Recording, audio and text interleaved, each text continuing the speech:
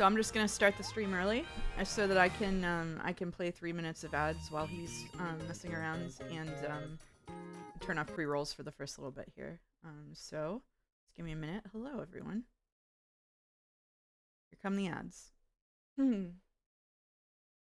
So, as is customary, before we get started today, we're gonna look at a cozy game. Because this was supposed to be a cozy game stream, so we do some cozy gaming for not the actual stream. So Sekimeiya looks so cute, I know. This is Fantasy Life I, which is a sequel to Fantasy Life, which was a 3DS game that came out in like 2014 in America. And basically the point of it is a nonsensical JRPG type plot.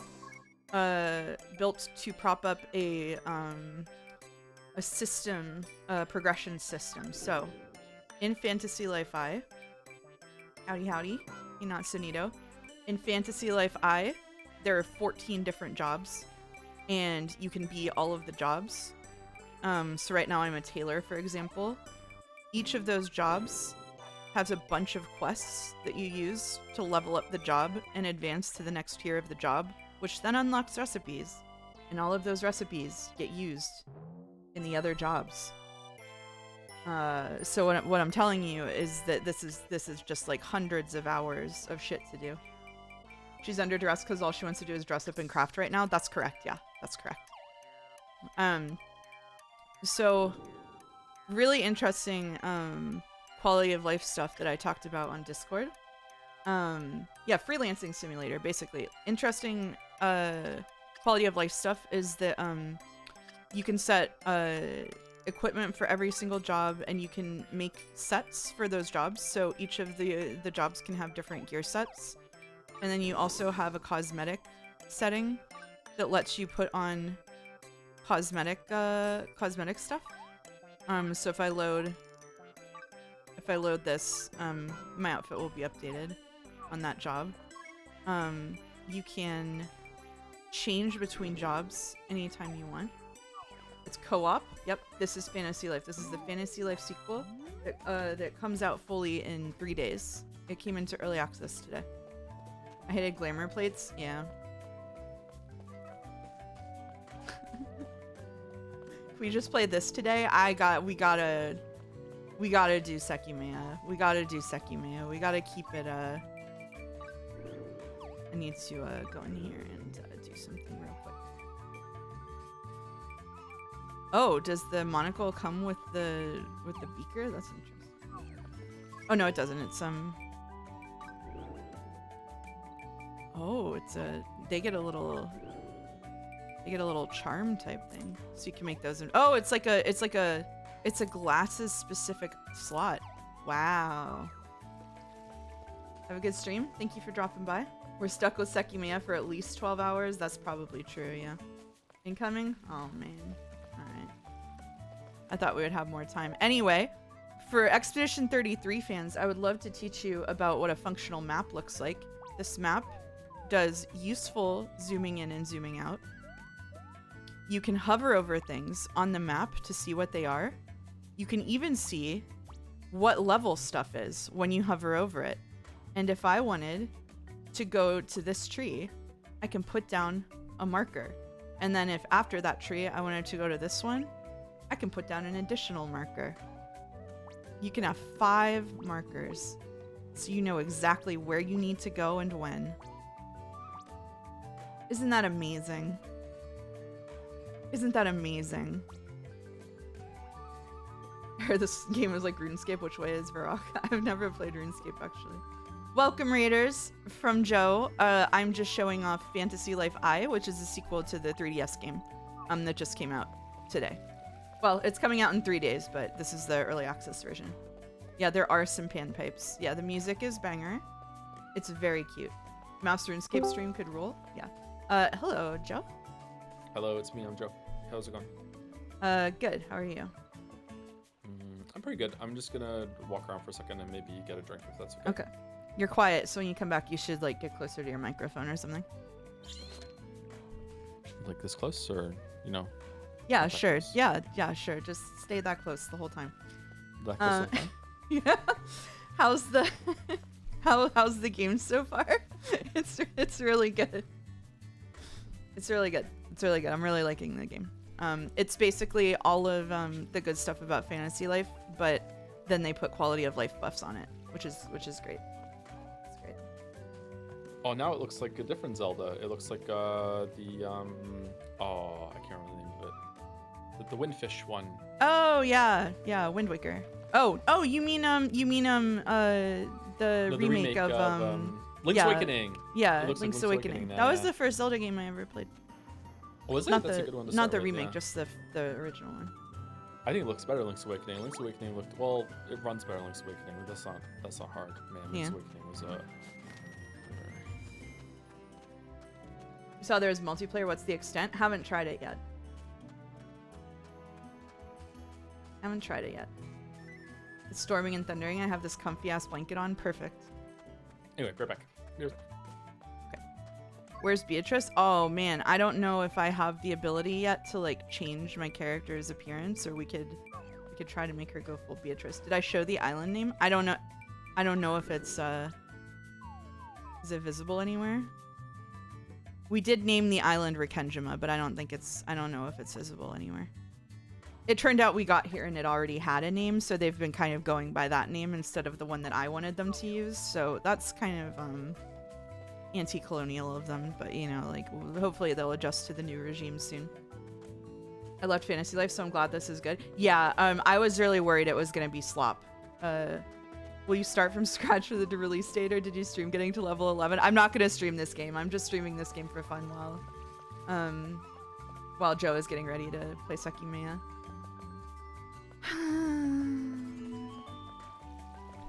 Okay, Boulder. Everybody loses the panpipes because of Boulder. Say thank you, Boulder.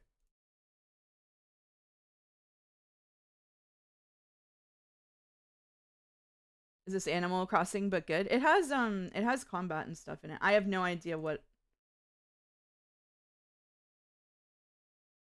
I'm doing here.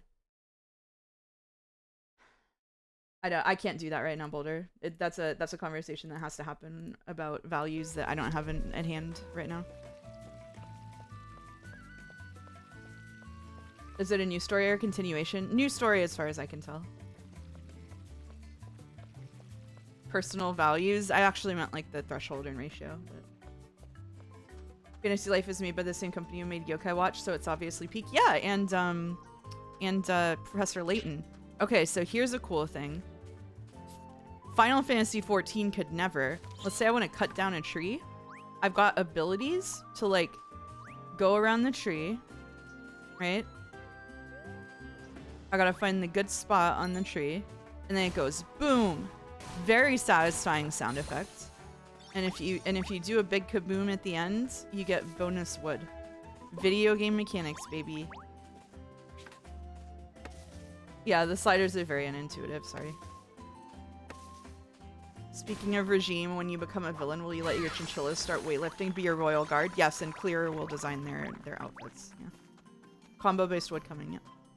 Does it have baguettes? Not yet, but I wouldn't dismiss the possibility of a France-themed town. We did go to several towns in the first one.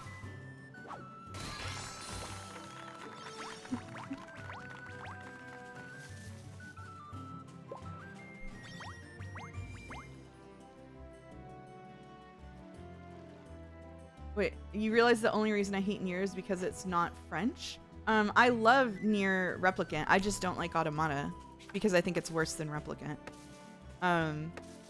I said this before, I got to a point in this story where, in Expedition 33, where it had a very clear JRPG twist, and I was like, ugh. So we're tanking that currently. I'm allowed one bad take. What?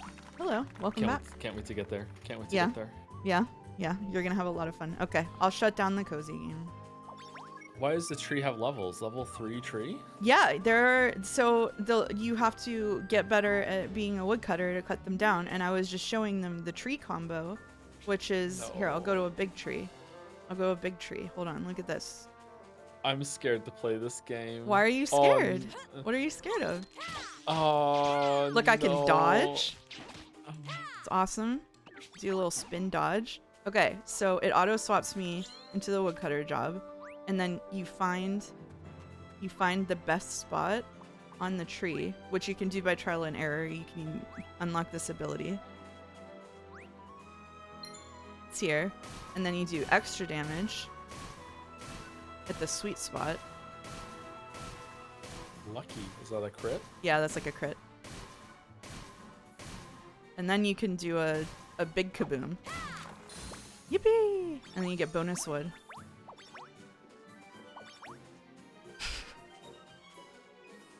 You're so excited to play it, right? I'm not. I feel kind of tired after Dark Ages. Like, maybe, You think maybe it's not a Sekimeiya day? I don't know. I'm feeling kind of worn out. Like, you know, like, it's been a long couple streams. All that reading moving echo yesterday. Oh, you got lucky there. Nice. Yeah. Yeah. Yeah. Yeah. Is there a map? How big is the map? I was just showing them the map because Expedition 33 could never. Look at this. You can hover over stuff. It'll tell you the animals and what level they are, even the trees and what level they are, and you can put pins down. Look at that. Did you have to like uncover a fog of war in order to see this, or nope. was it just? It's just there. Yeah, wow. It's just so there. you're starting to criticize Expedition 33 like I Persona 3. You gotta be careful, okay? You gotta be careful. No. I have one major criticism, and it's the map. Okay? It's just the map. What's this game called? Fantasy Life I, the girl who fell through time or something. Yeah, it is crazy how you can just put quality of life in a game. That's pretty nuts. Yeah. So I have unlocked. Are you done fishing? Not fishing yet. I have unlocked 1, 2, 3, 4, 5, 6, 7 jobs so far out of 14. 2 of them are locked. The 2 new ones are locked. I don't know why. There are 2 new jobs that weren't in the 3DS version. Didn't you criticize the writing at times too? Yeah, but the only thing I'm criticizing it for off stream is the map. That's the one that I'm mad about. You can tell because it's living rent free. Anyway. You know what the best thing about this game is to me? What? It's not in early access. Isn't that not great? Yeah. Isn't that fantastic that a comfy, cozy game with this kind of gameplay loop isn't launching in early access? It's so nice, isn't it? Yep. I didn't know that was allowed. Anyway, I'm all ready whenever you're ready. Okay. Yeah, I think I have to quit from the title screen. There's a dragon. Access. It does. That's true. Yeah, this is advanced access. Yeah. What does the copyright notice say? Am I in trouble? Uh-oh. Maybe. Okay. No, they provided actually streaming assets for people, so I'm not in trouble. Okay. So yeah, that's my shilling for Fantasy Life. Hope everybody enjoyed it.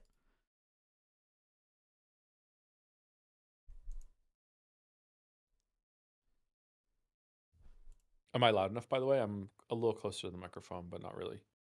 I don't know. How does Joe sound? Can we hear a few of my video scripts? No. No. Could use turning up. Well, can't do anything about that. We can only turn me and Sekimeiya down.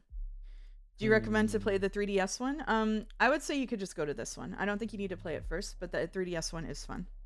So.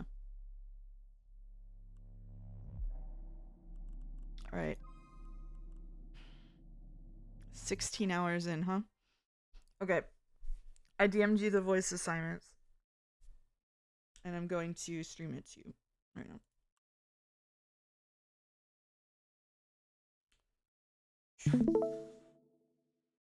Uh-oh, that's a spoiler. Okay. What? There's a spoiler in the voice assignments. Is there? Oh yeah, you're right actually. It's not the one that the chat thinks it is. I actually held back part of the voice assignment thing from you. I'm withholding a second spoiler from you. Whoa. Oh. Okay. All right. Yeah. The Sekimeiya thread, just so you know, it's no longer one person doing voice assignments. It is the Sekimeiya thread collectively discussing Collective mouse. Okay. Collective mouse. So I am Katsuki, Akaro, and another person, and we're swapping Just whenever. narration. Yeah. Okay. Just whenever. Okay. I feel like I forgot to do something with turning my stream off, but I guess not. Yeah, I have no idea, man. Let's see what was happening when last we're still in chapter 1, y'all. This is so fucking rough. Let's get the recap. So Isla got nuked. Isla died. Yeah. Don't say that. It's not a Kingdom Hearts stream. Isla died, found her body in the cabinet. Sekimeiya was next to it. Sekimeiya got put back in its own cabinet. Sai presumably talked for like 20 minutes. They all decide. Hold on, I have a problem with what you just said. What? The fact that you said that it's not a Kingdom Hearts stream implies that at some point in the future there would be a Kingdom Hearts stream. I don't like. They're going to make me do a Kingdom Hearts stream. I've just oh god. Yeah. So. Oh god. Oh god. No. They've already drawn fan art of like the mouse with Kingdom Hearts on it. Shit. Oh like, no. It's like no. It is inevitable, yeah. Unless I just hard block it somehow, which I don't think people would like. Do you have strong feelings about Kingdom Hearts? Is that very, very strong feelings, yeah. Okay. Loves Kingdom Hearts. Okay, so the last thing, the most important thing that happened is that we locked ourselves up and we were like, fuck it, we're just gonna lock ourselves up in the attic. Sekimeiya is locked in the cabinet. They all locked themselves up in the bedroom in the attic, and Shiroya said, hey, what if Isla's weird friend she was talking about was actually just Isla and she like traveled back in time. And that was where we stopped. Yeah, okay, I forgot that we locked in the room. Okay, yeah, good. Yeah. Good. All right. We already know we're locked in here for 12 hours. Let's lock ourselves up even more. Yeah, pretty much. All right. Do you want me to start with the narration since you were just streaming for like a bunch of hours? Yes, please. Yes, please. Oh, Joe is a Xenoblade Chronicles fan, which are in constant war with Kingdom Hearts fans. I see. True. Okay. True.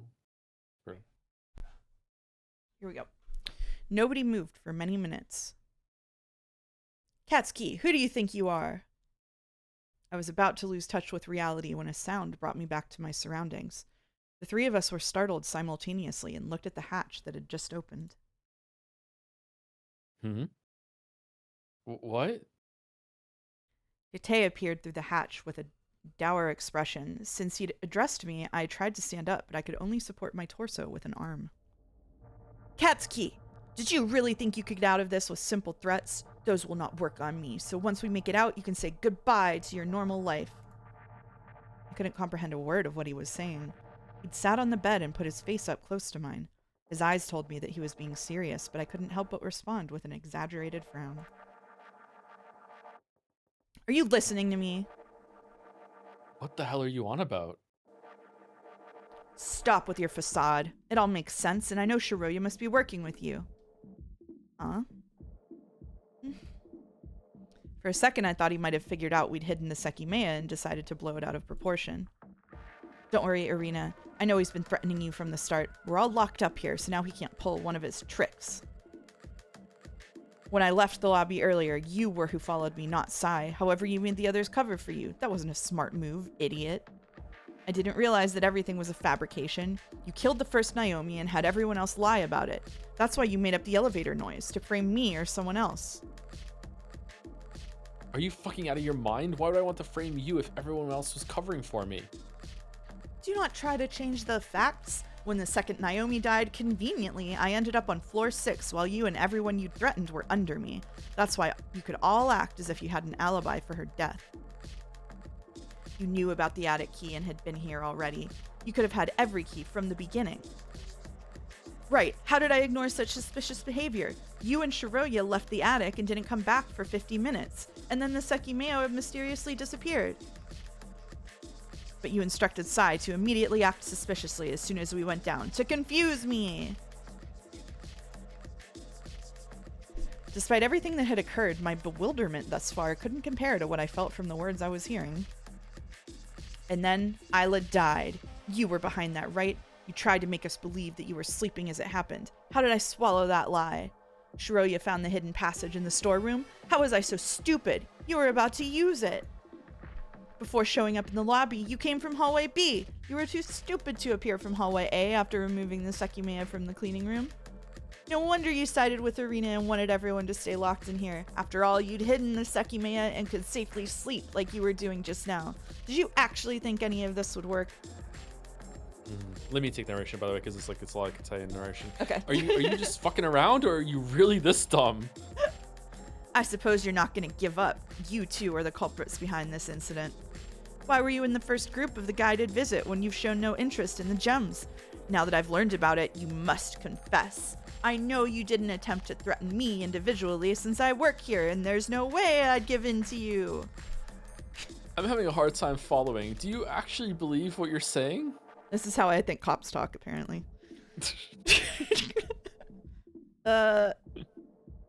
Kate's face shifted. I couldn't understand what was happening. I never thought you were brilliant, but come on, there are some huge inconsistencies with everything that you said. What's gotten into you? Instead of replying, he looked at Irina. Upon seeing that she didn't immediately corroborate his story, he breathed faintly to keep calm. What? I'm serious, tell me, did you just rub some brain cells together for this and then come here thinking that you'd crack the mystery? I discarded a few theories earlier because they relied on you being completely brainless, but now I should reconsider them. Bro!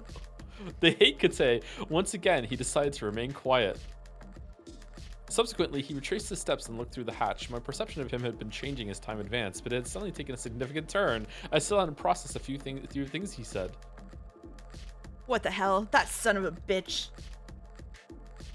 It was time to stand up. I moved first since Kate had forcefully changed my mood. I walked up to him and ignoring his awkwardly placed body, I kneeled down, trying to understand what he was looking at. What? There's no way. Sai and Akaro weren't there. From the hatch, I could see the entire lower bedroom devoid of any human presence. Where are they? They couldn't have left. I went down the ladder. They weren't in the wardrobe or under the bed. Countless questions hammered inside my head, but I immediately went to check the door. The chain isn't set. I said that out loud to inform the others who still remained upstairs. I attempted to get the door open, but it was still locked in place. I don't get it. How did they do it? It had to be around 15:30. I doubted we'd been in the bedroom for more than 25 minutes. No matter what had happened, it was clear that calmness wasn't what awaited us.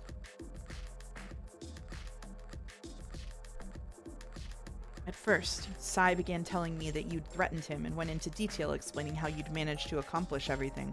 Oh man, and he did it off screen where we couldn't listen to it? Come on. I didn't believe him at all, but he started to make some compelling arguments. It was Sai, though, so I didn't take him seriously. However, even though Akaro had been looking at him with skepticism from the start, after a while he confirmed Sai's story and gave us his version. He said you'd threatened him too, that Arena had fallen victim as well. I'm sorry, but at that time everything was pieced together and I truly believed them. This is too much. So they escaped after you went through the hatch? I don't know how, but yes. I had no idea what was happening. Leaving should have been impossible, let alone in such a short time. Both of them probably wanted you to go up so they could leave without being seen. And your stupidity was the perfect base for that to work, like flour in a cake. Bro!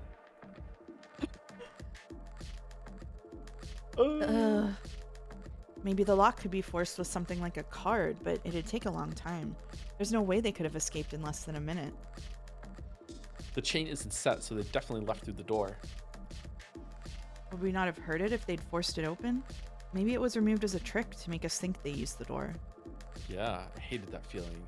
We'd been shoved into another mystery without solving anything, and Sai's plan had worked. Additionally, it appeared that Akaro had no problem working with him to create a story where I was the main culprit. Hold on, so when they came in here, they searched everyone to make sure no one had a secret Sekimeiya, but did they search the rooms? Maybe there's a Sekimeiya in the closet or something. Yeah, that's possible. No. I don't think they looked in the wardrobe or anything, from what I remember.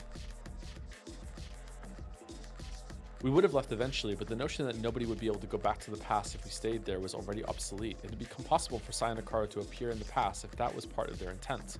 Whoa, sorry, I just saw misinformation in the chat. Expedition 33 is not on hold because I ran into a JRPG twist. I just ran into a JRPG twist. I'm still streaming it. Sorry. Umineko is on hold because you ran into a JRPG twist, though. Maybe indefinitely. Even though Irina hadn't reacted strongly, there was an important implication. Sai and Akaro worked together, so they could have orchestrated the recording if they'd either worked with Ayla or threatened her. Does it even matter? This is the logic Sai used when Shiroya and I left the attic. If something happens, it'll be their fault. Can we not apply it now? Admittedly, I was tired, and my body demanded me to sleep again. You're crazy. They played us like this. They played you. Do you want to break the door open? We agreed to stay here until the police come, and now we've learned who the culprits were. They must have had a goal in mind, and it's very likely they accomplished it already. You can go search for them if you think they'll do anything. They spent so much time setting up this locked room situation, and they just immediately undo it? What? Yeah. I was exhausted. I let my body fall into the bed at my side and disconnected from the conversation. Oh?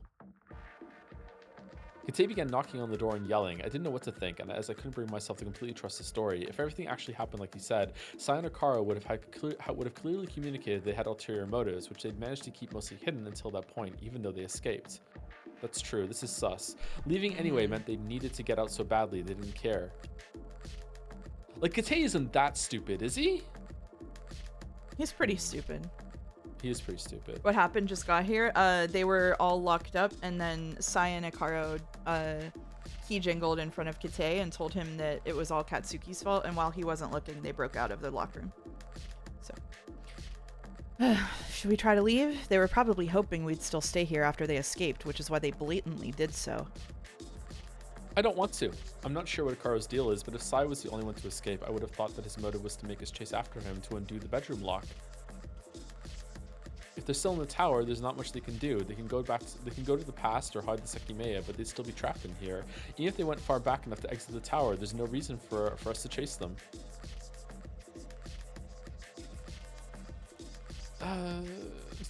Okay, is this anything? We'd call Kite a himbo, but he's just a bow because he's not him. How about that?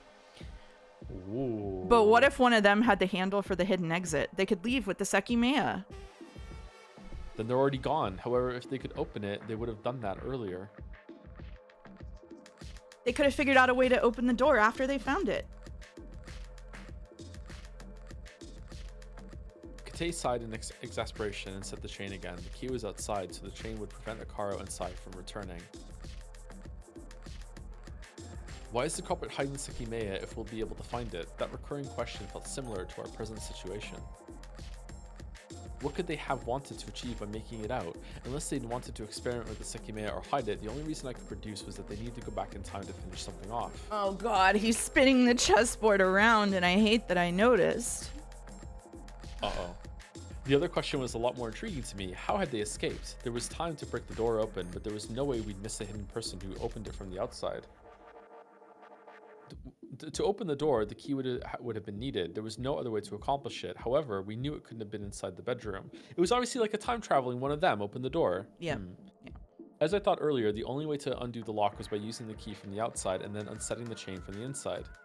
He does seem to be like continuously, like for the guy who like first kind of broke it to everyone openly that time travel is occurring, like he does seem to be like experiencing a lot of failures of imagination that time travel solves the inconsistencies.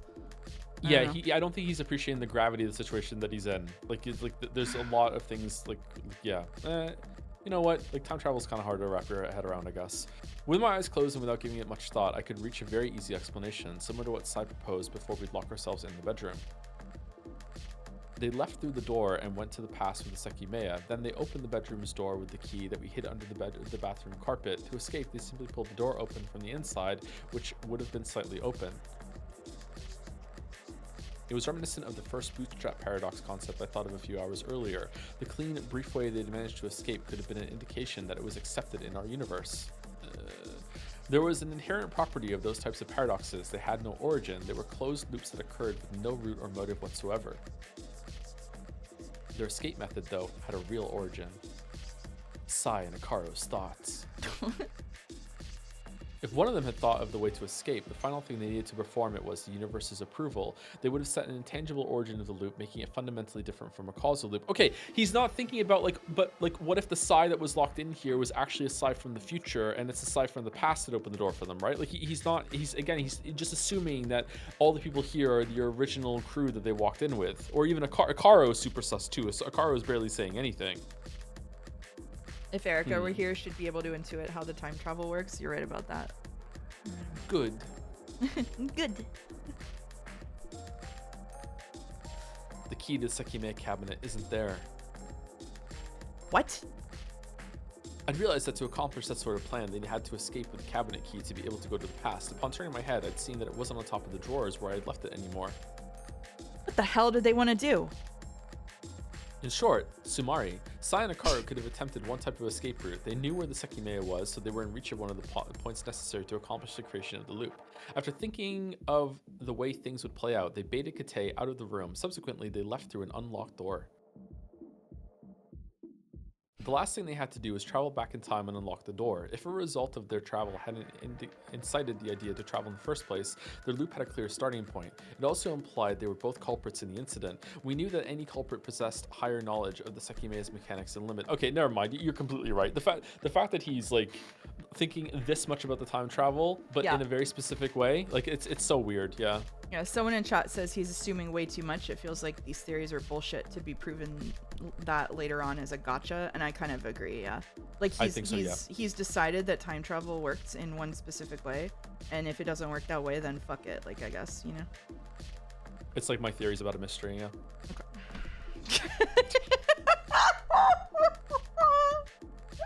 Should I read Sai's lines in if he comes back in Erica's voice? Sure. Do you want me to read Katsuki's lines in your Erica voice when you do it? No, don't do that. Do you want me to take over narration again since the ranting stopped? Sure, but if they start talking again, I'll take it over, yeah. Okay, all right. There was a slight problem. Unlocking the door from the outside would make a bit of noise. If it happened before they thought of the concept, this loop would have no origin, as the noise itself would tell them what to do. I couldn't think of a way to circumvent it easily. If the key could fit under the door, their future selves could have slid it inside. However, the gap wasn't big enough, or else we would have simply locked ourselves in and slid it out of the bedroom. Beyond that concept, I felt that Kate's story was iffy. As likely as it was that Sai and Akaro could have conspired together, nothing told us Kate hadn't been in on it too. It's everybody! Everybody! They're all conspiring. They could have spent half an hour unlocking the door and then made it seem as if they'd magically escaped. Kate immediately suggested unlocking the bedroom to us, making for a simple motive if all three of them were secretly against Arena's request. Sai, Akaro, what the hell are you trying to do? Kate continued knocking on the door, acting accordingly for someone who'd been played as badly as him. Hey, Sai, Akaro! Yes, Kate. I'm sure they'll come back if you ask nicely. We're so mean. Couldn't someone have Sekimeiya them to the past by just coming nearby with the Sekimeiya and activating it, since you don't even need to be touching it? Yeah, that's what I was thinking too. Like someone could have just stood outside the door and bopped it. Oh, I didn't think about that. Yeah, that's true. Yeah. Are you not worried at all about what they could be trying to do? Not very much. If the culprits were safer now that they left, all they can do is go back in time, which sounds fairly harmless at this point and unavoidable. Right there. It's now clear that they were the culprits, so if they come back, we won't let them in. Sure, so you can stop with the knocking. They have the Sekimeiya though, so I'm betting they could teleport back inside if they really wanted to. That's not a great thought to keep in mind.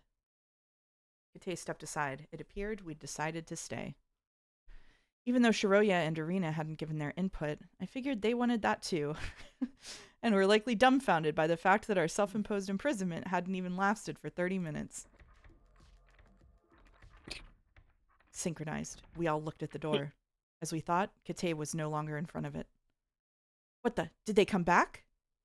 Hey, who is it? It's me. What are you doing here? Without a doubt, Akaro was behind the door, and that's his voice now.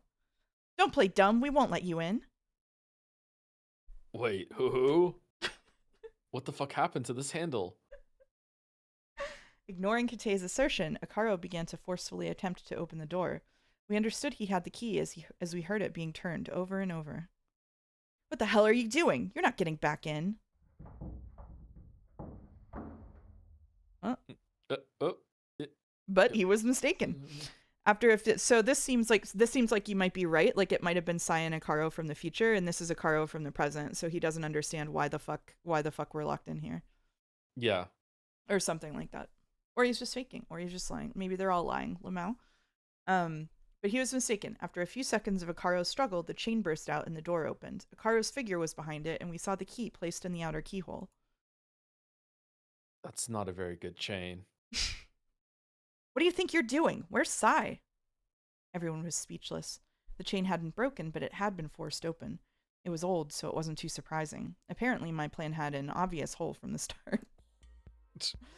Strangely, Akaro wore a very confused expression. He looked at us one by one. What the fuck? Who are you? Oh, no. Wait, what? Oh, no. Seconds of silence followed. Nobody knew how to answer, as we weren't sure who that had been directed at.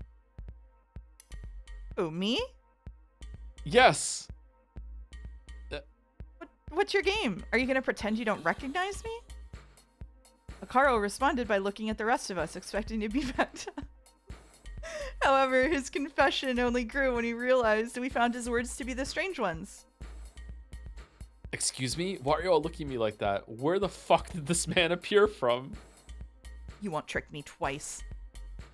Where's Sai? Sai? I have no idea. He left the room earlier and didn't come back. What are you all even doing here? As I saw how lost he looked, I began to take him seriously. He sounded genuine, but not a thing he was saying made sense. What do you mean? Do you really not remember Kate? Kate? Is that his name? Where should I remember him from? He's been with us the whole time. Oh, I'm sorry. Oh god, I forgot. Okay, thank you to Outsin for subbing, and also thank you to Hypothetical Walrus for resubbing. Sorry, just had to get that out of there before I dealt with this mentally. Anyway, he took a few seconds to answer, during which he eyed me like I'd gone insane. Why are you all lying? What's happening? Huh? What do you mean?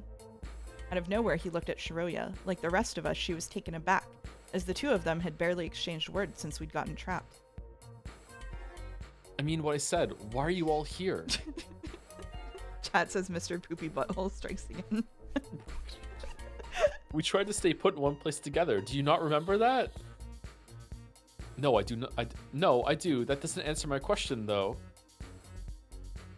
How does it not answer your question? You and Sai escaped and now you came back. I feel like a lot of people in this story are kind of dumb.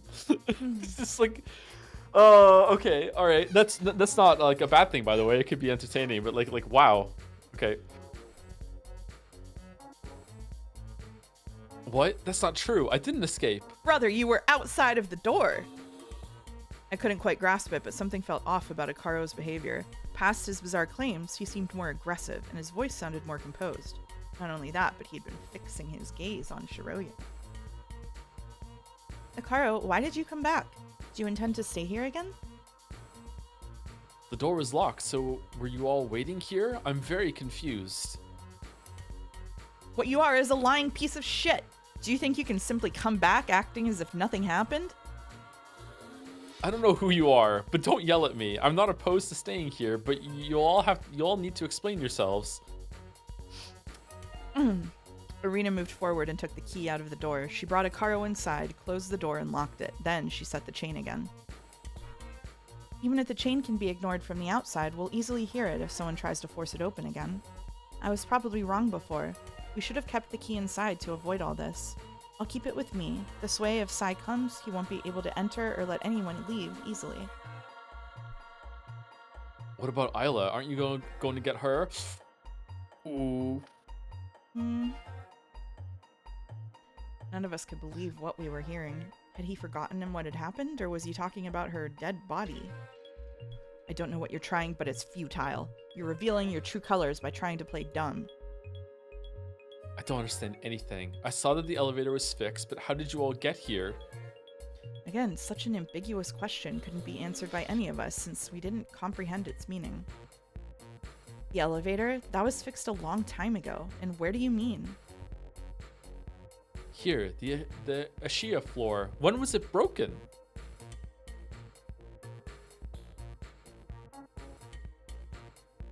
Was it broken or did he just stick something in it to keep it open so that people couldn't use it, right? Is that what it means? Because why does I don't know. Shiroya think that the elevator was even broken to be fit? Is this a different Shiroya too? Like, I don't know. I don't remember. This isn't something I would ever think to take a note on. Thank you, Rodney, for resubbing. Is a Twitch subscription kind of like giving somebody Reddit gold? It's exactly like it. Thank you, kind stranger.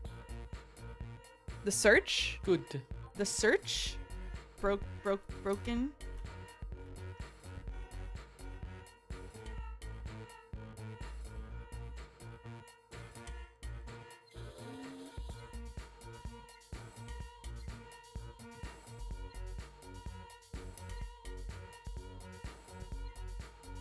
The sound in this part of the song it really fucks with my misophonia because it sounds like somebody talking in a stupid voice and I really can't focus right now.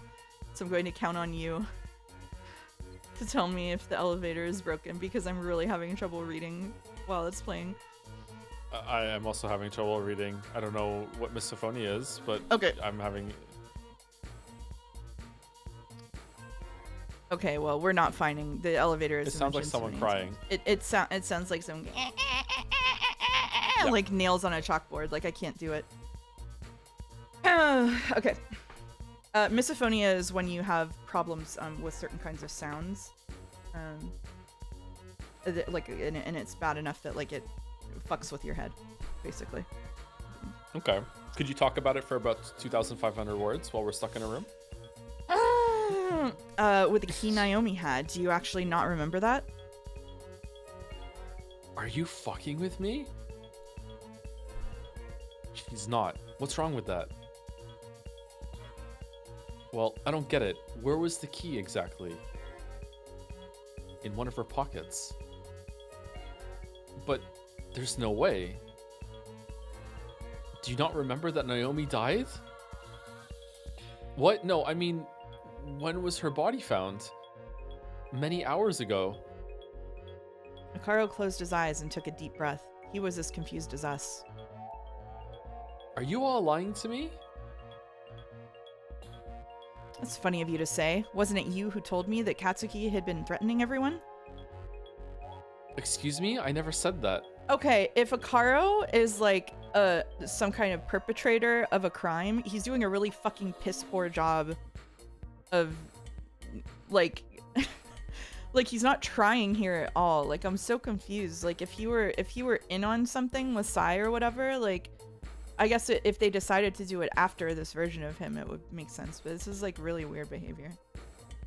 It's also weird that like he doesn't know who Katai is. Like he's definitely from a different timeline. Yeah.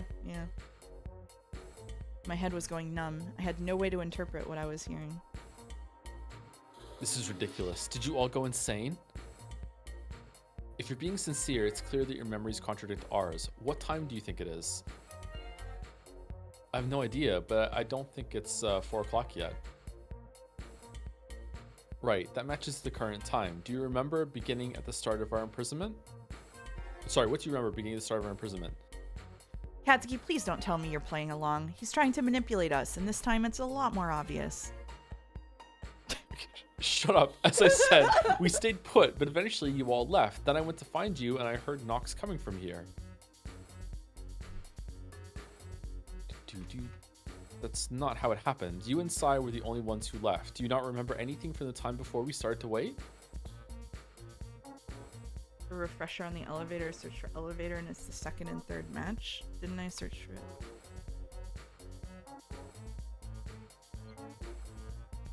Oh, the alarm disabled the elevator. He restored power to the elevator way at the beginning. Way back at the beginning. Okay, thank you, chat. Oh, okay. And Katai did it, so he comes from a timeline where there's no Kate. Yeah, so Kate couldn't fix finish it. Oh, he couldn't Okay, fix it. all Oh, that makes sense. Oh, shit. Okay. All right. Okay. All right. So how is it possible that there's like, other people here? It lends credence to the Kate is actually Sai, but older theory, and he just lives in this building. And he's just pretending the whole entire time. Oh, I hate that theory. Kate's so stupid and sucks so bad, and Sai sucks so bad, but he's kind of smart. He's just pretending to be dumb. I don't want Sai to become a cop.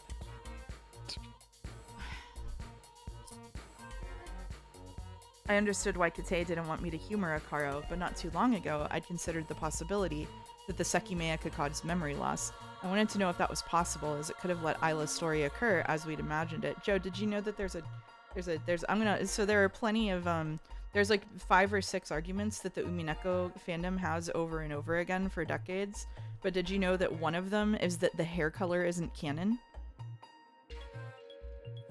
What hair color? Like the hair color of the sprites?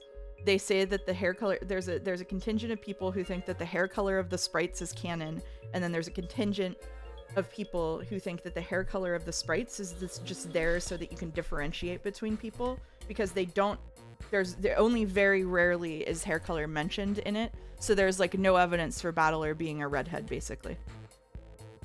Oh. Okay. That's fucking weird. Would you like to take a stance?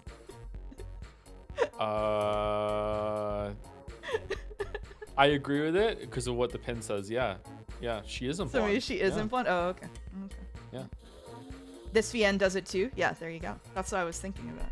The fighting game has different hair colors too. Oh. Anyway, if Akaro had traveled through time after escaping, it could have been the direct cause of the state he was in. Yeah, this VN is what made me think of it, because I was like, Sai and Kate's sprites might look the same, but that there's no evidence for it in the text. I'm having trouble understanding what you're referring to. Before we started to wait, we investigated the building, and Naomi appeared briefly just to disappear again. That's not true. You were surprised that Naomi's body was found, but not that she died. Subconsciously, you must have known that, but you didn't remember finding her. Is that right? Are you sure that nothing happened right before? Are you sure that nothing happened right before we began to wait? Reading's hard. I don't know what you're talking about. It's so hard, I know. We found a hidden passage in the storeroom and a door that could lead outside. You can't be serious. A hidden exit? Why are we still here then? We had no way to open it. Do you really not recall any of that? It was made of the same material that Kinzo study door is made out of. I don't, because it didn't happen. There are no gaps in my memory, so don't treat me as if I'm delusional. Shiroya, tell me, is this some sort of trap? Why are you talking to Shiroya like that? No. I understand. That's fair, I suppose. I'm sorry to sound blunt, but is there a reason why you keep talking to her specifically? Does he even know he's Akaro? Is this Satsuki in a different body? Huh? I don't know how to answer this. I sympathize with you two, as I've already said. That's why it's surprising to see you lying like this. You really? No, okay, never mind. No, he would recognize himself. Never mind. I'm stupid. You're really saying that this guy has been with us the whole time? I suppose I deserve this treatment, don't I? Why don't you be straight with me then? Akaro, what the fuck are you talking about? Well, they called him Akaro. Okay, You there we go. sympathize with us? Just drop it. What the hell does that mean? Everything about you has been suspicious from the start. And all the mirrors were conveniently obscured in his timeline. Yeah, true. I get it. What do you get? Is your plan to drive us insane? Because you're doing a great job. We've got Gaslight in the middle, we've got Gatekeep on the right, and we've got Girl Boss on the left. This is the most powerful trio in fiction.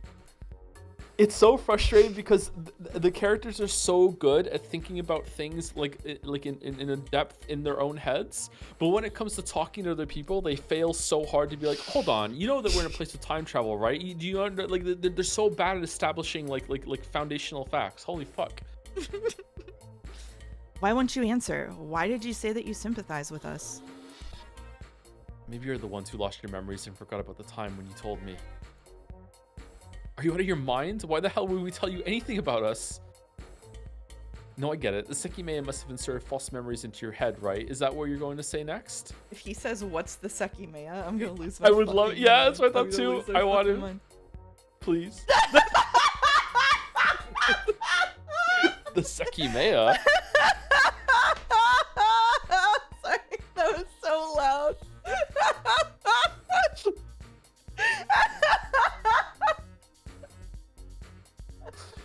Oh, you forgot about it too? That's funny. Why the fuck was he here in the first place if he doesn't remember the Sekimeiya that came here to see it? What are you talking about? Oh my god. I didn't forget it. Oh, okay. I didn't forget about it, of course. Why would it give me false memories, though? Okay. I wasn't being serious. Answer the fucking question. It time travels. He doesn't know. Katsuki. I was beginning to lose it. Until then, I'd been trying to tackle every mystery calmly, no matter how crazy it had been. That time, though, knowing that Akaro could have been lying to us, I couldn't do the same. Was he messing with us and hinting at knowing more about us deliberately? I couldn't tell if he'd been referring to that. I could tell you weren't serious, but why did you mention the Sekimeiya? Do I have to give you the rundown? We found— Yes, you do. We found that the Sekimeiya can make us travel to the past, so we locked ourselves up to escape from the culprit who's been using it. Akaro didn't answer, but he remained pensive. Since he hadn't objected to the existence of a time travel egg, he must have known about it in some capacity, even if some of his memories had really disappeared. Is there anything wrong with what I said? Of course. You don't seem too phased after hearing that the Sekimeiya made us travel through time, but earlier you didn't mention it when you explained your version of events. So how did you know about it? I'm not sure. Why are we censoring the word stone? Because it's funnier to say egg. You're pathetic, Akaro. What's your goal with these theatrics? Shut the fuck up. In the case he was telling the truth, some of his memories must have remained hidden within his mind, as Naomi's death and the Sekimeiya's powers hadn't been received as a surprise. Do you really not remember Kate at all? He works in this building, managing the security system. He told us all about it, all of that a while ago. None of that happened. Katsuki, too, laughed in frustration. Since we'd gotten trapped, not a single thing had made sense. And when we thought we'd begun to have the slightest grasp on some events, Akaro appeared and threw it all into question. If touching the Sekimeiya had caused it, we'd probably ignored an extra effect of the travels from the beginning. What? Isla? Isla! All of a sudden, Irina snapped. Her whole face shifted into the most desperate expression a human could make, and she dashed toward the door, slamming into it. Ignoring that she had the right key and the chain was set, she tried to pull it open frantically until her motions abruptly stopped. What are you doing? I stood up from the bed, reacting to her sudden change. With Shiroya's help, I grabbed her shoulders before she stopped moving, thinking that she might have suffered from a panic or anxiety attack. Before we could say anything else, she crumpled down and started crying. Isla, she's there! I heard her! In a voice distorted by sobs, she let out those words. The four of us exchanged looks, unsettled by that claim. Even though Akaro seemed to have forgotten about Isla's death, he looked confused as well, since none of us had heard anything. She was suffering. I could hear her yell. She's here, outside the store. There, you all hear her too, right? Whenever Irina stopped speaking, pure silence filled the room. After she asked us that, we paid attention, but no sound entered our ears. Yes, it's her. I'm not saying the music isn't fitting. It's just bothering me. Irina, there's nobody outside. I don't hear anything. You should lie down. Women are always getting hysterical. What? No, there's no way. Even though she said that, her body gave out even further as she understood that what she was saying couldn't be true. She tried to steady herself by supporting her body on the door. I helped her stand back up and brought her closer to the bed. She was forcefully shutting her eyes as a measure to resist the pain. What had happened to Isla might have suddenly rushed back to her. It was trauma she could never truly forget. She had surely hallucinated the sound, given how no one else had heard it. Surely this was an irrelevant event. Surely. Hey, you don't mean to say that Isla... I nodded, making eye contact with him. Even though we knew nothing about Akaro, if he was acting disconcerted, it meant he'd maintained a facade from the start, and had begun taking advantage of the low amount of suspicion we'd openly thrown at him. It can't be. She was with us the entire time. Akaro sat on the other bed and placed his hands on his forehead, staring at his lap. He had stopped questioning us since we mentioned the Sekimeiya, realizing that we hadn't been lying.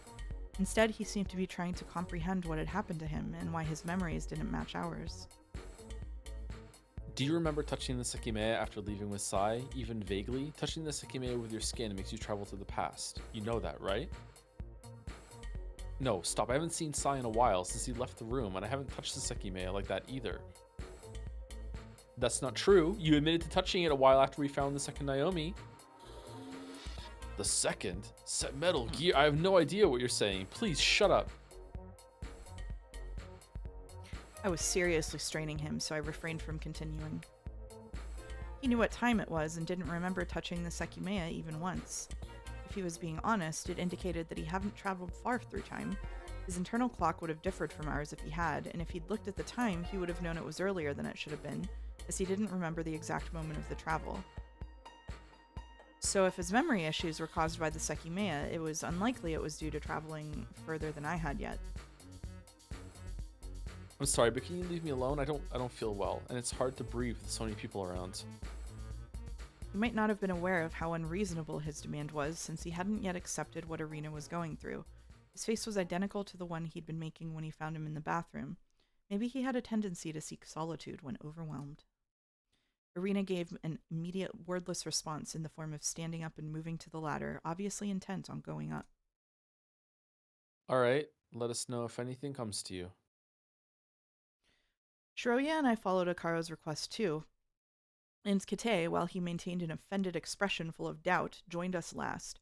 He closed the hatch so that anything he said couldn't reach Akaro's ears. Katsuki, I thought you were a bit smarter than this. Are you going to let him trick you so blatantly? The irony of his question was almost nauseating, but I fought back the urge to object to it. I was in no mood for pointless discussion. Since when? He sighed and sat on the same bed as Irina in front of Shiroya and myself. He tried a few positions until he decided to lean back against the wall. And we need to leave him the entire lower bedroom so that he doesn't cry. Meanwhile, only God knows what Sai is doing. Once again, Want me to take narration? Yeah, sure, go for it. Once again, nobody acknowledged Kate's presumptuous and poorly timed jabs. He rolled his eyes, accepting that nobody would humor him. His behavior had clearly changed gradually as time had gone on. While he'd attempted to look composed and firm at the start, he was no longer actively suppressing his anger and frustration. I tried to clear my head a bit. Nothing about Akaro or Irina's recent actions made sense, but I knew I'd be lost if I tried to tackle those questions. Instead, I went one step back as I realized that I had missed an important detail during all the fuss. So I spun the chessboard. Akaro was able to enter the room on his own, and when he did, we saw that the key was placed in the outer keyhole of the door. Since Akaro later told us that he'd only been drawn to the bedroom after hearing Kate's knocks, it's very unlikely that he had the key on him. Instead, it must have already been placed in the keyhole, and he used it to open the door. This is a solid indicator of how Akaro and Sai managed to escape. The door was opened from the outside, using the key we'd hidden. Of course, it's always possible they left it there to make us think that, but that seems a bit pointless because they didn't hesitate to leave us behind, openly telling us that we should suspect them anyway. Once they made it out, they probably left the key in the keyhole since they didn't need it for anything else. Outside help was used to escape, and they disrupted it by unsettling the chain. This supports what I thought of earlier regarding the loop set of actions they could have fabricated on the spot. Thanks for taking narration, by the way. Great job. Yeah, you're welcome.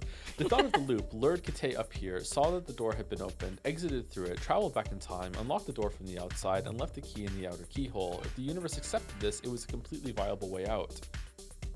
In fact, since the door had to be opened from the outside, not much else works. It's very unlikely anyone else could have fulfilled that role. If one of us exits the room with the key that Irina has in a while and goes to the past to unlock the door, we'd still be creating a causal loop, as the only reason Irina has the key is because someone unlocked the way out for Akaro and Sai. I'm gonna be I'm not gonna say furious, but I am going to be miffed if the solution to what occurred in this building is something that no fucking human being would ever do.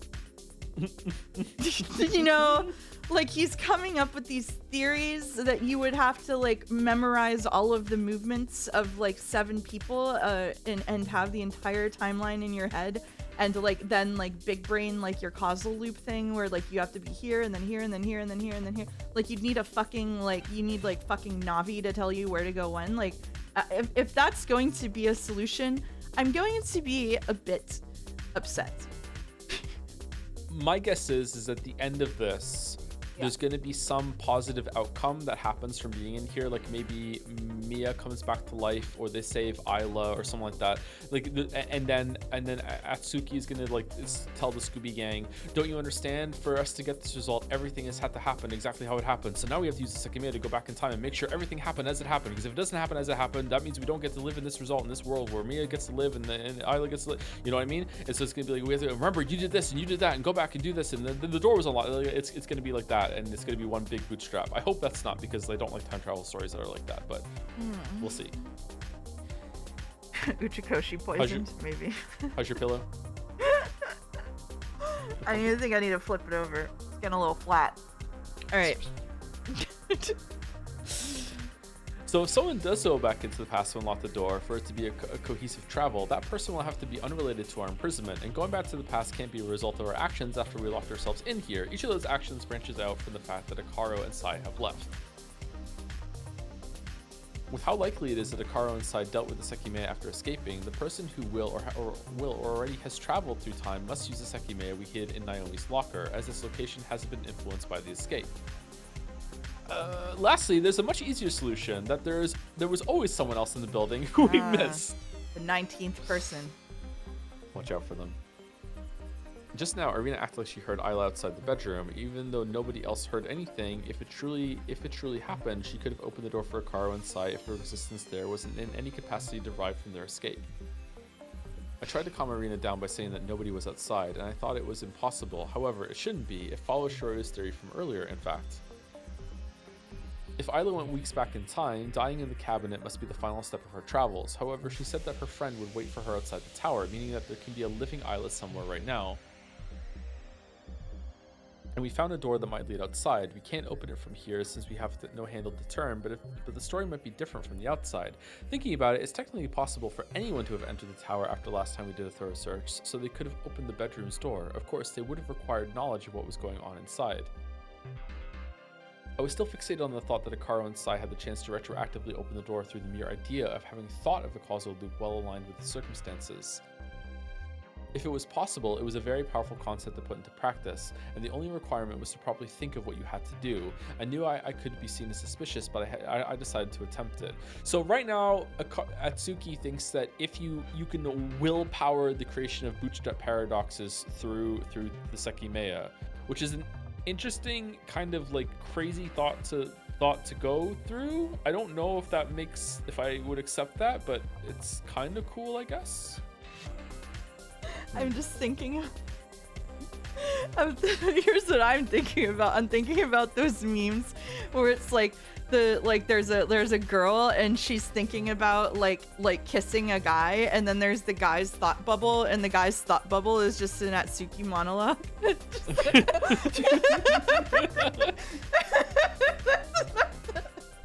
That's the state I'm in. That's where my head's at. Bootstrap paradoxes sound cool too, though. Irina, can you lend me the key for a second? Huh? Why? What are you doing? A slight frown also appeared on Shiroya's face. Giant Shiroya in response to my request. I honestly just want to understand how Akaro and Sai left. I won't use it. And why do you want it? Because I need to see if what I'm thinking of could work. Technically, I'd lied. If it worked, I would end up using the key. Okay, so is he gonna like suddenly the door's gonna open and him in the future's gonna be there and he's gonna come in and look at himself and just wink and go, It worked, buddy. Yeah, you did it. The first reveal of the Katsuki sprite. Huge. Is it important? I think so. Okay, as long as you don't run off with it or anything. I'll be back in a second. She gave me the key with her trust. My idea might have been rushed, but I didn't think that posed an issue. Essentially, I want to replicate what I thought Akaro inside did to escape. They didn't need to have the key inside since it was outside the room from the beginning, and they could have used it after traveling. However, if I just managed to leave the room, I couldn't open the door after traveling. The key would be inside with Arena. That wouldn't allow the loop to work, so I wouldn't be able to exit in the first place.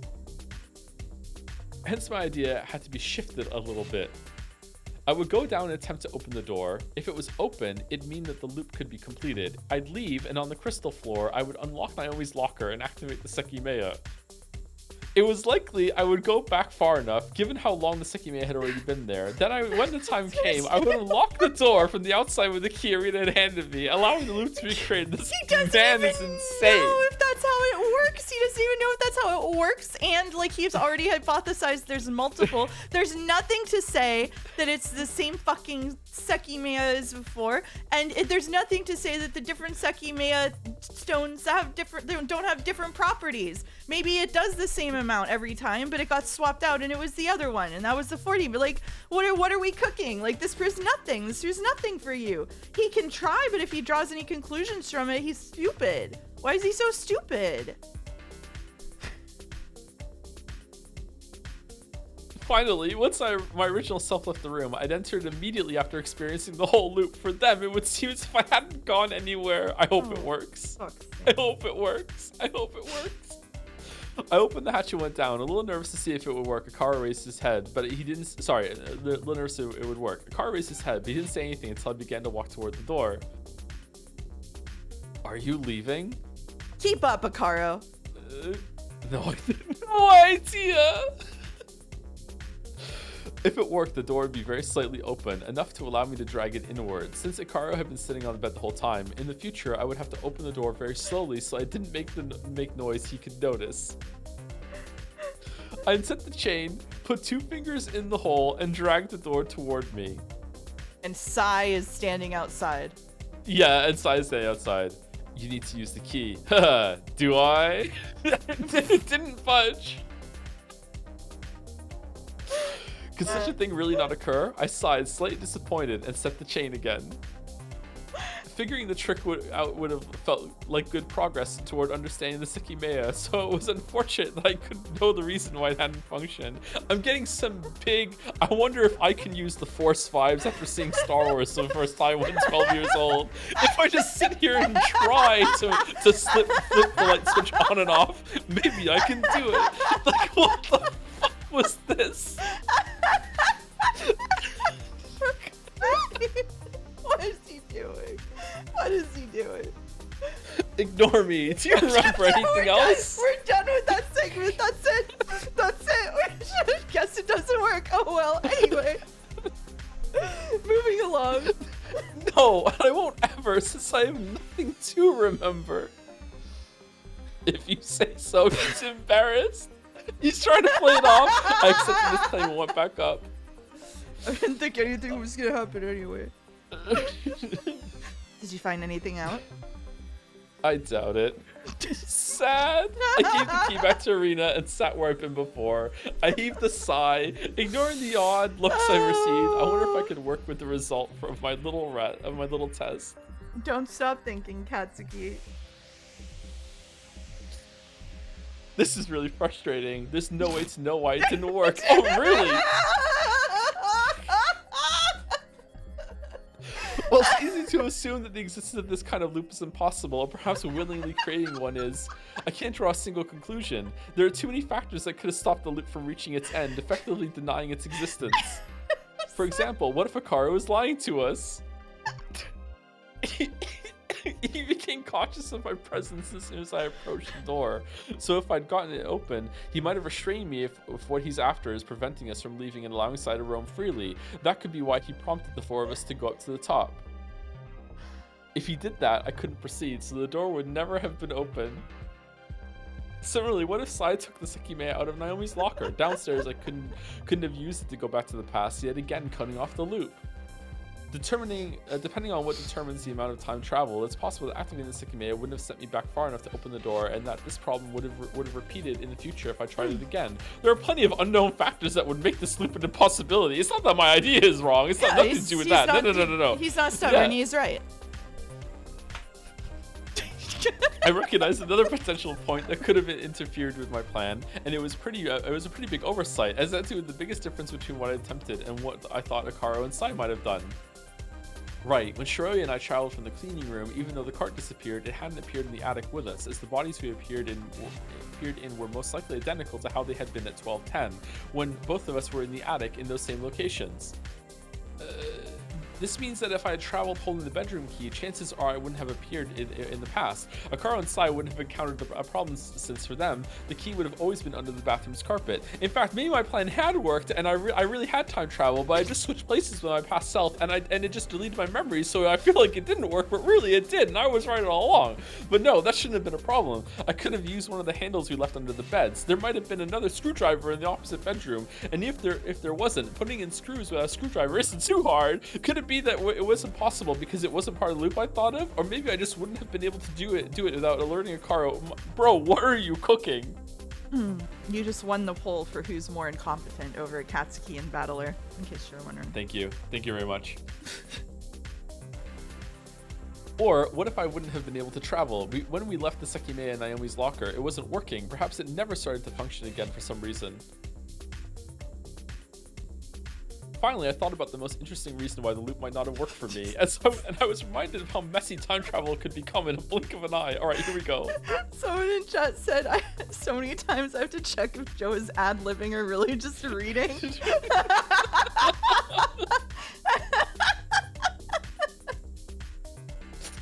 We'd already been here for more than 40 minutes, and we think that the location we traveled to is somehow determined by where we were in the recent past. We already went over this one. So, for example, it's possible that I would have gone 30 minutes to the past and appeared where I'd been 15 minutes prior. Since I've been here in both of those time coordinates, I would have appeared in this bedroom. Even if I appeared with the key, that would cause a situation that I never experienced. Going to the past would immediately change things, overriding the way in which I'd gone to the past in the first place. The loop would become impossible if this happened, resulting in my failed attempt. Akaro and Sai, who spent less time in the bedroom, most likely used a different Sekimeiya, might not have faced this issue either. Didn't we do this one already? Kind of, yeah. Yeah. For a few minutes, my mind lapsed into silence. I managed to ignore how tired I was, but the feeling was starting to kick back in. The four of us kept shifting around, mindlessly looking at the ceiling or at the walls. We were all powerless, and our lack of mutual trust wore us down from constantly being on guard. I didn't discard my recent thoughts. Akaro and Sai had found a way to escape that involved outside help. Furthermore, if the Akaro below us wasn't acting, he had undergone something that caused his memories to differ from ours. The more I thought about it, the more I realized how powerful it would be if you could create loops. You won't let it go, that ensured your success from the beginning. The culprits we chased behind could have taken advantage of it, making sure that their movements would always work. It's bizarre, but if you understood how the Sekimeiya works thoroughly, you could abuse this concept to a sky-high extent. Which clearly he does. He's got it all nailed down. You want to cross a hallway full of doors and deadly traps, but you can think of many ways to do it, and you're not sure which one will work. With the Sekimeiya, you could be the creator of causal loops, assuring that success in these situations would be a way to use them. You could think, I will try doors 1, 3, and 5, and I'll walk touching the right wall. After I make it across, I will go around from the outside and leave a mark behind the door to this place. What?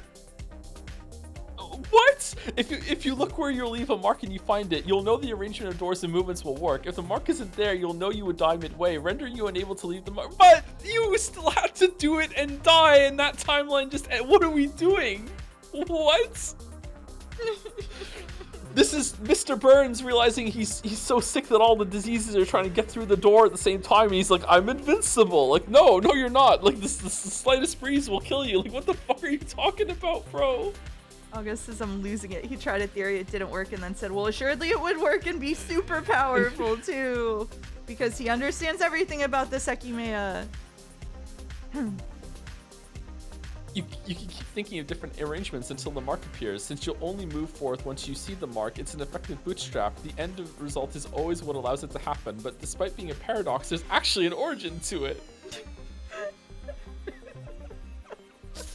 Even though this is an extreme situation, and it can apply in any circumstance because it removes the generalized risk associated with going back to the past. Bro's gonna go downstairs and be like, okay, I promise that if this loop begins, I can go far back in the past, that I will get a shovel and spend the next 3 years of my life digging a tunnel under the building in order for the floor to collapse right now and allow me to escape. And then I go out and I use the Sekimeiya to do it. And here we go. It's gonna work. Boom. Wait, where's the hole in the floor? Like what the fuck is this guy cooking, man? Sorry, Haydener said. Katsuki, what if mole men dug a tunnel into the building? It's possible. But they would certainly have been stopped by the lizard people. Everyone knows their uneasy truce ended with the mole men aligned themselves with the mantis folk. It's true. It's true. Oh shit, this is first time chat. This is my first time watching the stream. When I saw the notification for the first one, I went and bought the game and finished it in 15 hours. Now it's time to watch you suffer. Ah shit, we did it again. 15 hours?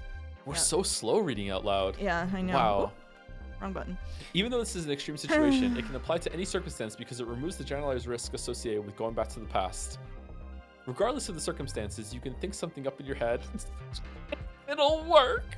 You'll see the successful result. And if it won't, nothing will happen. You would be guaranteed to never fail, no matter what you attempt. Wow. He's invented the concept of tautology. Katsuki does it again. He's never wrong. The killer could have used this method before killing Naomi. If I move the specific way after killing her and I'm not seen, I'll let my current self know by leaving a drawer in the next room open, for example. Another big advantage is that you'd be able to make any move that's currently hard to accomplish by deciding it to occur retroactively. At some point, the killer might have wanted to prevent us from entering a room. However, they couldn't go and lock it, or they would have been seen. Their solution would have been to decide, in the future, I'll go to the past and lock it, so it's already locked now. This doesn't have to be a bootstrap paradox, but it's fundamentally very similar to what I'm thinking. Depending on how it works, the possibilities could be limitless. There's even a higher step to reach. Is there? It's considerably different, but it follows along with a few things I thought about earlier regarding the date displayed on Sai's watch. Sorry.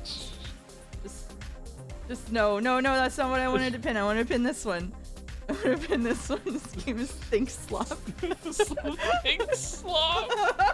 Can you imagine Shiroya's perspective of the scene, just watching him on the bed right now, being like, I wonder what's going on in his mind? Yeah, as in chat said, I wonder, Shiroya is thinking, I wonder if he's still sad about Mia.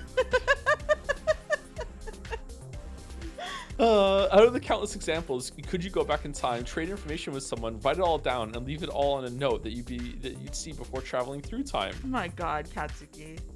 You read the note and go back to the past. However, since you would already know the contents of it, you have no reason to exchange the information. All you'd have to do is leave behind the note you'd read so that you could read it before traveling. I love the idea of some dumbass hearing something go thump and deciding time loops are stable by default, only to find out it was just something falling over. I know. The note itself would be a paradox that you'd cause, but was the past truly changed? Was a past in which you'd exchange information truly overwritten, or did it never exist in the first place? If Sai's watch got to 99991231 by spending infinite time in a loop, did the past in which the time counted up to that date really exist in any capacity? The final step is one I'm not willing to accept. Could you witness a very smoothly committed crime, decide that you were the perpetrator, and go back to the past to replicate it? You know what? You know why I don't like Katsuki, and I realize this, and it sucks, because I've only seen like 4 anime or something. It's because he reminds me of Light Yagami. The fucking, whenever we get Light Yagami's fucking internal monologues, it's exactly like this. It's exactly like this. This is like fucking reading a visual novel from the viewpoint of Light. I hate this. Which one is he from? Death Neon Note. Evangelion? Death Death Note. Death Note. Have I seen Death Note with no internal monologue? That must be fucking hysterical. He's just staring into the abyss. Oh yeah, Death Note is the one that has the meme you've probably seen where he was thinking, I'll take a potato chip and eat it. I might have seen that. Love Joe not knowing it. I really don't know, sorry. This has been the most entertaining Sekimeiya's been, by the way. This is yes, great. It's very funny. The loops until now always had some kind of origin to them, but this one doesn't. It firmly defies causality. However, what would be possible is going back in time, preventing the real perpetrator from committing their crime, and then replicating it.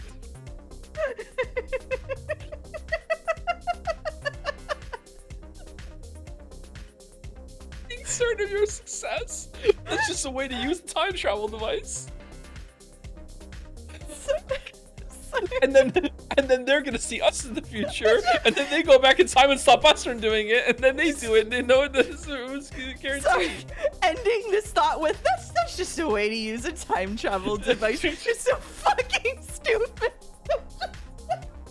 What is wrong with him? I know when he's cooking meth. I know. Okay. The Sekimeiya must operate on one of these levels, the lowest one being thought loops aren't possible. If this is the case, Ikaro and Sai must have received outside help from a third party. Good. Level 1. Oh my The God. loop they created mentally would have allowed them to escape on their own in the way I've been thinking about. Level 2 would complicate things, but it's a more of an interesting concept than anything. The recorder in Isla's purse made me think that there are some possible benefits of staying here for a much longer time, even though it seemed incredibly negative at first. If I found a very important reason to stay and a method to accomplish it, probably through the security room's computer, could I grab the recorder, go back to the past with it, and place it in Isla's purse for the sole purpose of reproducing everything exactly, and to get to the point in which I decided to turn it into reality? That would be level 2. For now, I'll ignore it.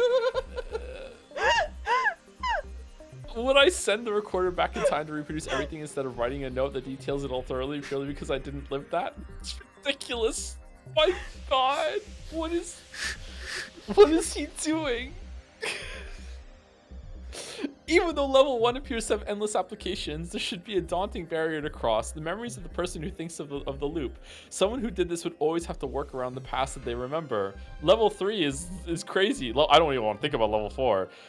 Someone who did this would always have to work around the past that they remember. Let's say the culprit wanted to kill someone in the event room, and then had to choose between hallways A and B to escape. These loops always entail going back to the past. If the culprit had seen hallway A empty after the point Naomi would be killed later, when they thought that they had to create the loop, they'd know they couldn't use hallway A. If they'd seen both hallways A and B and empty instead, they would have put themselves into a corner and would be unable to create a loop in which they escaped successfully.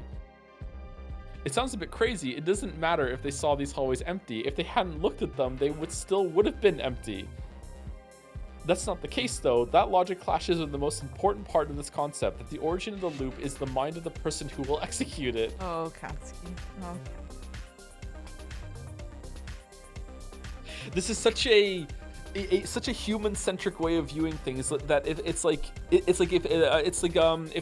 a tree falls in the forest and is thrown around to hear it doesn't make a sound. It's like if something happens in the past but no one witnessed it, therefore I can go back and change it. But if someone witnessed it, it changes. But no, like there's way more to that. Like if something happened, it would still ripple out through. Yeah, it has causality. cascade effects. Yeah. That's the whole fucking butterfly bullshit. Even Life is Strange understood this. Yeah, I know. Both hallways were empty. Why hadn't the culprit seen their future self escaping through one of them? The reason is that seeing their escape route would have told them about the plan they'd later think of, and the origin would have disappeared. So one would never see a result of a future loop before having thought of it, as that could induce or highly influence its creation, resulting in the classic bootstrap. They thought of the loop because they had experienced it. Oh, God. Level 3? If the culprit is operating under this knowledge, I just love that I decided to read, by the way. That'd be a very good reason to stay. Do you want me to take over? No, it's okay. It's okay. I think it's good if I finish the crash out. If they spent all their time in front of the security screens observing what occurred in real time across the building, whenever they needed to make a retroactive move, their own memories of all the empty places would be the one thing preventing them from accomplishing it. So the best thing to do if you're in a time travel situation is sensory deprivation, so that then in the future you can do whatever you want. Yes. Exactly.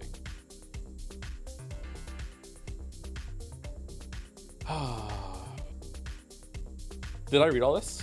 You have to start with of course. Sorry, there's more. Of course, this is also because the past can't be changed. So if they observe too much, they would make any future loop impossible, as they would never see a loop in action before thinking of it. Like Isla? Ooh. What it basically boils down to is that, in some instances, having a lack of knowledge can actually be far more beneficial than knowing everything. Which is why they started taking amnesia pills in order to be able to change the past. Oh, and Akaro was just ahead of the curve. It was a very intriguing concept, was it? But nothing assured me it was applicable. I was still a bit upset that I had no indication of why my plan hadn't worked. Would it work if I could slide the key into the door and wait a few minutes before trying to leave? That would have matched Akaro in Sai's circumstances more closely, but it could have led into even more reasons behind the failure. For example, Sai could have taken the key from under the door if he'd been nearby. I wasn't sure what to do or think. There might have been indications of how loops are handled already. Technically, the first time I traveled to the past, I could have created a bootstrap unconsciously. From room B4, I traveled 20 minutes to the past. I didn't know what had happened, so I ended up taking the elevator to the 6th floor. That actually made our original selves follow the elevator up, and eventually it all led into me traveling through time.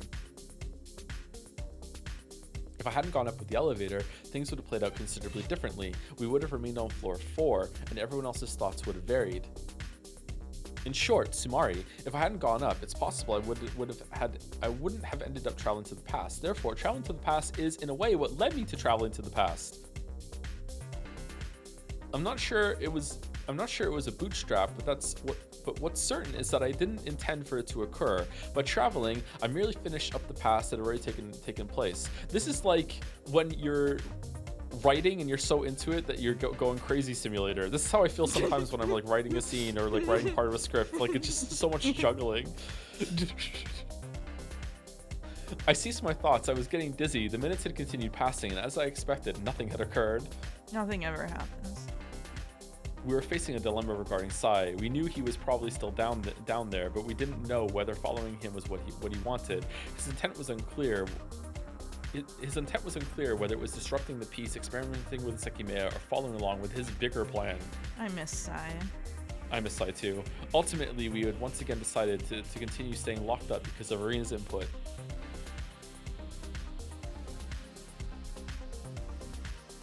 I wish I had a cider. I do too. Oh my god. You want me to take over? Sure, go for it. Alright. I might get some wine over break.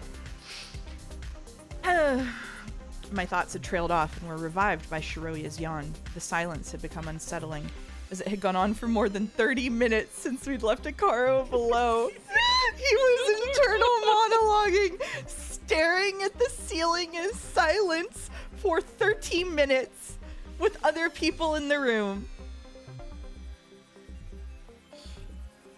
Are you guys really fine with this? Kitei took my renewed awareness as a chance to question our actions again. We're letting Sai run free and ignoring Akaro's obvious lies. Don't you understand they set this up? Akaro's just making sure we don't head down. Why else would he have come back? God forbid men have hobbies. Don't you think that if that was what he wanted, he wouldn't have chosen to tell us such a wild story? Of course I don't. Before they left, they made up this whole scenario where you were the mastermind. I'm betting they thought of this Akaro has lost his memory story precisely to make us think it's too ridiculous to be a lie. Well, if you want to leave, you're alone on that. We've already decided what we'll do. He glared at me with an incensed look and attempted to calm himself. He didn't insist further before closing his eyes again. I thought he had given up, but not long after, he opened his mouth again. Fine, stay here if you want, but unlike you, I won't let anyone laugh in my face like Akaro is doing right now. With 3 silent pairs of eyes looking at him, he approached the hatch and opened it. He roughly climbed down the ladder, not letting go of his indignation for 1 second. We returned our gazes to where they had been, intending to continue letting time pass quietly. What a joke! Katsuki, come here! Kitei's voice boomed through the open hatch. Shiroya and Arena looked at me in search of my reaction. I simply sighed and stood up. I mimicked Kitei's actions and climbed down. Upon stepping off the ladder, it didn't take me even half a second to comprehend Kitei's shout. Well, this is just great. Stop messing around. Perhaps the two of them weren't so far off the mark earlier. With intrigued looks, Shiroya and Irina peeked through the hatch. From it, they could see the empty room around Kate and me. Is he gone again? Well, he's not here, so yes? I rubbed my eyes at Kate's obnoxious voice. Meanwhile, I got closer to the door as he confirmed that Akaro wasn't anywhere. Oh, no, he thinks that when we went downstairs with the key that we let Akaro out. Your bro didn't look down the hatch after he came back up? What? To see that the chain is still set. That's strange. Strange? No, Katsuki, you really screwed up this time. From Shiroya's face, I could tell she and I and Joe knew word by word the accusation Kate was about to make. What's strange is what you did earlier. You took the key from Irina, came here, and unlocked the door for Akaro. Then you set the chain. Why the hell would I do that? To let him escape, idiot!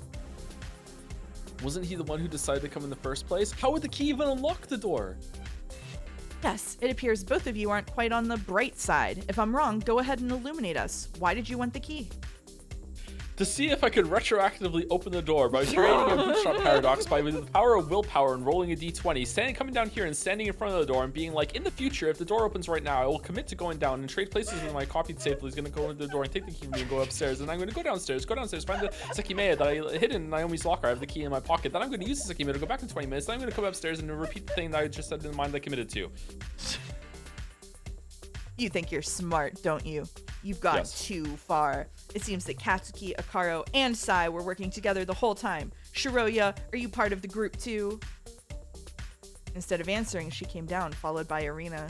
She looked around, but Akaro wasn't anywhere. He disappeared without leaving a trace, as if he'd been an illusion from the start. At the same time, I couldn't blame Kate that much for suspecting me, since I understood how questionable my actions looked. Anyway, this is more than enough. We're leaving. Katsuki, this time, that camera clearly recorded your actions when you let Akaro escape. Don't think this will go unpunished. Oh shit, how could I forget about it? I had to stop taking him seriously, as that would eventually drive me insane. He pushed me aside, unset the chain, and tried to open the door, but only met with failure. All right, Irina, we've tried your suggestion, but it's not going to work if half of us have different intentions. We need to go find Akaro and Sai. We can't even trust these two kids. I didn't feel like giving my input, so I remained quiet. So did Irina, who looked down uncertainly. Enough already! Remembering the pocket in which she'd hidden the key, Kate suddenly reached inside and retrieved it at the cost of startling her. Without reacting further, she stayed immobile, watching him insert the key into the door. With abrupt and stiff... Whoa, hold on. I thought the whole point of this exercise was that the doorknob was gone, so they couldn't use the key to open the door. How did that just work?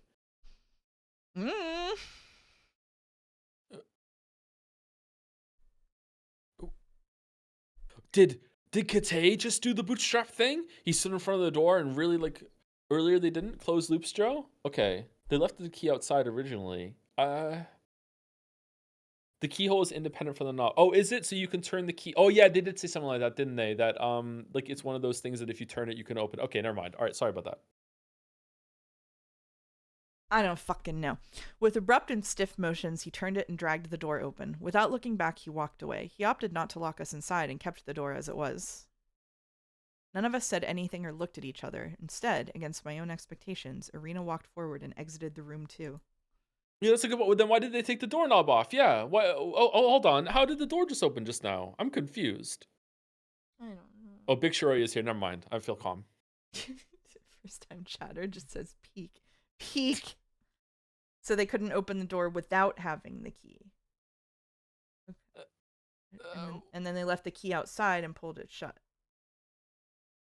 Okay, there's some mechanism about the door that I'm forgetting, but it probably did make sense. Okay. Yeah, I literally don't understand, but I just assume that it made sense at some point. I don't fucking know. Who knows? I don't know. Okay.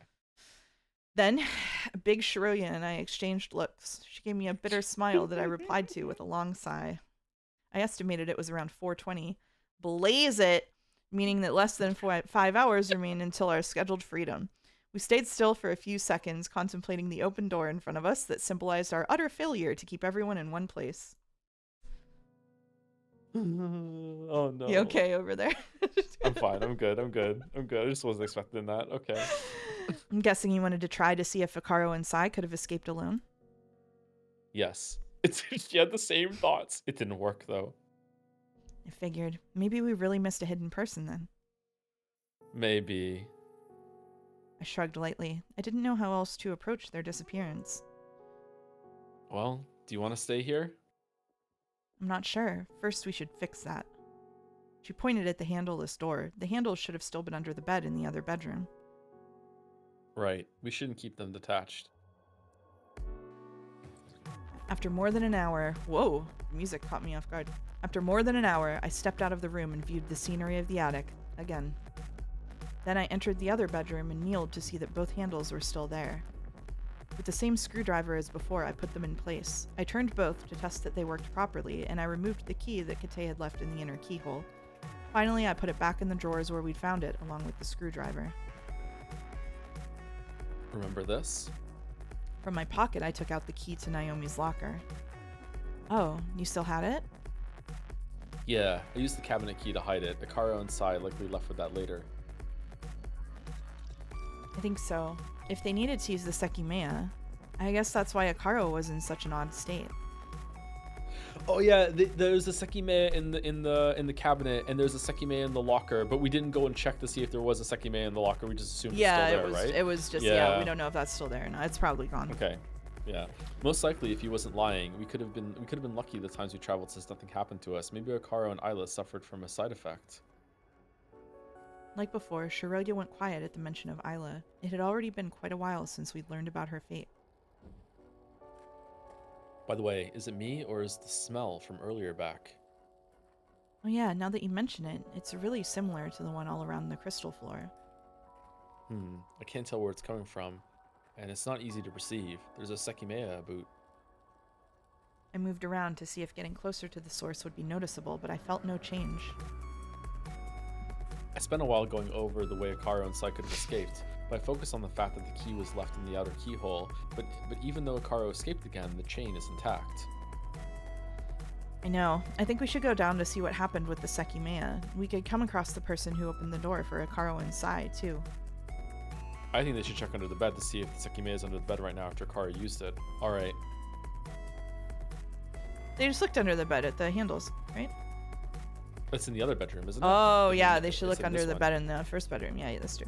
We hadn't inspected Hikaru after he'd come back, so it was possible he had a key on him. Despite that, he couldn't have left the chain set when he exited. We took timid steps out of the bedroom as if an invisible net was still pulling us in. Once we were in the hallway, the first thing I did was enter the kitchen. It's been so long since I drank anything. I bet you're thirsty too. We should have anticipated it. Yeah, I tried to drink water when I went to the bathroom, but it wasn't very good. Well, you can't drink out of the toilet, Shiroya! I opened a cabinet to grab a glass. Tap water wasn't my preference at all, but it would suffice. I turned to the valve, filled up the glass, and quickly took a sip. Are you someone that doesn't drink tap water? I have a thing in my fridge. I have a filter in my fridge. And do you fill up with tap water and then it filters through? It's directly, like, it's tapped into my water line and it filters it in Oh, the fridge. oh yeah, you told me It's about like on that the before. door, Yeah, yeah. I want one of those. Does it make it so the water's always really nice and cold? Yes. Oh, I'm jealous. Oh, what the? You're right. No way this is drinkable. I grimaced at the taste. Not much water had flowed out of the tap, but although it was pretty transparent, it wasn't something I could drink. It had slightly alleviated the dryness, at least. I left the glass on the countertop and went to inspect one of the many things we had to check, the living room's floor. Look at this. I can see different pairs of footprints going between the entrance and the hallway, and there are many more under them that have degraded a lot. It's too hard to conclude anything from them, though. People in chat, like in their country, you would get sent to the hospital or die if you drank the tap water. That's crazy. Holy fuck. Yeah. Did the background change when you set the glass down? I'm not sure, actually. I didn't pick up on that. Arena and Kate... Oh, I'm getting... Oh, my ear made a weird noise. Okay. Arena and Kate had just left, so two of the pairs probably belonged to them. As I looked at the footprints more, I realized that at least 3 different pairs were distinguishable. One set was fairly small, another one was medium-sized, and the last, Papa Bear, was the biggest. In addition, the smaller ones were older. Huh? Are these eyeless? They can't be, right? I think they're a bit too big. Wait, look, the elevator's door is shut. I walked back to the hallway and saw the elevator was back in operation. After the many hours it had spent stuck in the attic, someone had chosen to re-enable it. I wondered if Irina or Kate had done it. What it meant was that the footprints wouldn't reveal the exact number of people who'd entered or exited the attic. We wanted to understand what had gone on while we'd stayed in the bedroom, so we chose to walk down a floor.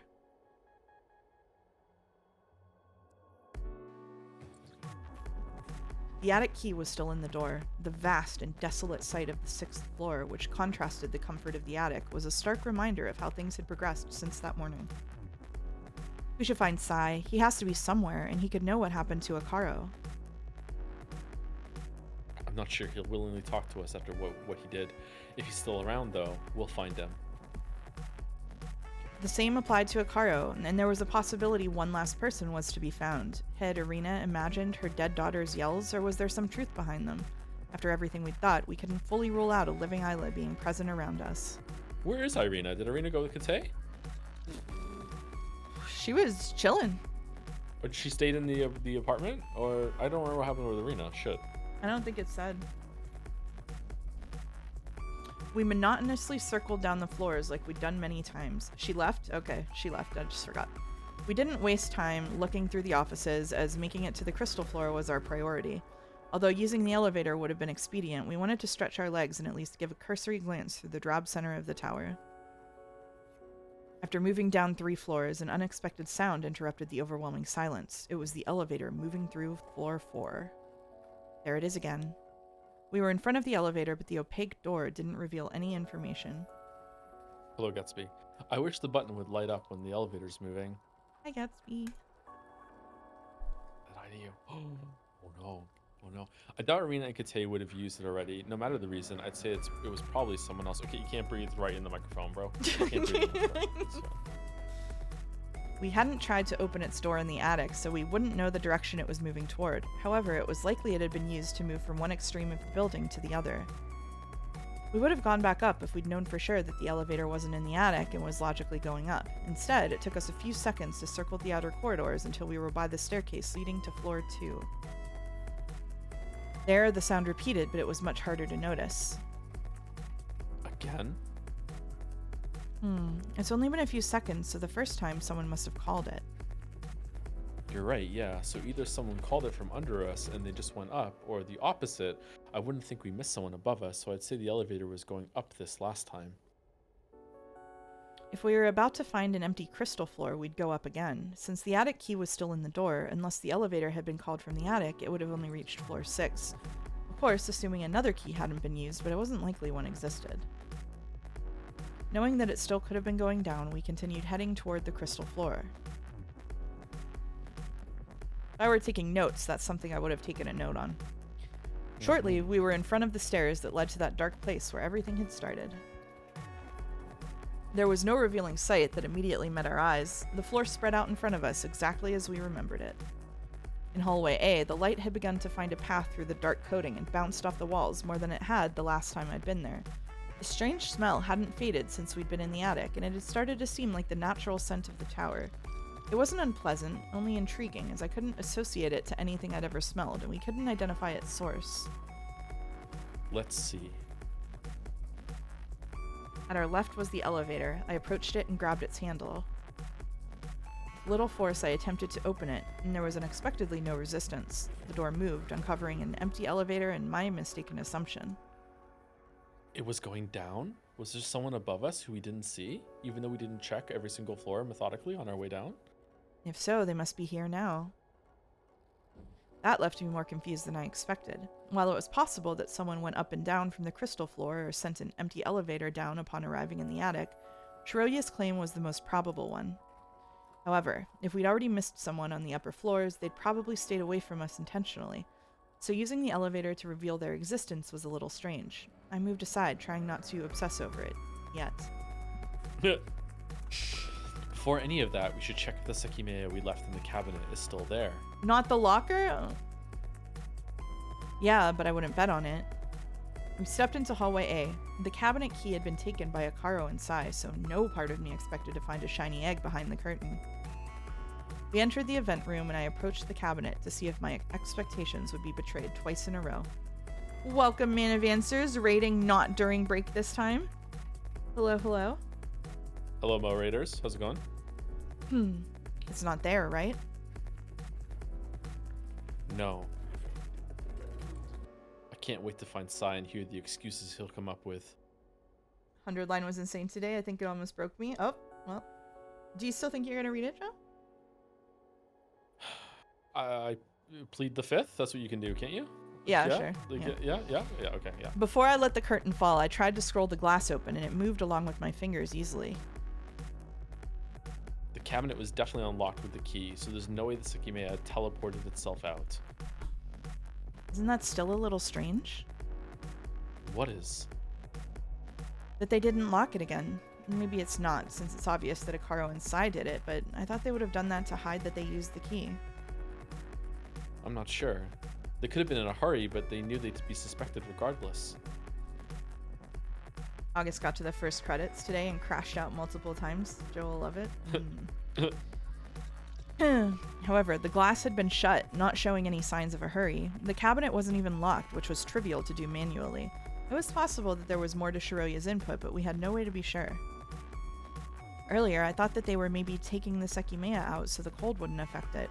If that was the case, I'm pretty sure they would have locked the cabinet to prevent us from putting it back if we found it. There are other cabinets with temperature functions, but I think you're right. I'm sure they could have taken care of the others in different ways too. That was a very polite way of Atsuki saying you're wrong. Yeah. I suppose it's time to check our Sekimeiya. It's impossible anyone took it, but it might be working now. Do you want to activate it? I don't know. It could be dangerous, but nothing happened to us the other times. It sounds reckless, but it can take us back to the past. Take us to the past. If it started working at some point, we might be able to go quite a few hours back. If that happens, we won't appear in the tower because there's no way we missed ourselves from the beginning. It could put us outside instantly. Technically, we could have been in the secret part of the storeroom. You're right, though. It could take us out. Just completely forgetting the thing about teleporting back to where you were. Like, I mean, I guess they went there at some point. Okay, whatever. Seeing it like that, it was a lucky chance. Did the Sekimeiya have the power to kill us, erase our memories, and free us from the tower? Could it even let us see Mia again? There we go. I hadn't made up my mind. If we had the chance, activating it would always be tempting, as it could let us understand its mechanics and what had been going on. Undecided, we exited through hallway B. They still haven't explained how they knew they'd seen the smoke before. I'm waiting for that. He also just said that he didn't know the smell from anywhere else, even though, well, whatever. I don't know. The rock lets us time travel now. Yeah, there's at least one egg, probably more, and they time travel now. Welcome. Also, the kid died. Directly at our left was the staff room, housing our own Sekimeiya. We couldn't feel the presence of anyone else, so we entered it. Remembering which locker belonged to Naomi, I stepped toward it while Shiroya stayed by the door to alert me of any sound. I took the key out of my pocket and inserted it into the keyhole. With 2 fingers, I turned it to undo the lock. The sharp sound told me that I'd been successful. Lastly, I removed the key, which opened the metallic door at the same time. I saw the narrow interior with the coat hanging as we'd left it. Then, I raised my line of sight to reach the higher compartment. It wasn't storing anything. Its interior contained nothing but an empty space waiting to be filled. My dumbfounded look persisted until the realization fully sank in. Hey, this is the right locker, isn't it? We left it up here? Yeah, is it not there? Look, there's nothing. She approached me with a neutral face. Not a slight hint of surprise emanated from her. By that point, something truly impressive would need to occur to evoke genuine shock from us. We felt like we'd seen it all. We definitely left it here. Was it still locked? Yes. We let out exasperated sighs. We'd kept the Sekimeiya hidden so that nobody else would find it, but it seemed it decided to spite us and disappear. Even though it hadn't made us travel before we'd left it, it evidently did have powers, as nobody should have been able to take it out. Man, that's a really great impression of me when Lambda Delta's on the screen. Good job. Did it teleport like Sai's been saying? Well, he and Nakaro couldn't have taken it. If it did, we might know when. We've never seen the two Sekimeiya exist at the same time, but it should have happened when one supposedly appeared in Sai's hip pack, right? I nodded, unsure. Maybe there were two right then, but they had to be the same one, and one had traveled from the future.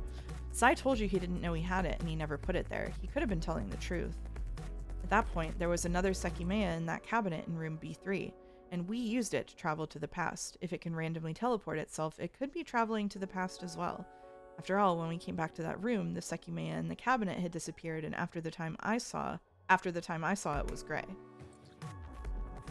Right, but we thought Sai took it. It could have traveled to the past to Sai's hip pack. I get Sai's own existence is another mystery, though. After that, he hid it in the cleaning room. Next, we hid it in this locker, but at some point the same thing happened. It teleported to the hallway A cabinet with Isla. This time, it didn't even have to go to the past. It could have simply teleported. Then, since we brought it to the event room, Akaro and Sai could take it with the key. This could also explain how it appeared in the storeroom at the start. You want to just take narration until break? Sure. I spent a few seconds and thought. So, is it disappearing randomly? There are a couple of things I'm not sure about. Even though it could have teleported to the storeroom, the cabinet in the event room was unlocked, so I think one of us moved it. I suppose it's possible someone hid it in hallway B and it teleported to the storeroom, but that's hard to believe. And there's one unexplained thing I can think of. The first time Isla disappeared from the cabinet before appearing again. Nothing was found inside it, so the Sekimeiya couldn't have teleported from this locker yet. Oh, something else is needed to explain that, yeah. I guess maybe it moved from the locker to another place, Kite activated it, and then it traveled again to the cabinet with Isla. That's one way to put it together. I think everything holds up. Anyway, if the Sekimeiya was actually taken from here by someone, it's very possible they put it inside Isla's cabinet. Honestly, it feels out of place to think that it's been teleporting itself through time at random intervals. Well, how else could it have disappeared from here? There's no way this lock was picked, right? After thinking about it, I spot a couple alternative paths to take. Is one of them that we've already used it in the future with the key? Yeah? We're gonna do it? Is one of them that the key just someone else? Yeah, anybody else comes back and takes anybody? Yeah, literally anyone with the key at any time? The door was still locked, so I highly doubt the lock was picked and then set again. Only one thing would have been needed to get the Sekimeiya out of here if it never disappeared all by itself. The key. Duplication can be easily achieved by traveling to the past, since two versions of yourself exist at the same time. I'm still not sure about everything you can do with it, but it can work with objects, like how we're replicating our clothes after traveling. Okay.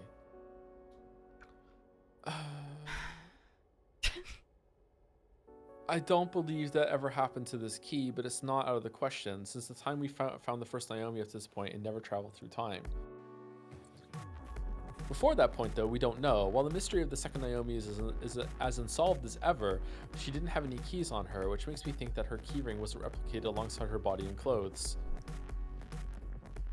I can't tell if he's stupid or if this is how it actually works. And if this is how it actually works, now I have to take things seriously, like the fact that there were two of those suitcases. Yeah, I don't, like, when he says duplicated, does he mean literally duplicated? Or does he just mean there's two existing at the same time, but obviously they're in the same timeline and they just haven't, like, collapsed yet? Like, there were two Islas at one point. Yeah. Or like Naomi's corpse. Mouse and Joe, what is your stance on drinking hot tea with a straw? Oh, God, no. I would not drink anything hot with a straw. That sounds unpleasant. You're concentrating the heat. I wouldn't do that. No.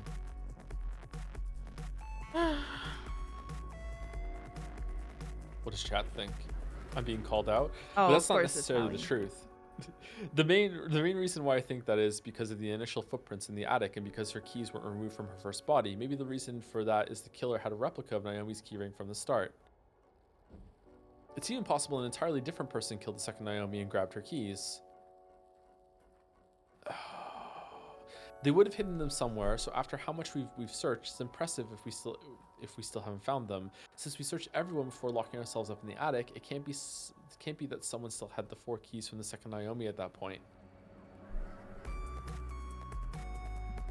Well, it's possible. I don't think another key like this one exists. I'm inclined to believe that the second Naomi had never had any keys on her. Yeah, so nobody could have opened the locker. No, we could have. We have the key, so we could go back to the past and unlock it. Yay, they got there.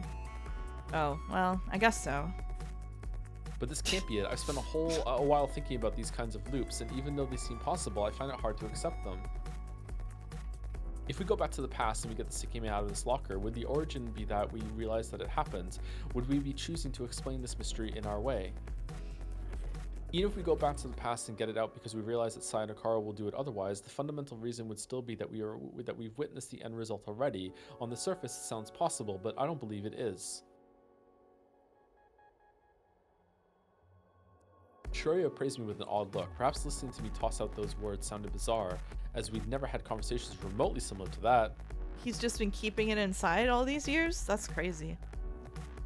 You're still saying that there's no other possibility, right? No, I'm saying that right now, there's likely only one. Someone else will grab this key, go back to the past, and use it to unlock the locker. Huh. Such an abrupt response made me laugh. I might have been deluding myself a little, but I thought I'd reach that conclusion through semi-logical reasoning. I shook some thoughts away and closed the locker without locking it. Then I left the room and told Shiroya to follow me. I don't think this is our Shiroya. I think Shiroya's been replaced. Oh, everybody in Ashia Tower is being replaced by alternate versions of themselves. Burn is controlling everyone, is what's going on. There exists a Shiroya 1. Is she ever replaced by Big Shiroya? Sorry, I was stretching.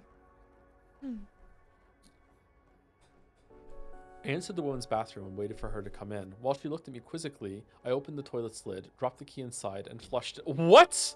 Fair enough. There it goes. Sorry. What are you doing?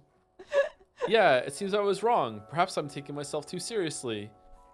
The universe didn't break, and I doubt the past changed.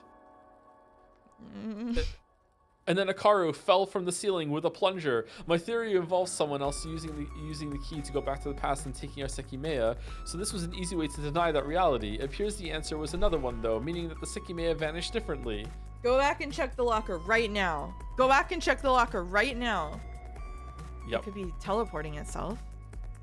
Maybe it's just becoming invisible. Oh. Okay, let's go look and see if it's there then.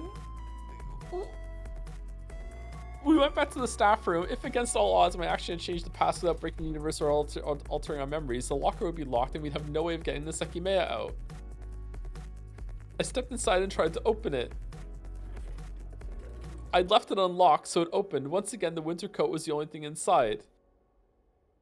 I brushed my hand through the higher compartment just to make sure that it wasn't actually going invisible or anything. I shrugged and closed the locker, unable to lock it anymore. Still nothing. Well, Sai seems like a bottom feeder, so maybe you flushed the key into his home. Damn. Is it still a locker if you can't even lock it anymore? I exited the room without revealing that I'd been able to consider something similar. I smiled slightly to myself and looked around the hallway. I guess we should try to find the others. We have to be close to someone. Yeah, let's see who we come across. After the longest time, we put into action the usual procedure. We began with the cleaning room at our side. Next was the crystal room B6, found on the opposite side. Katsuki, the Sekimeiya is on the floor.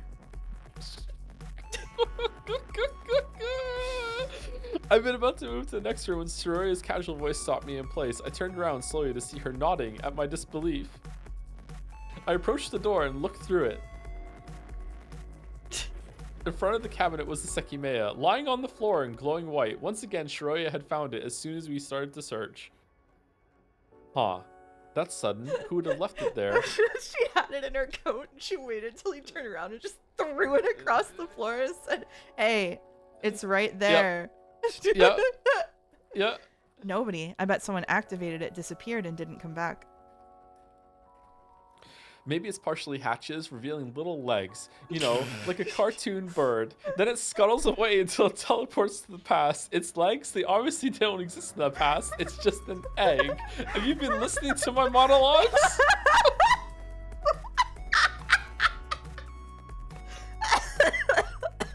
Also, the legs won't appear if anyone is looking at the Sekimeiya.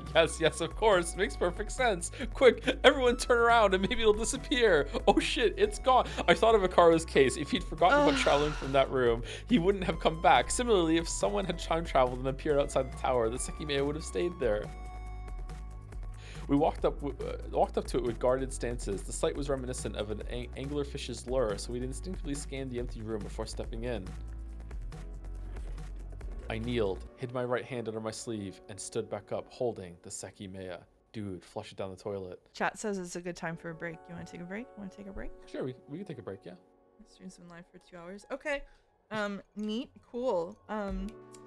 Well, what a turn up. I'm going to run ads during break. We'll be back in like 5 to 10 minutes. I need to get some tea because I am losing my voice. So. I'll make some tea then if you're making tea. I too will make tea. All right. Be back in a bit. Be right back.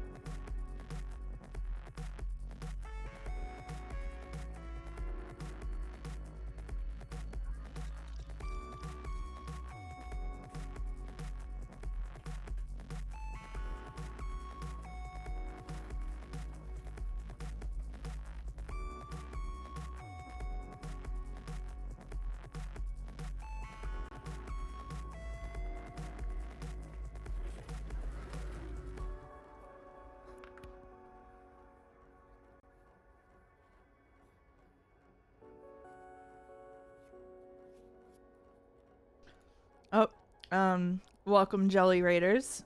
We are having our break right now. Joe is making some tea, so we're having a break in the Sekimeiya. It's very funny today. Do you want to put the stream announcement on Discord? No, I don't.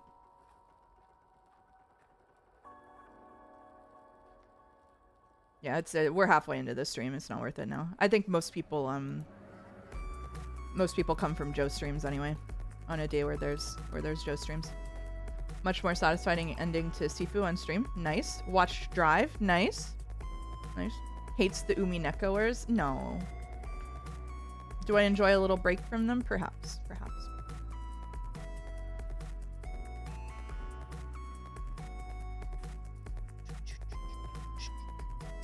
I would die or kill for a straight up farming sim stream.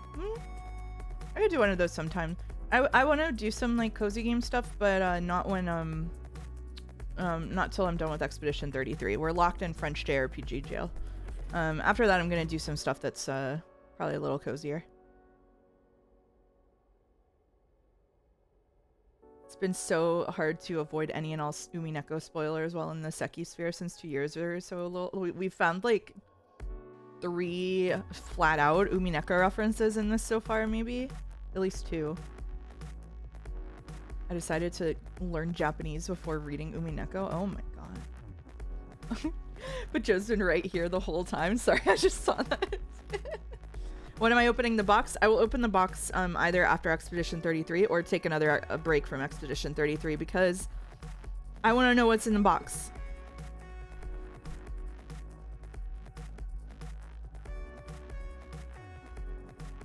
Open the cat box. What was the one besides the cat? Shiroya's name. You figured that one out. Speaking of Umineko, I'm 2 hours into doing a high effort shitpost for Joe Mineko fan art. Oh, good luck, Huli.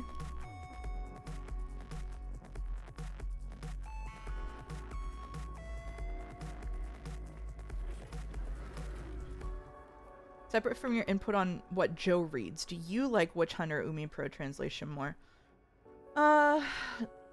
Before I answer that, what's the box everyone is referring to? Lost Records, which is the latest game from the Life is Strange developers, came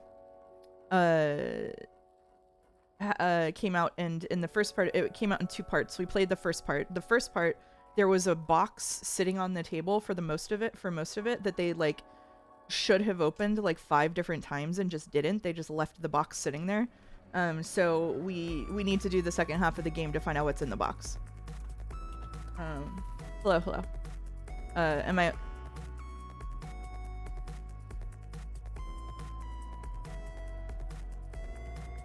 You know. Anyway, Joe's back. Hello. Is the Sekimeiya inside? Maybe.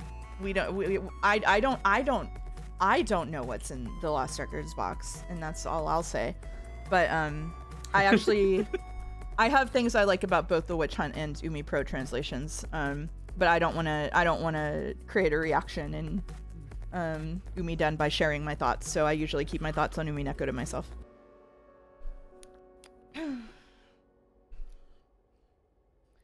know what? I just gotta say, I'm really glad that the Umi fans are being really respectful and nice about my reactions to going through the story. It's just really, it's a very welcoming fandom. Everyone's really, you know, patient and just, you know, like really like constructive and just warm.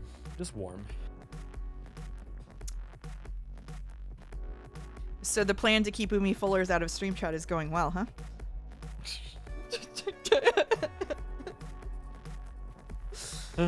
Yeah. How times have changed since the Persona 3 days. Oh no.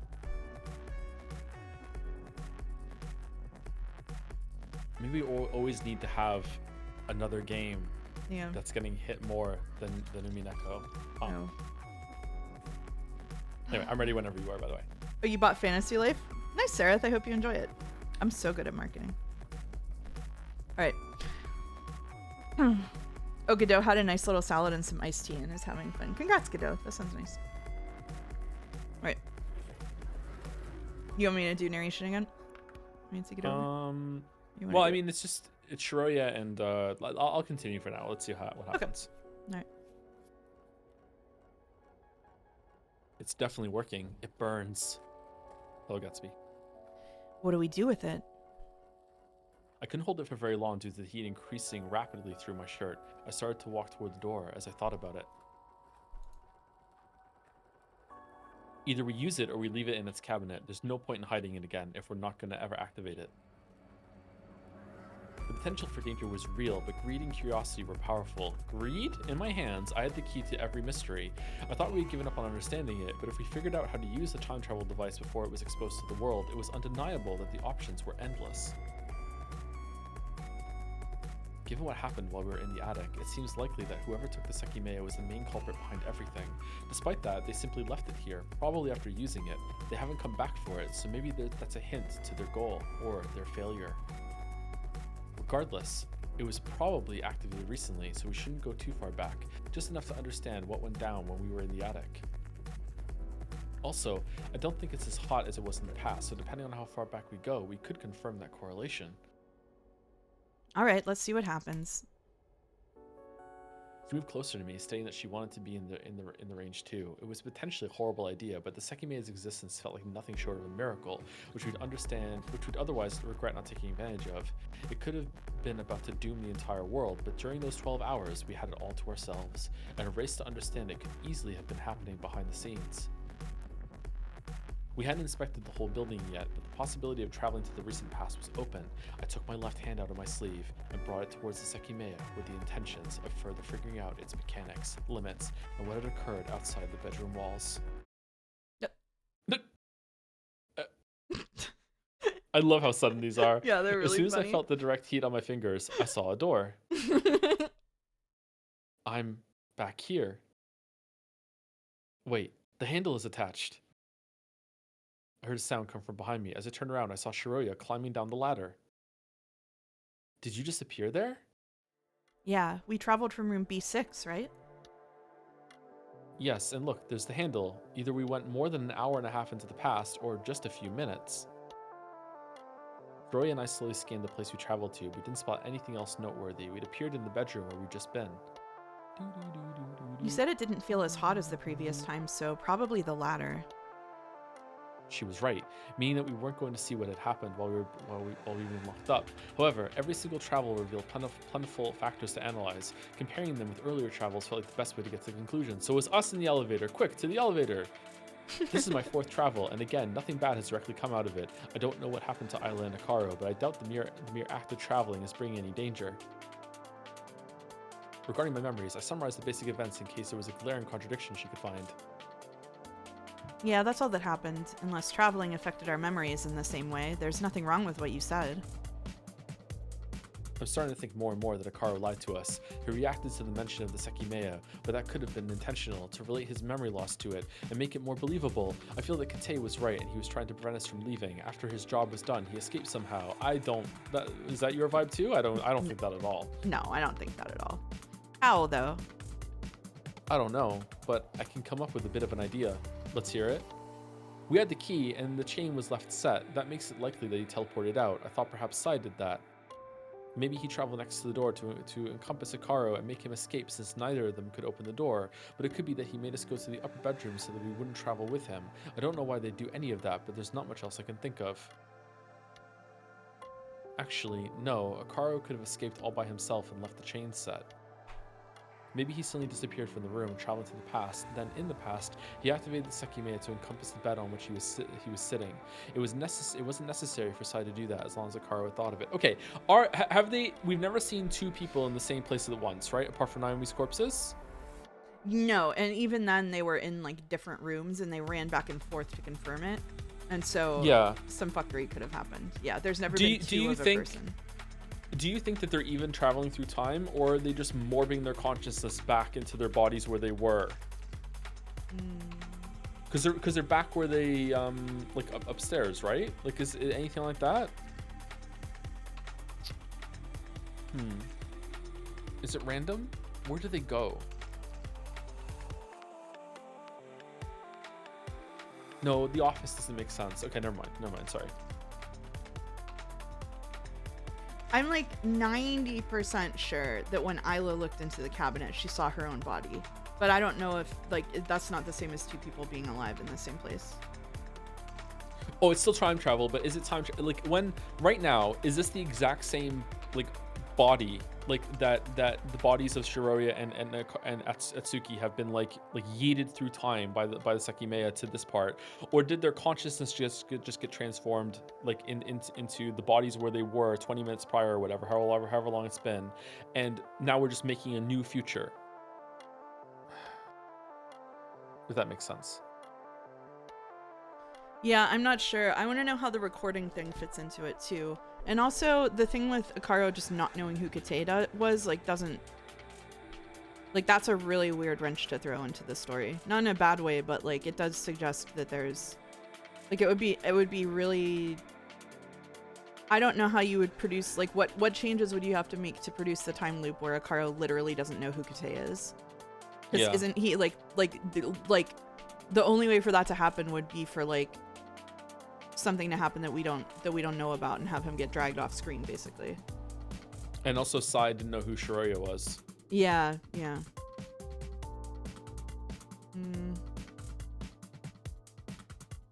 That version of Sai didn't seem to know anything though. That guy was just like bluffing his face off. Like, yeah, he definitely didn't know anything. Yeah. The conditions are one stand behind him with a large cartoon club too. Yeah, I feel like someone in the chat earlier said that they felt like we still like don't know enough to put something together, and I would like to remind us we're still in chapter 1, and I don't want to fall prey to the battler being like no, you think that you don't have enough facts to start theorizing. Like, I feel like I'm hates the number one. That's true. I feel like I feel like there are like really big pieces. I feel like I don't have all the pieces, chat. I feel like there are really big pieces missing. That like you stop thinking. Yeah, I'm not stopping thinking, but I have some annoying gaps in my knowledge that are preventing me from understanding things. Might have missed it, but did they confirm if there's a basement? There is one room in the basement, but I don't know about the rest of it. Can we look at that? The mechanical room is like underneath the lobby, basically. But we don't know about anything we don't know about anything that's over here. So we don't know if there's a basement at all, other than that. Okay. You can solve it now, just like the epitaph. Okay. That must have happened before someone traveled from room B6 then. We walked out. When I looked at the living room, I instantly recognized our own footprints. These are definitely ours, and they're very recent. We went a few minutes to the past. Okay, so they're not morbing to their bodies because their bodies actually made something in the future. Yeah, they can see where they walked to. Someone used the Sekimeiya very shortly before us. We can't see what happened, but we can be pretty sure of that. When did they smell the... Okay, never mind. And if the car never actually escaped the way I said, it's possible they went very far into the past. We spent a long time in the bedroom, so there's a lot of time for the Sekimeiya to store energy. You know, this could have been what Akaro and Sai worked together to accomplish. The stored time was originally Sai's idea. Akaro's job could have been to keep us from exiting the bedroom, letting the Sekimeiya store time for a while. Once they'd weighted the required amount, they activated it and went far enough into the past to exit the tower. Since the Sekimeiya was left on the floor, it's possible they aren't here anymore. And they couldn't simply have waited more before escaping the bedroom because the Sekimeiya was chilled. There's still the disappearing Sekimeiya in the locker to explain, but that'd be the only thing. Yeah. Sai seemed to be having fun, so exiting the tower doesn't seem like something he'd want to do. What? However, they did this right after discovering the storeroom's secret exit. What? As soon as they saw that, they probably realized that they could go back many hours in time, find the door from the outside, and try to enter it and exit with the Sekimeiya. They might be might be able to try coming back in, since doing it earlier would have made their own travel impossible. Also, Sai just found out about that theme park nearby that has every permutation of every ride ever, so maybe he wanted to get out, so he wanted to go there and have a good time.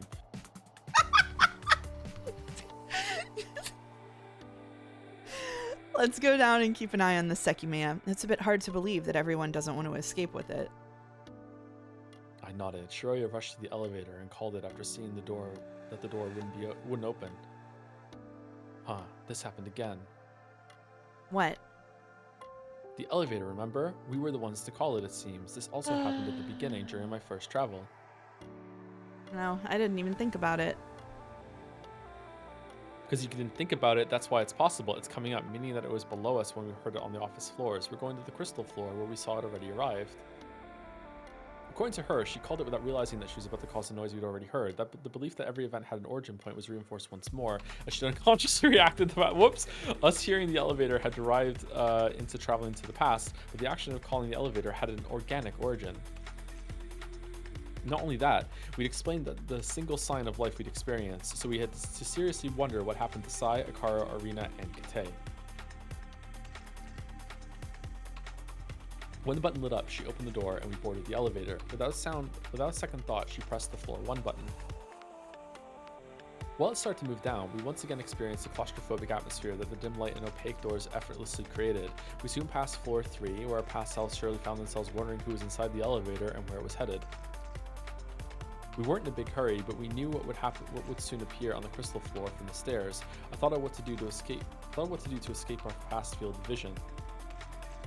We entered the event room from hallway A, and after seeing the empty cabinet, we looked inside Naomi's locker. We should go to the lobby where we won't be seen. Okay. Why just go and say hello? Why don't they go say exactly how many of his fucking crazy theories would it like eliminate if he went and they tried to go be seen? Because if they could go be seen by their past selves, then he would know that I'm so upset. Like why? What, is he afraid they're gonna collapse the space-time continuum? Like, who cares? That'd be lit. I'd do that. You would collapse the space-time continuum? He's too afraid he's gonna kiss himself. Yeah, he's gonna afraid that he's gonna find himself too attractive. He won't be able to control himself. Too afraid we'd have to put sprites of Katsuki in the story.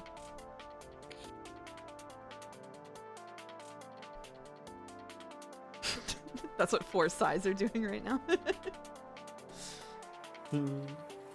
It sounded like the best idea, so we moved there and closed the hallway A door behind us. Even though there wasn't much to be tense about, we felt safe staying there, and we began to automatically move toward the metal shutter. Remember what I thought the time... Sorry. Okay, just reading. Goddamn, sorry. Remember what I thought the time you appeared in the living room? It seemed like we appeared where we'd been in the midpoint of the time traveled. Yes, and this time something similar happened. I noticed it too. I think it was the opposite. You appeared in the lower level of the bedroom and I was upstairs next to the hatch. Those exact positions occurred before we unlocked the bedroom. Right. I followed Kate down and you peeked from the hatch when I was already below. That might have been the location. And that probably happened a bit more than 10 minutes before we touched the Sekimeiya. After that, we discussed whether to leave, placed the handles back on the door, walked down to the crystal floor, and talked about the Sekimeiya vanishing. I don't buy it. It's too easy. It's too easy. There were other people in that same location at other times. I don't buy it. I think this is bullshit. What part do you think is bullshit? I think the fact that they're moving to their own locations is too convenient. I don't think the writer would give that to us that easily, because like the first time when Katsuki traveled, I think the second time he appeared sitting in the security room chair, and that was like the chair that both Sai and Kate had sat in. Like I don't buy this theory here. Yeah, he was never in that chair at that time, right? It's already been a contradiction. Yeah. So yeah. I don't think this is true. Yeah. Anyway. What do you think is true then? It's random? I don't know. No, I think it's like someone else. I think you're moving to a place that someone has been, but it's not you necessarily, but I don't know why. Okay. Don't know what the link is. We appeared in the bedroom before the time we'd heard the elevator. We might have appeared where we'd been 10 minutes prior to traveling while only going back 5. It's the opposite of what I thought before. It swapped the 2 points, although I'm not sure if the times fit that well. That could be it, but it's still not consistent with any of the past travels. If there aren't set rules, there's no point in trying to understand how the Sekimeiya works. But what's most important is that a past position was once again used to determine where we appeared, even if it was done differently. We heard an indistinct sound coming from hallway A, made by a door. That's us. We just entered the event room.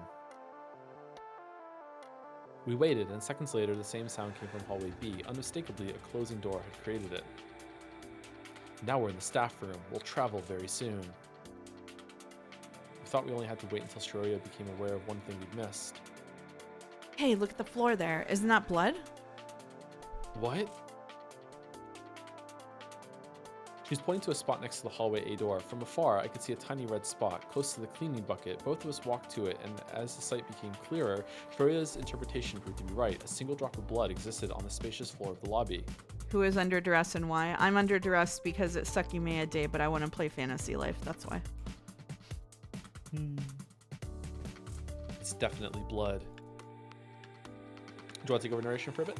Sure. The contrast with the shiny white floor was immense. I looked around the entire room, but the drop Shiroya had found was the only one I could see. Fortunately, it was enough to tell us something very important. It's baffling they couldn't add a blood spot here. Yeah, I was just reflecting on that, yeah. It's almost dry. It's been here for a little while. Isn't this the second time in a row that they've had a plan to go and see who's going to use the Sekimeiya before them, and they have fucked it up? That is quite possible. From when we were locked up in the attic, blood dripped off someone. Akaro didn't look injured when he came back, but that doesn't mean much. Isn't it strange that it was left here? If someone was in a hurry or being chased by an attacker, they wouldn't have cleaned it, but I feel like the culprit would have, right? Maybe it's not evidence worth cleaning up, but it tells us something happened. They look up and Sai is just hanging from the ceiling, staring down at them. Blood can never be a good sign. I feel like this is a place where evidence would be removed because it doesn't have security cameras. I stared at the single drop of blood. Something about it was intriguing. While it wasn't a puddle, it was fairly wide. Like a spider? Yeah, +2, take it. It wasn't a single drop that would come out of an innocuous scratch. Despite that, there was only one mark. Since any wound that produced a drop of that size would keep bleeding, it was likely it had been covered to prevent further blood loss. Arena Gatai must be somewhere, but they can't have anything to do with this. Even though Akaro didn't appear injured, it's possible he dripped blood before traveling to the past, and traveling could have undone a recent injury. Oh, right, because he decided that time traveling, like, sets you back to where you're physically were at that point in time. Yeah, After saying that, a thought came to me. Is the Sekimeiya reconstructing our past bodies? We'd asked ourselves that question many times before, and I had found a way to answer it. Abruptly, I put my hand in my right pocket and felt something. I took it out and showed it to Shiroya. Ah, that's for Naomi's locker. Did you appear with it after traveling? Oh, motherfuck. Wait, what? I must have. I flushed it away before touching the Sekimeiya, but since I had it when we were in the bedroom, I appeared with it in my pocket. What? That's so annoying. That's so annoying. That's so annoying. How does it know? How does the Sekimeiya magically know? It's like the floor and ceiling question. Like, how does the Sekimeiya magically know that you that like the clothes and the like? What if you're touching that pillar? Like, what do you like? How does it magically know the boundaries around you that include the? She does not believe in magic. Not in the Sekimeiya. Is that why the cart transported? Because it was like, yeah, touching. But then, yeah, the floor. Like, why is the floor not brought with you? Like, yeah, that's weird. Because it's not skin-to-skin contact. Asking the real question. So if you'd gone to the bathroom before touching the Sekimeiya, you'd pop out having to go again? Yeah. If at this moment in time you had to go to the bathroom, you would every time you time traveled to it, you would have to go to the bathroom again. Wait a minute, what does that mean for Isla being dead, though?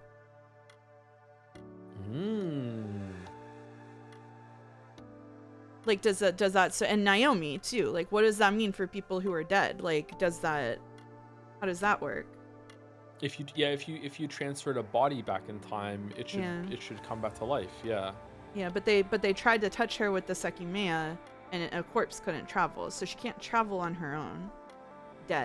Deadly. But if you put Isla in your pocket like she was a key, then if you yeah, exactly. Okay, so we found a way to revive people. Okay. Huh. This corpse is my carry-on. Yeah. That's kind of fucked up. I think your microphone just broke. Shit. How? In what way? In the crackle away. It's not too bad though.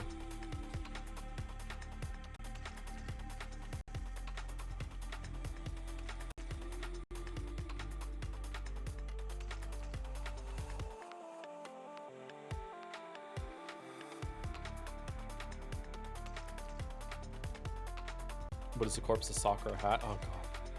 All right, can you hear me? Yep. Fixed. So, in all of the hours and hours and hours that we have spent talking on Discord, it has never once happened with the. Oh, it did happen once with Core Keeper, didn't it? Core Keeper, Shit. yeah. Yeah. It seems to happen more often when OBS is running. Way to brag about how much we talk on Discord. Jesus. It's weird. It's All right. weird. Okay.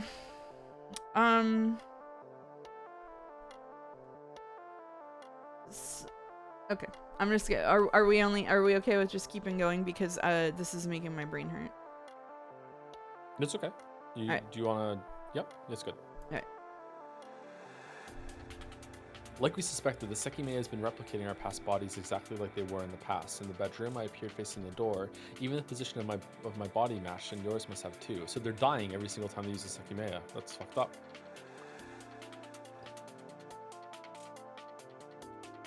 Yeah, what happens to your body in the present? What? Yep, it stingrates them and then reconstructs it. That's fucked up. Oh god, That's it's like up. the Star Trek situation. Okay, all right. It is, yeah. It's fucked up. All right. Since the key was under my possession at that point, it was also on the body I appeared in. Again, that's why the cleaning cart didn't appear anywhere in the past. What's more likely is that it ceased existing as soon as you travel touching it. Wait. Why would it cease existing? Because it tried to. Oh, because it got manifested in the past. Then yeah, so it would stop. Okay. It wouldn't be there anymore if you were touching it and then you time traveled backward. Yeah. In okay, theory. so if at any point like they took their coat off and then they tried to travel back to a time, so if they took their coat off and then they traveled and then they put their coat back on later and they traveled back to when they took their coat off, their coat would just disappear. Yeah. Oh, that's fucked up. Wait, what? Okay, this is very strange rules. Anyway, sorry, go ahead.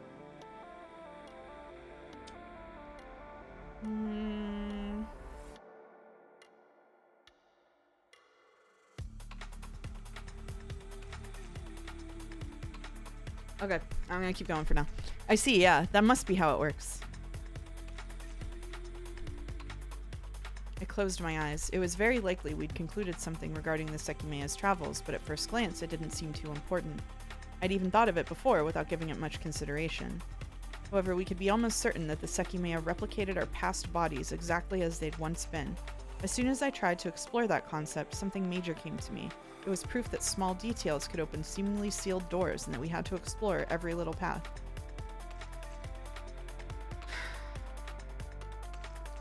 Escaping alive was our main goal at the start. Then, escaping with a time travel device had begun to sound like an achievable goal that some of us probably shared. However, Shiroya and I had internally sought an unreachable peak while we'd been taunted by such inconsequential time travel. That was saving our friend who died 2 weeks earlier. Even though it had appeared impossible regardless of the approach, concluding that last detail might have opened the first real path to it, no matter how vague or improbable. If we Hold could on. Can't they just get the Sekimeiya, go up to the shutter that's locking them in, put their hand on it, then use the Sekimeiya? Door disappears because it travels with them, and now, but they didn't have the door in the past, so now the door just got yeeted out of existence, and then they can leave. Presumably, the shutter is following floor rules, whatever those are. Who's determining the floor rules? Godot, he's in chat. Okay, all right, okay, cool.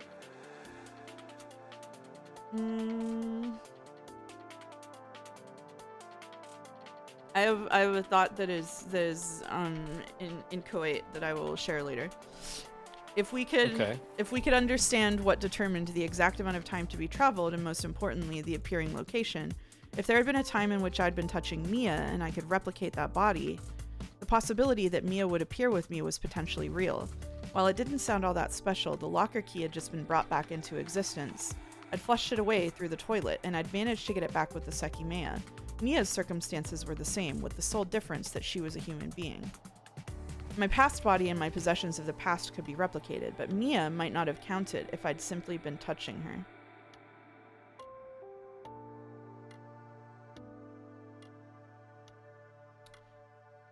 the question, right? And so the sort of philosophical quandary that I'm having,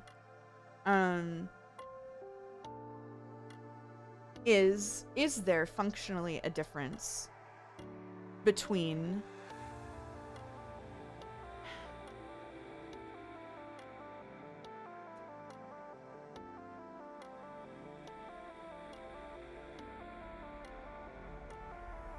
time travel or the building being rematerialized around them in a different world state?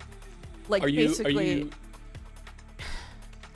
thinking that every single time they time travel, the entire world just gets destroyed because it wasn't with them, and they just go back to a different thing? Is that what you're saying? Yeah, the same thing with yeah. That's what I was thinking too. Yeah. Time travel would not behave this way in most cases, right? Like, it's the difference between like time travel versus jumping alternate realities, right? Like, it's like, this doesn't seem like time travel. This seems like reconstructing of the universe around them. But I don't know if that's functionally different.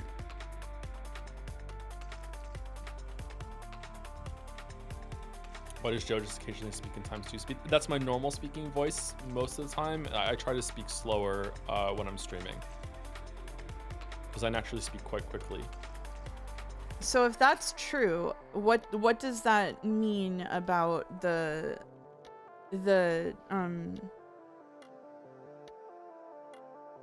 Okay, so if things in the building, whenever you use the Sekimeiya, like if you travel and everything that you have, including a key, resets to the world state that it's in, how could you possibly end up with that recorder, with that tape recorder that has them talking about being there for a month? Because if you use the Sekimeiya to travel with that, wouldn't it reset that tape recorder to the state it was in at the time that they were, right? That is a really good observation. Holy shit. So how does that work?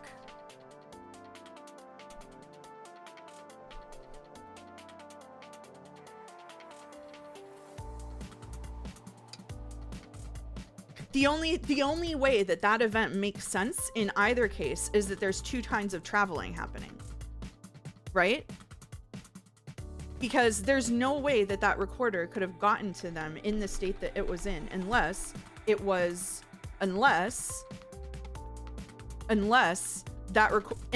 the time got reset and they had been in the building earlier than the original timeline. Do you know what I'm saying? Like, if they were in the building at this point for 30 days already, the only way it works is if they'd been in the building for 30 days already at this point in time.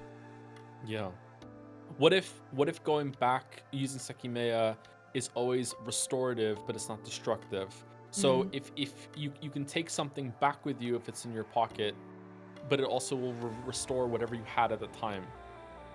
It's not going to take anything away from you. If they need to do another test where they like put something in their pocket that they didn't have in the past. Yeah. And see if it goes with them. Yeah. Mouse is so smart. She is smart, isn't she? Damn. That's a really good observation. Yeah. How could you ever take something back like that? Yeah. You're missing one core thing for your thought processes. This is anime. It's not anime. Okay. All right. Baldur has a good point too, in that like their brains don't reset, so they get to keep information. Yeah. So again, it's not. It's maybe not always though, because like it seems that Akaro. No, it only deleted Kate. So it seems like it's. Anyway, yeah, it's okay. Let's continue. Someone could have recorded the message ahead of time just to fuck with them. Yeah, that's true. But the stuff that was on that recording involved enough people that I think that it was at least partially real, because it had the Isla jump scare in it. And Akaro did have new memories too. That's true. That's a really good point. Like, Akaro seemed to be remembering an entirely different past. Things just didn't get nuked for him. Okay, yeah, let's keep going. I'm sorry, I forgot. Am I reading this? Yes. Okay. My past body and my possessions of the past could be replicated, but Mia might not have counted if I'd simply been touching her. But what if I could think of a time where I'd been holding her hand or her shirt? None immediately came to mind, but they could apply. I looked at Shiroya, whose pensive look surely resembled mine. We'd remained silent for many seconds, and while I hadn't thought of voicing my recent thoughts to her, it was a path she could also find herself. I took a couple steps back to lean on the column, trying to break through the single wall that blocked my reasoning. I might have jumped the gun by minimizing the fact that Mia is a human. Yeah, that's... While I thought that we couldn't rule this out without attempting it, I see a big problem that might just reveal its impossibility. The biggest difference between a key and a human being is without a doubt the possession of consciousness. In the bedroom, our past bodies were recreated and we appeared within them. The locker key is proof enough of that. However, what happened to the brain? If our past bodies were recreated, the brain belonged to a past version of us. Despite that, we possessed memories and knowledge obtained after the recreated point. So even though we appeared in bodies identical to our past, the past minds were left out. Which does leave a big question mark about Akaro. Why did our consciousnesses appear in our past bodies without conflicting with our past consciousnesses? This has to be because we touched the Sekimeiya while in possession of a future consciousness. Then it was put within a past version of us, one that had a vacant mind. So what would happen if I could replicate my body from a time I was holding Mia? My consciousness would make it to the replicated body, but since Mia's wouldn't travel with the Sekimeiya, there'd be none to insert into hers. Therefore, it's possible I'd appear next to a lifeless body, as past consciousnesses aren't being replicated. But I can't know whether I'm overwriting my past consciousness every time I replicate my body, or if it's merely not being replicated and I'm occupying an empty spot. After all, the Sekimeiya touched Isla's dead body and she didn't travel. That's probably because there was no longer a consciousness present within her. To try to make this happen and test which hypothesis is correct, attaching ourselves to the smallest possibility, we'd have to understand the Sekimeiya completely. We would need to make one final, thorough attempt to save Mia. Shiroya and I can't arrange the necessary circumstances by ourselves to see if it could ever work, because a successful result would create an extra permanent version of one of us. So, the first step. What determines the point in time our replicated bodies are based on? It's definitely different from the amount of time traveled, and it doesn't seem to be consistent. But the second step, the amount of distance traveled, appears to operate under a consistent rule. The longer the Sekimeiya spends storing energy, the farther we travel. Meanwhile, the replicated location has differed with each travel, and there's no clear rule to draw. Nonetheless, it's hard to think only one thing would be consistent. The core of replicating a past location is purely teleportation. We're teleporting to a coordinate of space we were once at. However, how is the Sekimeiya working with that coordinate? While the answer could be that its powers are simply magical, there's more depth to it than I first thought. The easiest concept of teleportation to grasp consists of two containers in matter, teleporting from one to the other. The teleportation point is the other container because it exists and can be accessed. We aren't appearing inside designated and fixed containers though, so let's assume that the coordinate of the bedroom where I appeared can be measured with a number. When I touched the Sekimeiya, it sent me to that space coordinate after recognizing that I'd found myself there in the past. The problem, oh god. Oh, they're doing it. They're acknowledging it. No fucking way they're acknowledging it. What? I can't believe that they're acknowledging that. What? Right. The problem is that we live on Earth, a planet that is constantly moving. As time went forward, Earth would have moved away from that coordinate, and it wouldn't have corresponded to the attic's bedroom anymore. If the Sekimeiya had simply sent me to one of my past coordinates, chances are I would have appeared in the middle of space. Going off Shiroya's estimate, we appeared where we were 10 minutes prior to traveling, while only going back 5. At that point, the coordinate that had once belonged to the attic's bedroom had already been vacated by Earth. I'd been walking in circles around the column, absorbed in my unusual thoughts. Shiroya saw that I'd stopped and stretched her body a bit. Should we go? It's well past the time we traveled. Yes, but I want to do one thing first. I'm just imagining him staring at the ground, pacing around the column. Well, if the Earth is going around the sun at this speed, and it's rotating at this speed, and then if I'm in the place and maybe my consciousness maps onto the place that it would be in space, like, just she's just watching him. Just like... I showed her the locker key. Then we left through hallway B. Did you know that in the extended Scrooge McDuck verse, he's got a thinking groove worn into the floor of his office? No, I couldn't even tell the difference between Donald and Daffy Duck on this screen. don't know about the extended Scrooge McDuckverse. It became evident we'd left the doors of 2 rooms open, the event room and room B6. I ignored them and walked to the bathrooms. Like before, I raised the toilet's lid and tossed the key inside, then flushed it away. Why? Had to do it. I want to deny the reality where someone uses it in the past to take our Sekimeiya. But then they could just take it off. What happened? Wait. What? Sorry. Never mind. I'm not even going there. Well, the universe handled it fine again. The way the Sekimeiya disappeared from the locker is still basically a locked room mystery. She shrugged, and while she was right, I still went to the staff room. I was able to open the locker just fine, and there was no Sekimeiya inside. Oh.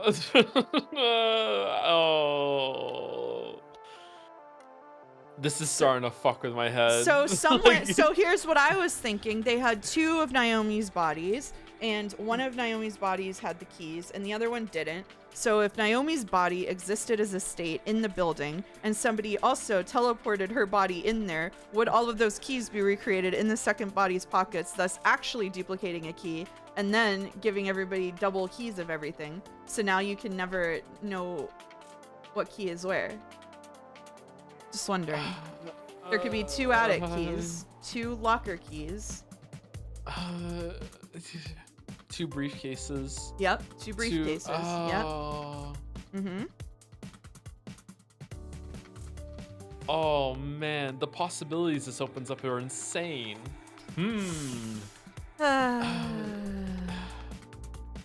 This game is training you to think like Katsuki. It's fucked up.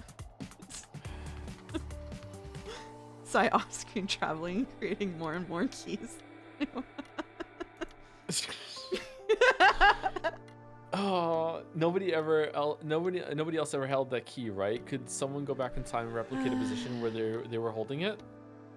Only when Sai found the whole set on the first Naomi, I'm pretty sure. My mind had gone pretty deep into it. What if someone replicated a position in which they'd been holding me? Had that ever happened? No one has ever held you, Katsuki. If that would create a lifeless body of mine, it could appear holding the key. Let's get the Sekimeiya. Still has to be in the other room.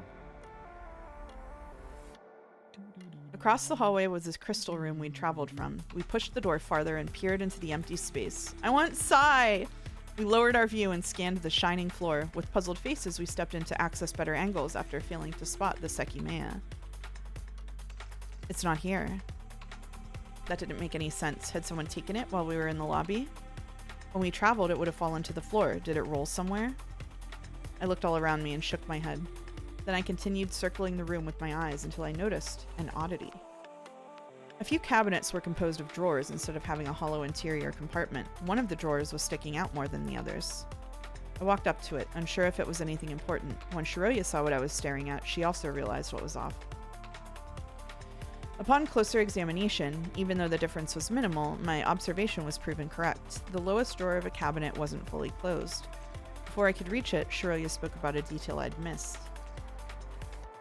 This is the cabinet the Sekimeiya was next to, right? Oh, earlier? You're right. It was on the floor, in front of it. Which meant that, most likely, the person who left the Sekimeiya behind also opened the drawer. I extended my arm and pulled the drawer toward me. Immediately, an object within rolled across around the narrow interior, making dry noises as it hit the wood. After it stopped rolling, the immobile Sekimeiya met our eyes, letting out a surrounding faint glow. Aside from it, there was nothing else inside. Shiroya and I looked at each other, well aware that what we were seeing didn't make sense. The Sekimeiya had disappeared only to reappear inside a nearby drawer. Is it even the same one? The drawer wasn't shut all the way, so you can probably ignore the self-teleportation we've been thinking of. Someone most likely put it here. But who would have failed to properly close a drawer? Once again, it seemed as if we'd been lured to the Sekimeiya's whereabouts. Before questioning anything else, I put my shirt between my hand and the Sekimeiya's surface as I'd been trained to do. However, I couldn't last more than a couple of seconds before I had to take my hand off. What the fuck? It's burning. If we're right, that must mean it's been here for a while. The longer the Sekimeiya spends away from a cold temperature, the hotter it gets. The farther back in time you go, and the bigger the range is. If that was correct, she must have been right. Oh, shit. I'm pretty sure it wasn't this hot during previous travels. It was an imposing claim. Every time we'd found the Sekimeiya, the decision of whether to touch it had been quick to arrive.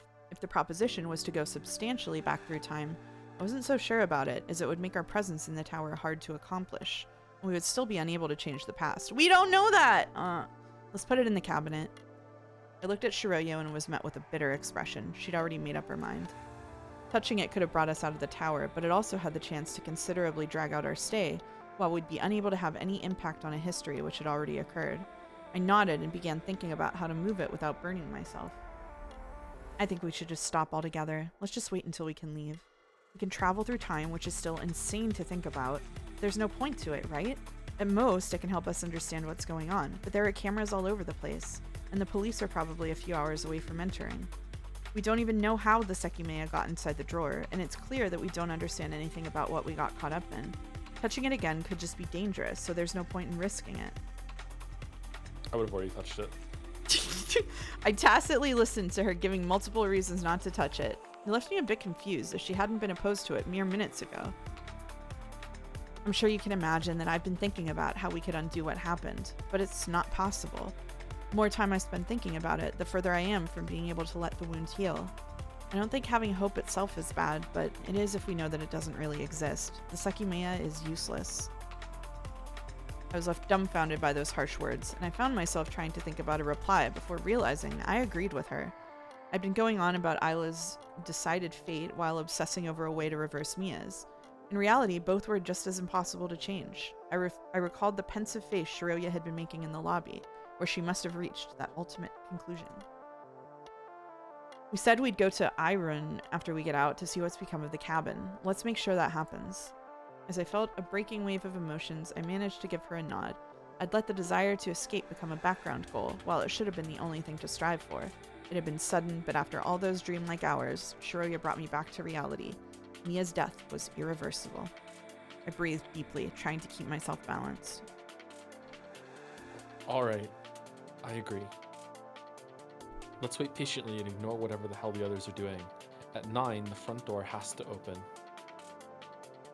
Right. What's going on here has nothing to do with us, and it's gotten too big to try to understand. You said Akaro and Sai could enter from the outside to grab the Sekimeiya, so let's leave it in the cabinet and wait next to it. Do you want us to take over narration for a bit? Sure. I grabbed the bottom of my shirt with my left hand to create a small hammock where I placed the Sekimeiya. As the cloth wasn't touching my skin, I was able to transport the Sekimeiya safely. I quickly headed toward the door, and we left the room. How hot would it have to be to burn the clothes? You said burning. Like it was, yeah. We were in hallway B. My perspective on the recording had been fluctuating drastically. Okay. And once again, it had become one of the worst possibilities. If it did occur, despite meaning that Isla would be alive in the future.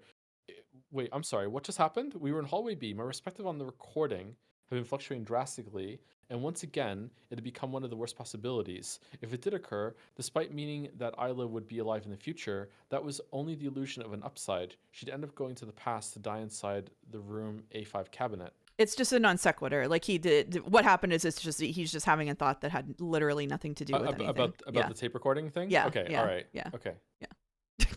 That makes sense. I took short steps so that the Sekimeiya would stay still. Eventually, I reached the open door that led to the event room, where we would again attempt to wait, detaching ourselves from our surroundings. Is there going to be Sai? Oh, God, I hope Sai's in there. It's a whole stream without Sai if he's not. Okay, so. What? So, the recommendation that was given to me by the Sekimeiya thread in the Discord was to just pick the top option anytime we're given a choice. We don't need to abide by that, but that was their collective recommendation.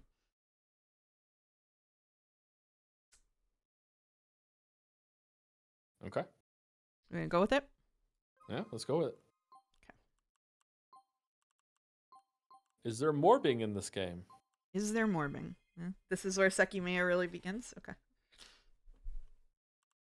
Alright, we're touching the Sekimeiya.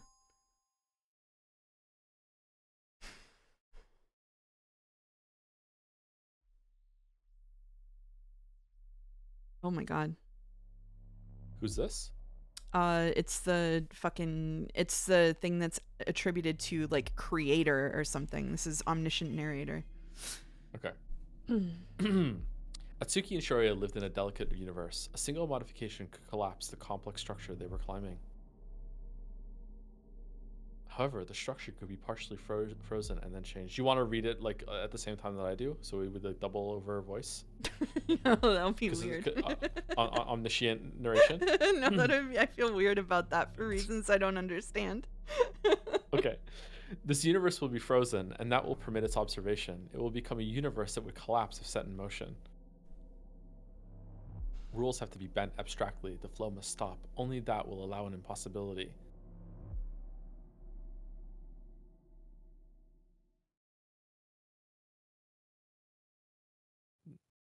Okay. Time for the musical intro. Okay. Atsuki and Shoria were in front of the event room. Unbeknownst to them, instead of deftly weaving their way through myriad tangled threads, those very same strings took hold of their bodies. Atsuki's hand reached for the Sekimeiya, and as his brain was informed of the most painful burn he'd ever felt, his eyes took in the sudden darkness that appeared around him. He attempted to understand. This feels like a bad end. Is it like, get this out of the way, then we reload? He attempted to understand where he'd appeared, but the lack of light made it futile. He touched the Sekimeiya, going against what he agreed with Shiroya. However, while there hadn't been a reason behind it, he didn't question his action. After a few seconds lost within the darkness, his eyes began to adjust, and he spotted a faint light coming from his left. Immediately, he recognized where he was. It belonged to the reception desk found in the lobby of Ashia Tower. That was where he had appeared. He had to determine the time. While the lack of light was a complete giveaway, he knew he hadn't traveled just a short time back. Johnny Silverhand just mowing through soldiers right now. He approached the hallway B door and surreptitiously turned the doorknob, spending a while locating it. Without offering any resistance, it opened the path to the wide corridor, which resembled nothing more than a haunting void. It was just as dark as the lobby, with no light to verify his surroundings. However, he knew the layout and began to move forward. Even though he was lost in time, his movements hinted at a goal. After a few steps, his motion was halted by a sound that echoed off the walls. Stop moving at once. Stay still and do not run away. This is suspiciously katana-shaped dialogue. Yep. The sudden robotic noise pierced through Katsuki's chest, accomplishing its demand for the words to be processed. Katsuki understood the meaning behind the voice. As it had been explained to him, it must have belonged to the microphone installed in the security room.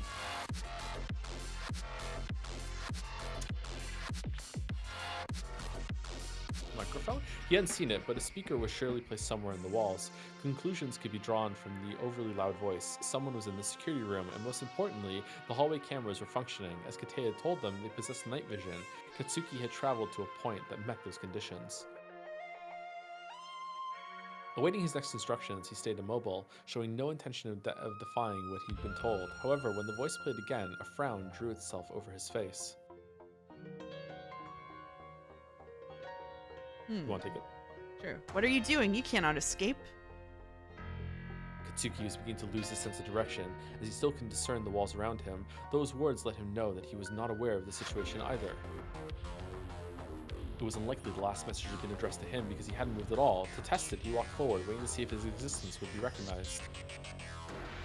After a few steps, no new message reverberated. That's Shiroya that's getting it? He looked up and saw a distant, faint green light that belonged to a security camera, but he couldn't know if it was working.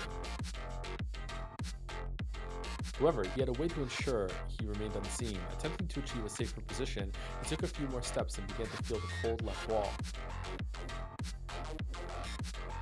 He shortly spotted a door and took hold of its knob. Then, he felt an alien pain in his hand that startled him. Confused, he tried with his other hand and pushed open the door with ease.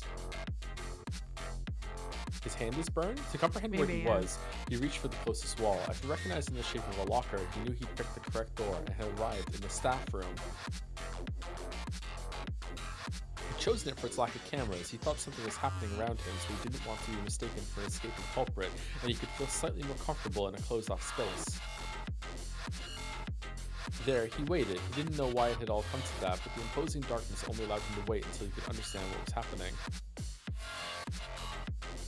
Just a few minutes earlier, he'd been talking to Shoria about making it out of the tower and resuming their old life. He couldn't yet be sure if touching the Sekimeiya had made that easier. He stood next to the door, certain that he'd notice it if someone were to try to open it. But what he'd expected to be a short wait eventually morphed into more than half an hour of pure silence. As the empty minutes kept going by, ominous emotions began to fill his mind. Would he be mistaken for a criminal at the end of his wait? Was he alone, even though someone else must have been addressed earlier? If someone else was present, should he try to evade them or go look for them? Countless thoughts passed through his brain, and he couldn't decide. Wherever that point in time was, Katsuki spent a full hour of it as the sole guard of the staff room while uncertainty permeated his being. Where's Shiroya? Suddenly he checked his pocket. There, he found a small key, which he recognized had the shape of Naomi's lockers. What? What? I mean, I guess it just...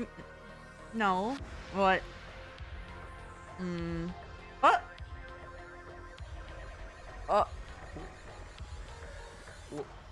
Without warning, the lights turned on, emitting no noise. Instead of being startled, Katsuki shut his eyes forcibly, attacked by the intense illumination. After a few attempts of reopening them, his vision finally adapted, and he looked around the room where he'd spent so much time. He confirmed that it was the staff room, looking exactly as he'd thought. The lights indicated that he wasn't alone in the building, but they were no cue to start moving. His dilemma hadn't yet been solved, so he remained indecisive. Alright, so, like, is Akaro future Katsuki and Kate is future Sai? I don't know. Before he could give his updated situation much thought, he heard a sound coming from the hallway, resembling one of the footsteps he'd heard a few times during the past hours. Further amplifying their presence, the person in the hallway continued to make noise. Katsuki heard a door being opened and closed, as well as sounds coming from behind the wall to his left. Katsuki's heart began to beat faster. As much as he wanted to understand what was happening, he had no desire to be found. He was paying close attention to every sound, but he failed to recognize that someone was right behind the door. He heard the knob being gripped and looked at it turning. He stepped back, and as soon as the door opened, Katsuki fixed his gaze on the eyes of the person who finally found him. The figure was immediately taken aback while its expression shaped into one of defiance. Katsuki, on the other hand, wore an unsure look after immediately recognizing the man. What the fuck are you doing? Those were the first words Katsuki heard in more than an hour. He didn't know how to reply, so he moved forward, drawn in by the scenery behind the man. However, he stopped himself when he spotted something of massive importance. The man was transporting a black suitcase. Aren't you gonna fucking answer me? Who are you? Since Katsuki knew that explaining wouldn't serve a purpose, he produced an inquiry of his own. What's that suitcase for? The man's expression instantly morphed again. Those cold words were interpreted as a clear and sudden attack, but he tried to hide his reaction. What do you mean? It's just a suitcase. How are you even here? Oh shit, green text just dropped. What? First, tell me what you need the suitcase for. Are you trying to imply something? I'm not following. Huh? I understand what's going on now. Are the gems already inside it, or were you about to go get them? Oh. Being able to reason something out had calmed Katsuki. Every trace of fear had left his body, replaced by confidence. Can the past be changed after all? That question flooded into Katsuki's mind. The man's face didn't change. He was lost in thought after Katsuki's abrupt accusation. Nonchalantly, he entered the room and locked his piercing eyes on Atsuki, who didn't waver. Suddenly, he grabbed Atsuki's neck and threw him into the wall. What the fuck do you know? Were you waiting for me? Katsuki's reasoning had given him reassurance, but it hadn't prepared him. He had future information, so he should have had the upper hand. However, his discussions with Sai had given him false expectations, and he hadn't reacted properly to an abrupt physical attack. Sai would never hit me. Kid, no matter what you think you know, you're done for. You're sticking your nose into something very delicate, and this will not stand. Those words didn't reach Atsuki, as his head had slammed too hard into the wall. While the man threw more and more threats at him, he was unaware that Atsuki's sight was only registering a blurry image of his face. And that face... Once he had told him everything he deemed necessary, he let go of him, thinking he'd managed to convey the seriousness of the situation. However, Atsuki's body plummeted down, the same lost gaze looking upward at the ceiling. As soon as he understood what he'd done, the man rushed to grab him, hoping that he was only being tricked. However, that was far from the truth. Atsuki's remaining time alive was in a countdown. As it ticked down, he couldn't even possess that his fresh start with Shiroya would never begin. Is this a bad end? When the man you got something? No, I was just going When the man realized he'd become a murderer, he froze, inheriting Atsuki's dilemma. He couldn't move, and he knew that the hallway's cameras would record him. For that reason, he stood next to the door, spending the minutes growing accustomed to the thought that his life had been ruined. He ran through many courses of action. Suddenly he concluded that there was some hope left for him. Even though exiting the room would cement the reality of his actions, he might have had a way around it. After what happened, though, he was unsure he could count on it. Eventually, the previous events repeated themselves. The door was opened from the outside, and the man met face to face with the person who'd see him as a killer. On the floor, Katsuki spent the last seconds of his life facing up, unable to move any part of his body.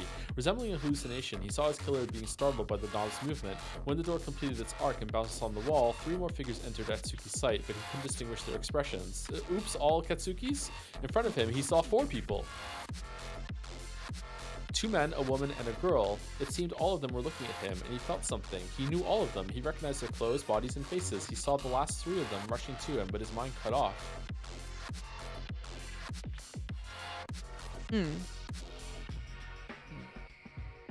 Ending A, curiosity killed the cat, the Katsuki. That was the last image Katsuki saw. Then his consciousness didn't fade away, as he had none.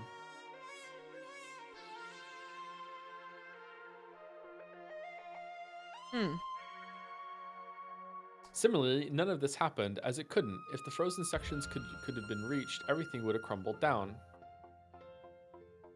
But that wasn't all. Something else denied the whole structure's connection.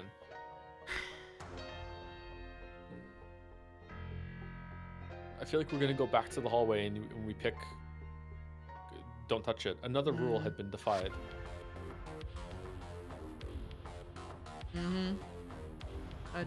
That never happened. That can't happen. Well, no. Ethereal arc.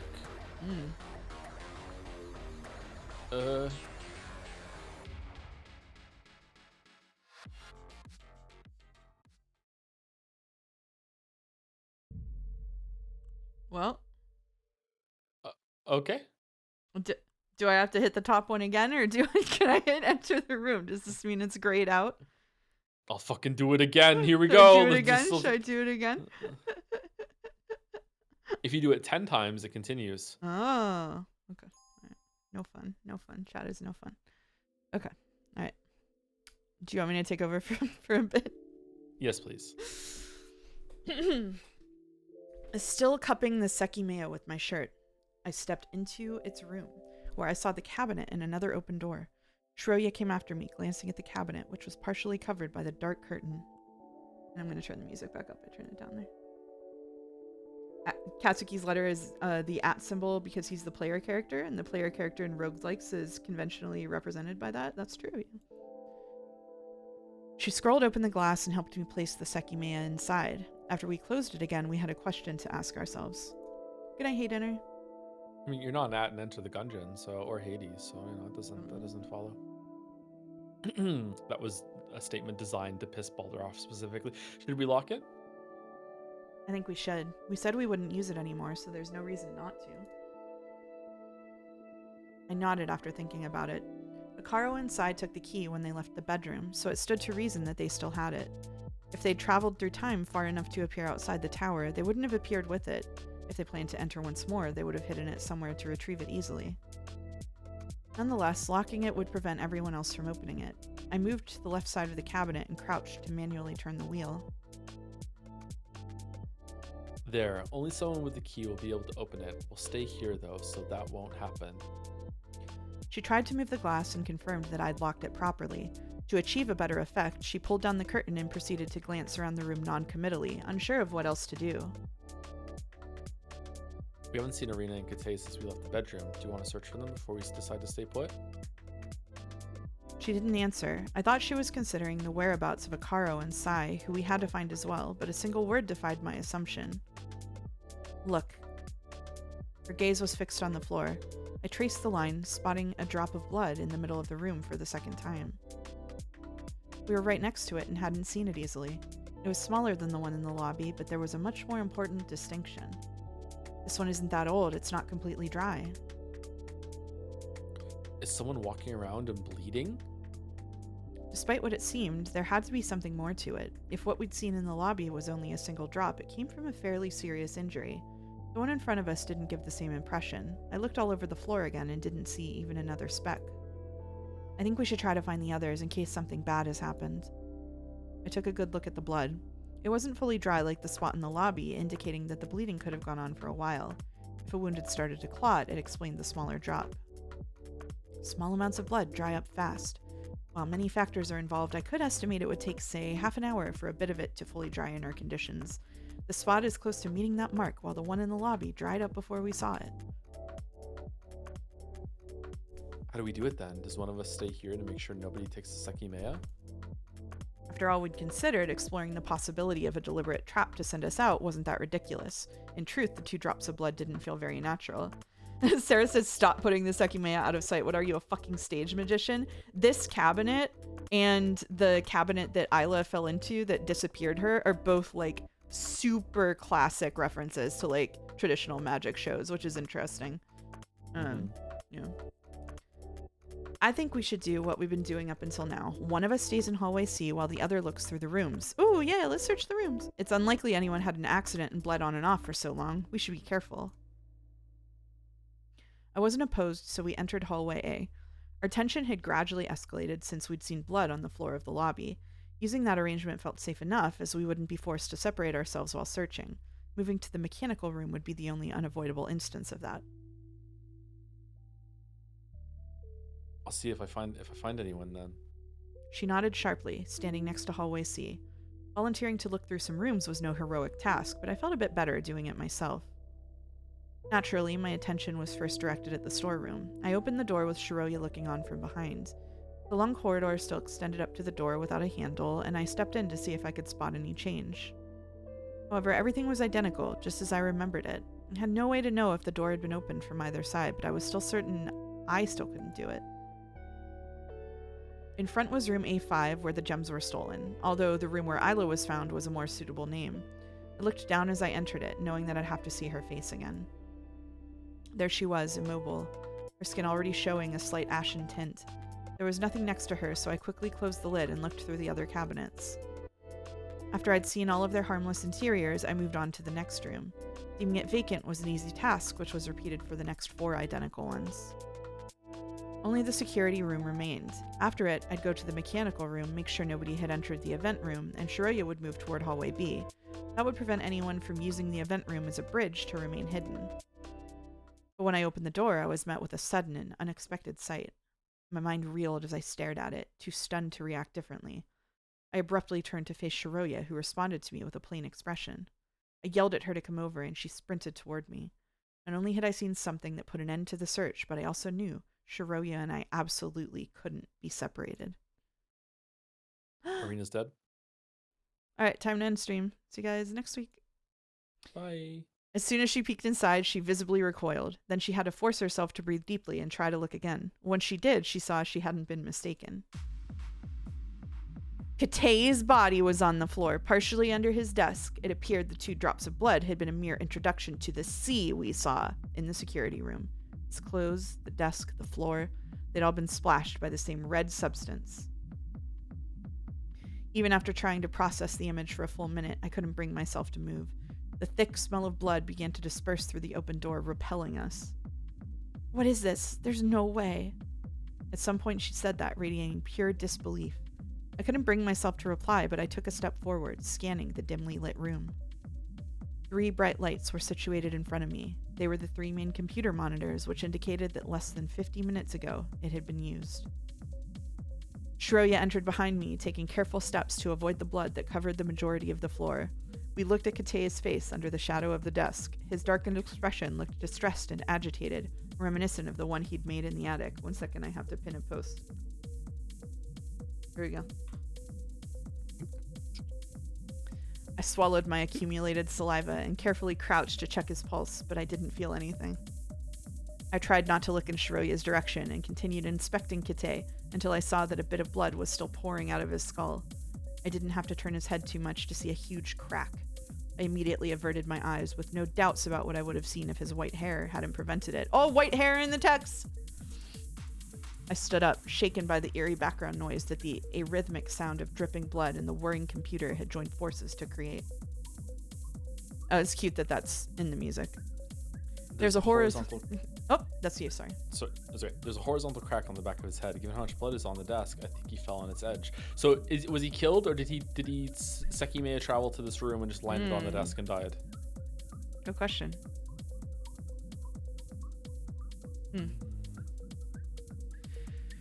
Once again, Shiroya looked down at the pool of blood. It was natural for a head injury to bleed so much, and what I'd observed didn't reveal much, for all we knew it was an accident. The way I imagined it, if he'd fallen back, he would have hit his head against the desk, ended up underneath it, and pushed the chair away. Despite how much blood covered the floor, there were no bloody footprints leaving the room. Well, that doesn't mean anything. However, the gruesome scenery obligated us to think that someone could have done it. Pushing Kate would have achieved the same result. Vast pools of blood would take a long time to dry, so I easily spotted smaller drops on the side of the desk. Those were much closer to drying up, reminding me of the one in the event room. No matter what happened, though, he was dead. Kate, who was an enigma of his own and never stopped claiming his innocence, met his sudden end right after freeing himself from confinement in the attic. Look at the screen, there's a message. Huh? What if he Sekimeiya into the desk because he was too stupid and didn't subconsciously account for Earth's movement? I quickly glanced at it. As she'd said, in the center of the middle screen, I saw a tiny message box containing one single line of text. I did it. 10:04, cameras disabled and associated footage erased. Oh, what? At 10:04? That must have been when Kate was here alone. We checked the time at 9:41. 20 minutes later was when we left, and he stayed behind trying to fix the system. You're right. Instead, he erased the existing footage and shut down the cameras. That's what this is saying. Most conspicuous hint, a message left on the computer, was potential proof that Kate had been the culprit we were trying to ferret out. I reached for the mouse and dragged the message aside. Behind it, the program Kate had attempted to display the footage with was the only thing seen on the screen. It had a list of all the cameras, but they were useless if they'd actually been disabled. I lowered my eyes. The taskbar contained the single clock we had at our disposal. As soon as I glanced at it, the numbers switched from 16:59 to 17. It's 5 o'clock, only 4 hours are left. Let's get out of here. I'm sorry, that was your line. I was just reading. I was just going. Okay. Let's get out of here. From this room too, the smell is getting unbearable. I had no complaints. Even though the hallway's illumination was worse, we left the much darker room and breathed steadily after the minutes we'd spent inside. The message on the screen. Without a doubt, it belonged to the security system program, but was that full proof of its trustworthiness? With such an obvious message being found next to him, I had to ask myself if it was legitimate or a diversion left by his killer. Not only did the room leave the possibility of an accident open, it also displayed an incriminating message next to Kate. And whoops, the Sekimeiya is gone now. Whoops, oh no! Was the message a fabrication by the real culprit to pin the blame on Kate and play it off as an accident while they were the ones to deal with the cameras and the security system? It wasn't easy to tell, and I wasn't sure which idea I was more inclined to lean toward. Wait, no, it doesn't make any sense. Look. I followed Shiroya's line of sight again, that time up to the ceiling. That green light is supposed to indicate the camera's recording, right? There's no way they were disabled so long ago. I forgot about that. You're right. However, it was Kate who told us what the green light meant. We can't be certain about it. So true. They haven't stopped flickering, and I'm sure they also were before 10 o'clock, so if the cameras really aren't recording, the lights must simply indicate they're powered on. It's strange that Kate would tell a lie like that. If he disabled the cameras, part of the reason would be that he didn't want the police to see him when they entered. Despite that, he incriminated himself by lying to us about what the lights mean. Yeah, that's not consistent. Could someone else have left that message to blame him? I'm not sure, but thinking about it more, there's no way this was an accident. If Kate fell backward and hit his head against the desk, it means he was exiting the room. Why would he try to leave with that message being shown on the screen? Another person had to be involved somehow. Shiroya agreed with me. After a few pensive seconds, being presented once again with the fact that a murderer was nearby, we had to decide on what to do. Do you want to search for the others? We should. We don't know what happened to Akaro and Sai, but I'm worried about Arena. Just can't split up, Katsuki. We have to stay together, no matter what. I couldn't say it was unlikely for Arena to become a target for the culprit. Kite was employed by Ashia, a member of the security staff, but Isla had died despite being a complete outsider and a child. Any one of us could have been next. Yeah, okay. Let's stick together and find Irina. Let's just be extremely careful. We have nothing to defend ourselves with if we're suddenly attacked. She gave me a strained, saddened look. Even though only 4 hours remained, seeing the outside world felt infinitely far away. Let's see if the Sekimeiya is still here. We entered the event room. The Sekimeiya hadn't been taken while our attention was grabbed by the security room, miraculously, so it was unlikely that was the intent of the culprit's plan. As a routine effort, I lowered the curtain again. We have to find Arena. It's not good that we haven't seen her yet. Alright, there's no need to separate at all. We're only trying to find her and she wouldn't hide from us. It could be dangerous to try and corner the culprit. Right, let's finish up this floor. We went to the lobby to access the mechanical room. Down the staircase was the strangely imposing room which could have served purposes beyond our understanding. No such thing. There were some spots out of reach from the stairs, under a table or behind some chairs in the back. Stepping farther in revealed the lack of any hidden person. I doubt Irina would be in the hallway B room, but let's look before going up. Why didn't you just call out to her? What I don't know. That's what I was thinking. Just stay in the middle, go, Irina! Yeah. Just, just shriek at the top of your lungs. You'll find out where anybody is real quick. The first room we looked into was empty. Failing to stumble upon anyone made things grow gradually more unsettling. We knew someone had to have traveled with the Sekimeiya shortly before we did. I'd explored the thought that perhaps, if the range was huge, Arena had the chance to be caught up in it and escape the tower. However, Kite was that a terrifying sound? I'm sorry. However, Kite had gone downstairs before her and should have traveled as well. Since the dryness of his blood indicated that he'd died almost half an hour before we'd found him, I was willing to disregard that theory. You don't want to hear me actually scream into the microphone, sorry. Shiroya and I proceeded to the next room. Of course, if they'd traveled out of the tower after leaving the attic, it was possible Kite had re-entered the tower through the storeroom entrance and then died. If the search for Arena yielded no results, that angle would gain some traction. The next room underwent an identical search. Halfway through, we realized that searching inside the cabinets defeated the point of what we agreed on. They were only a potential hiding spot for a culprit we decided was out of our reach. We opened the door to room B4. Past it on the floor, Naomi's corpse reminded us that it was the room where we'd found her. The sight stopped us in place, leaving us dumbstruck. Because at her right, Arena lay, her clothes tinted maroon by all the blood on them. What? Oh, shit. Shiroya looked at me with a clear wish to deny reality. It hit us like a truck. Arena was dead too, and the only people remaining with us were dangers who we wanted to avoid. Fucking Beatrice is gonna be here any second. What the fuck? What's going on? I gulped before I took short steps forward. She was lying sideways, which let us see all the blood on her chest, though not extensively on the floor. There was some on her stomach and legs too. Unlike Kite's expression, hers looked almost serene, despite everything the tower had put her through.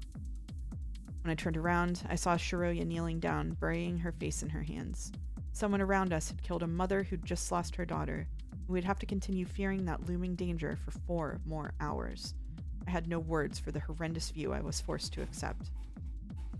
We stared at the scene in silence. Arena's clothes were slightly torn, signaling a physical fight, and the color of the blood indicated it had been drying long enough to be almost solid, just like Kite's. That's it. I can't look at her. Let's go. I lowered my head even more than it already was, clenching my fists. Seeing Shiroya like that was heartbreaking, but it was ultimately impressive how strong she'd been.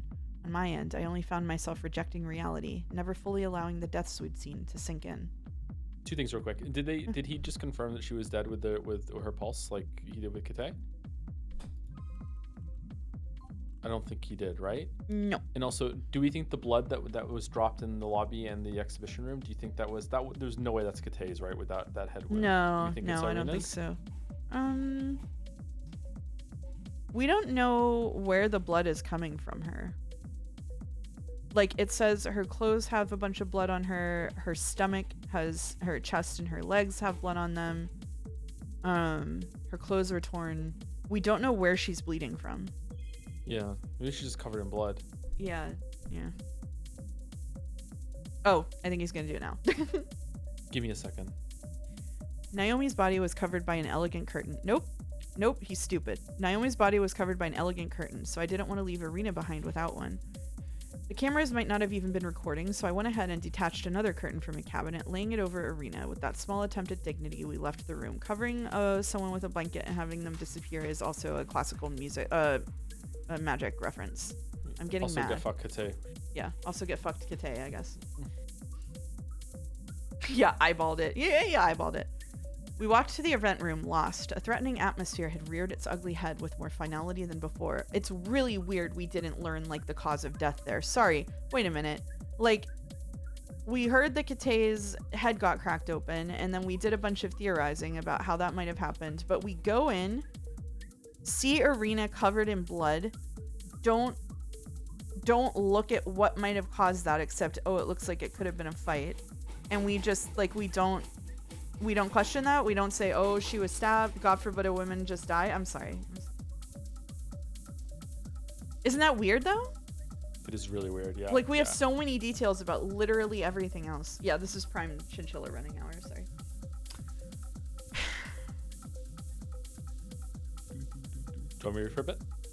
Sure. Yeah, I'm gonna be cranky about that and think about it.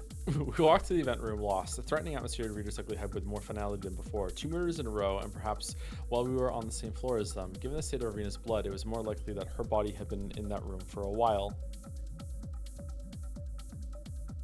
We hadn't reacted strongly to the past 2 or 3 deaths. It wasn't that we were desensitized, but that our feelings seemed insignificant compared to what was going on in that place, as if our defeat had been unavoidable from the start. There had been no time to really stop and consider the true gravity of being sealed away with 1 or more murderers, at least not for me. Thinking of ways to either avoid or root out danger had taken priority.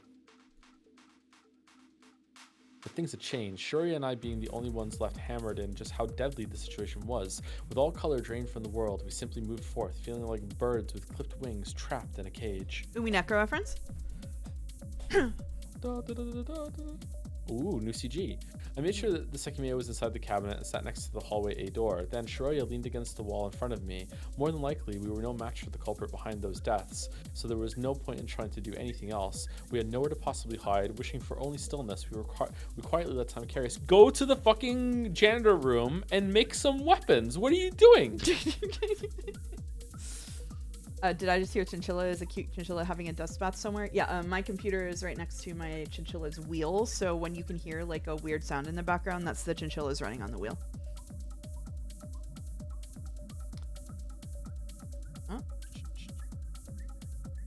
Are there some mops or something with that tray that cart that disappeared? With nothing left to do, I meaninglessly ran through the possibility of trusting one of the others. You know what is in that fucking janitor's room? Probably bleach. They could just have a tub of bleach ready to throw in someone's eyes. You don't even have to work very hard, you know?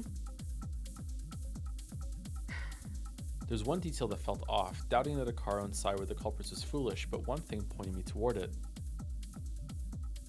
It was a drop of blood we found in the lobby. It was completely dry, meaning that it was left there when we'd been locked in the attic. However, the blood around Kate and Irina's bodies had been naturally from a time after we unlocked the bedroom. Therefore, during the time Akara and Sai should have been the only people outside the attic's bedroom, someone had lost blood. In addition, I thought that a small injury wouldn't have produced a single drop as big as that one. It had every possibility of being an accident. Akaro and Sai also could have fought, resulting in Akaro's victory, going off the lack of injuries when he joined us again. However, the truth had the potential to be slightly more convoluted. Perhaps Kate or Arena traveled to the past after leaving the attic, then they'd been attacked in the lobby and finished off even later. No matter what had happened, it was clear that something went wrong while we were at the top of the tower. Yeah, you think? And no matter who was left nearby, we didn't want to cross paths with them anymore.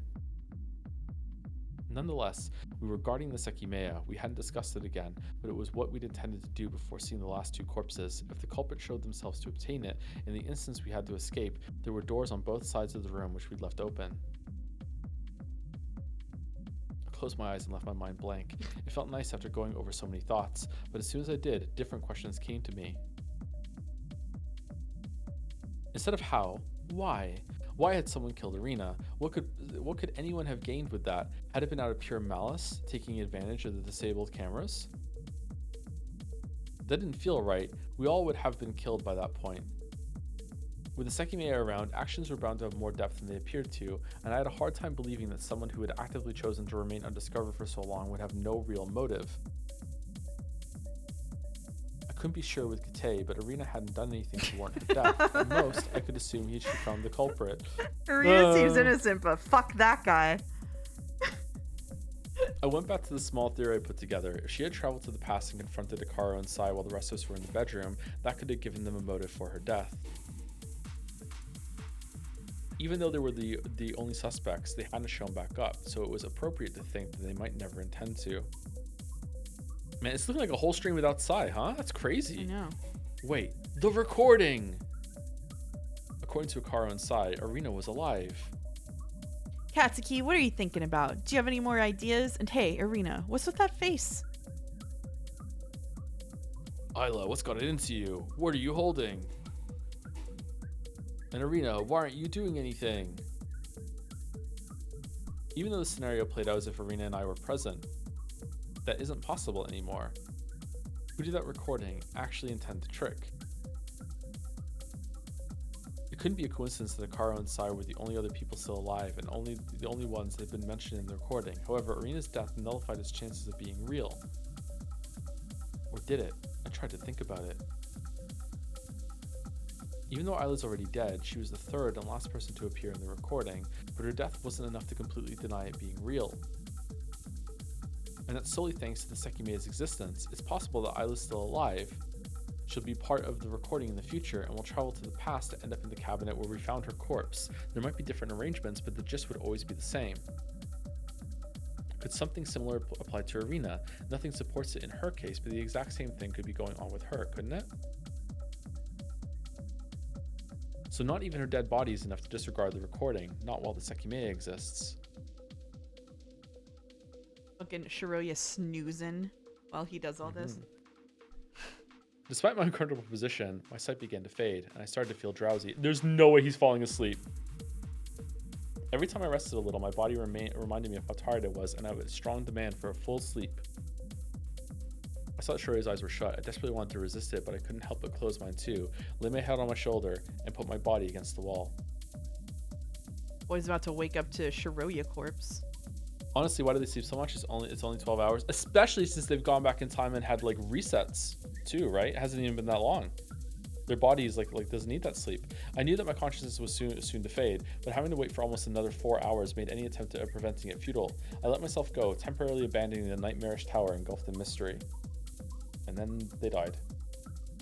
And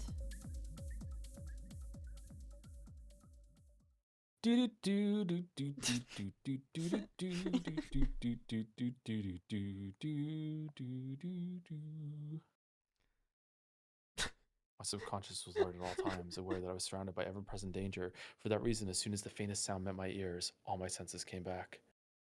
oh, Who the fuck? As if I traveled through time, I opened my eyes, unaware of how long I'd been there for. Thanks to the open doors, I discerned the origin of the noise. I stared ahead where hallway B was. What? I froze. The dry sound of my heart echoed within me and stuttered. dry sound of my heart. Just behind the door was Shiroya. As soon as she looked inside the event room, she saw my piercing gaze and returned it with her own. Convenient of her to take off her hoodie. Mm-hmm. Oh, After an eternity of a second, she turned around and sped up, her figure rapidly disappearing. Then, without moving, I looked at Shiroya. She was still sitting down and leaning against the wall before my very eyes, resting her head on her arms. Hey, are you awake? Shiroya! Vegeta. Huh? She lifted her face and looked at me with nearly closed eyes. Were you sleeping? Sorry, yeah. I stood up, clueless, my mind cluttered. No, it might sound ridiculous, but I just saw you. I dashed to hallway B. It was empty. My mind still reeling, I re-entered the event room. The Sekimeiya was gone. What? I'm being serious. Footsteps woke me up and I saw you in hallway B. You saw me too. You walked toward hallway C and there's no one here. Wait, wasn't she in the event room? Yeah, she's in the event room. Yeah. Yeah. What? How long have I been asleep? I don't know. What I saw could only have been achieved with Sekimeiya, so I uncovered the curtain. Sekimeiya is still here, and it's locked. I don't understand. Are you sure it was me? Yes, but there was a big difference. You were wearing different clothes. Different clothes. Were they mine? No, but I think I recognized them. You still had your coat, but you were wearing a different shirt and pants, and I think I saw them earlier in one of the attic wardrobes. Blood? She was too lost to respond, and understandably so.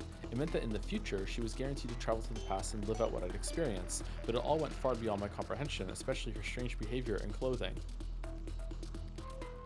Stay here for a second. No splitting up. I rushed out of the room and ran to hallway C. It was empty as well. Had it been a hallucination? There was no way. I was sure of what I'd seen. I circled the floor and entered the event room from hallway A. It appeared the Shiroya I'd seen had deliberately hidden herself, so I wasn't sure if searching in depth was a good idea. Let's go to the attic. I need to see if I'm right about this. She shot me another questioning look and approached with her hand on her forehead. No matter how much we wanted to spend the remainder of our time in the event room, Shiroya's bizarre apparition indicated that something else was happening, or just about to. Should we check the time first?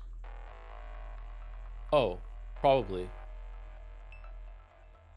Hallway A was still completely vacant. Shiroya had clearly seen me and chosen to walk away. It made no sense. If there was a future version of her, she already knew that I would see her. It was Sai's dilemma all over again. I had just explained what I saw to Shiroya, so if she ever did travel to the past and repeat what I told her, she would be completing a loop with no origin. It couldn't be that she purposely let me see her just because I said so. If Shiroya ever traveled again, she'd immediately recognize that the situation I described could come at any time.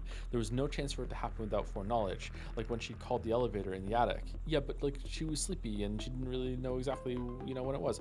The state of the security room was unchanged. I saw some drops of blood had fully dried up, which was consistent with the time displayed on the computer. The computer's still on? 5:29. Shiroya, are you there?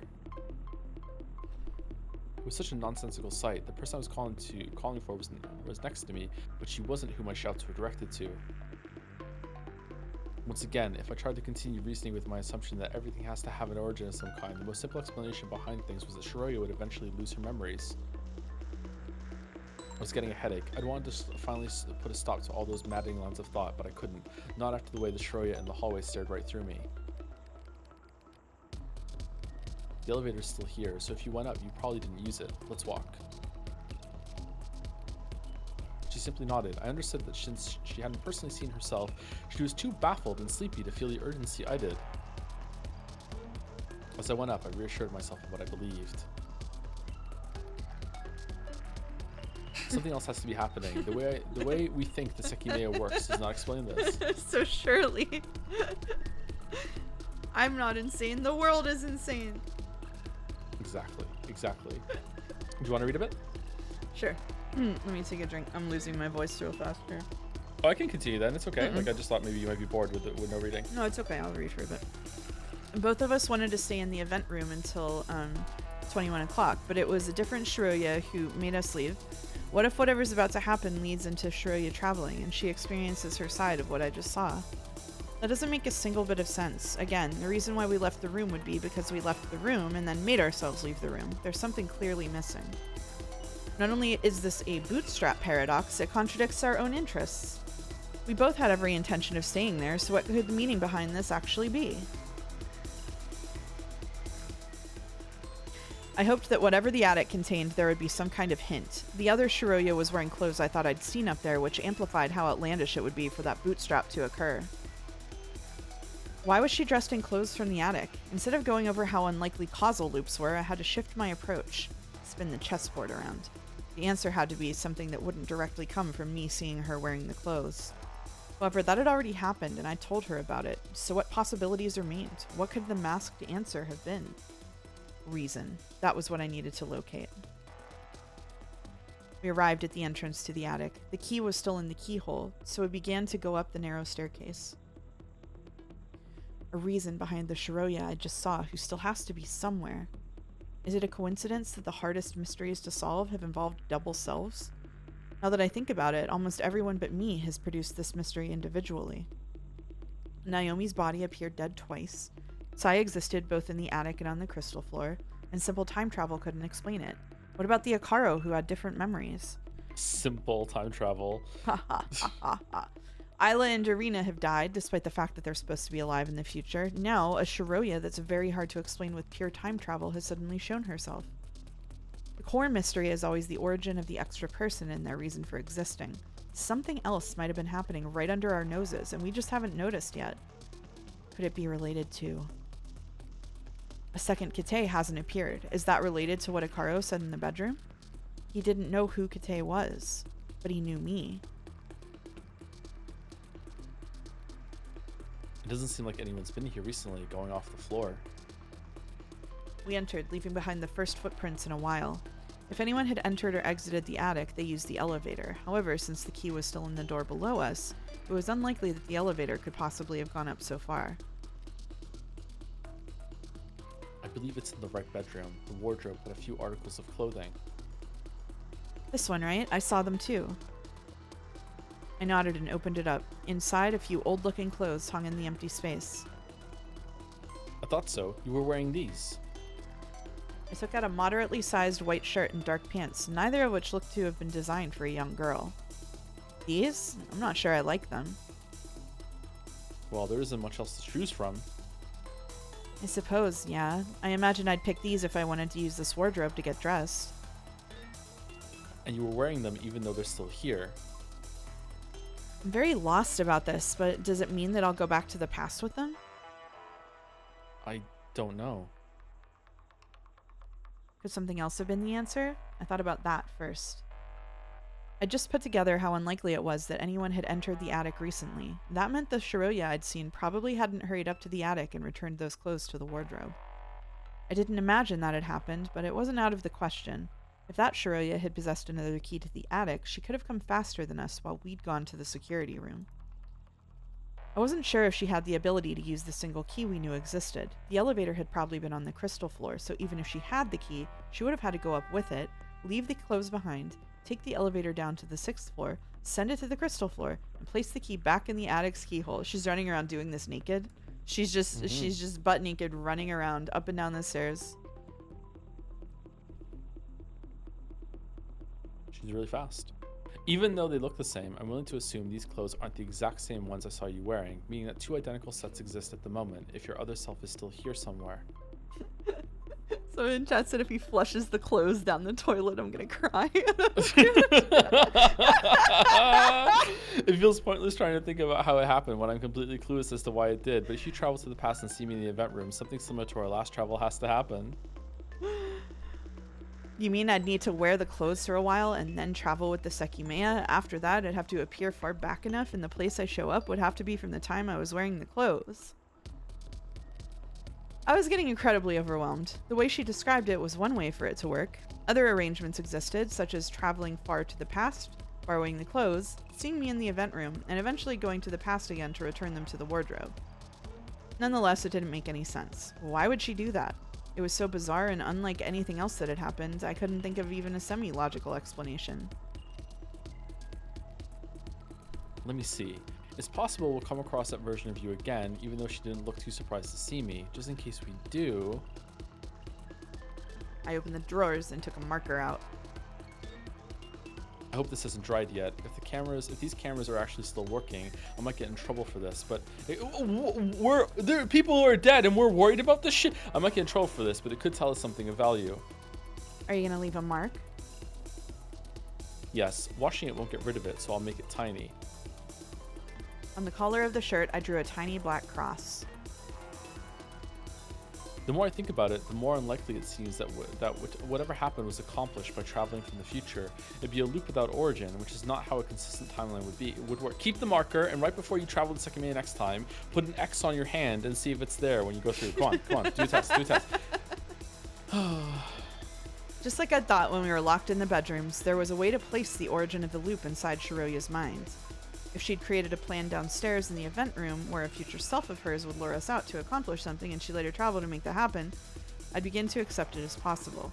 Since it had happened to Shiroya, though, I wasn't able to reason it out like that. If we ever see that version of you again and you're wearing these clothes, I'll check this spot. If the mark is there, it'll mean that you traveled from the future with it somehow. If it's not, that'll tell us the truth is different. If I ran into that Shiroya and saw no mark, there were next to no ways to explain it with her coming from the future, and they all relied on returning the clothes to the wardrobe before we found them. Once again, I couldn't help but experience an impending and threatening pressure when I tried to think about what reason existed behind it all. I left the marker inside the drawer and sat on the bed. Shiroya joined me at my side, evidently not fully accepting yet that a mysterious version of her was most likely roaming around downstairs. You don't need to travel to the past or put on those clothes, right? How could that have happened if you'll never make it happen? I won't, no, and I don't know either. I think it's just as strange as you're making it out to be. I replayed the moment in my head, that expressionless person who'd unmistakably been Shiroya. What were her thoughts at the time? I lay back in frustration.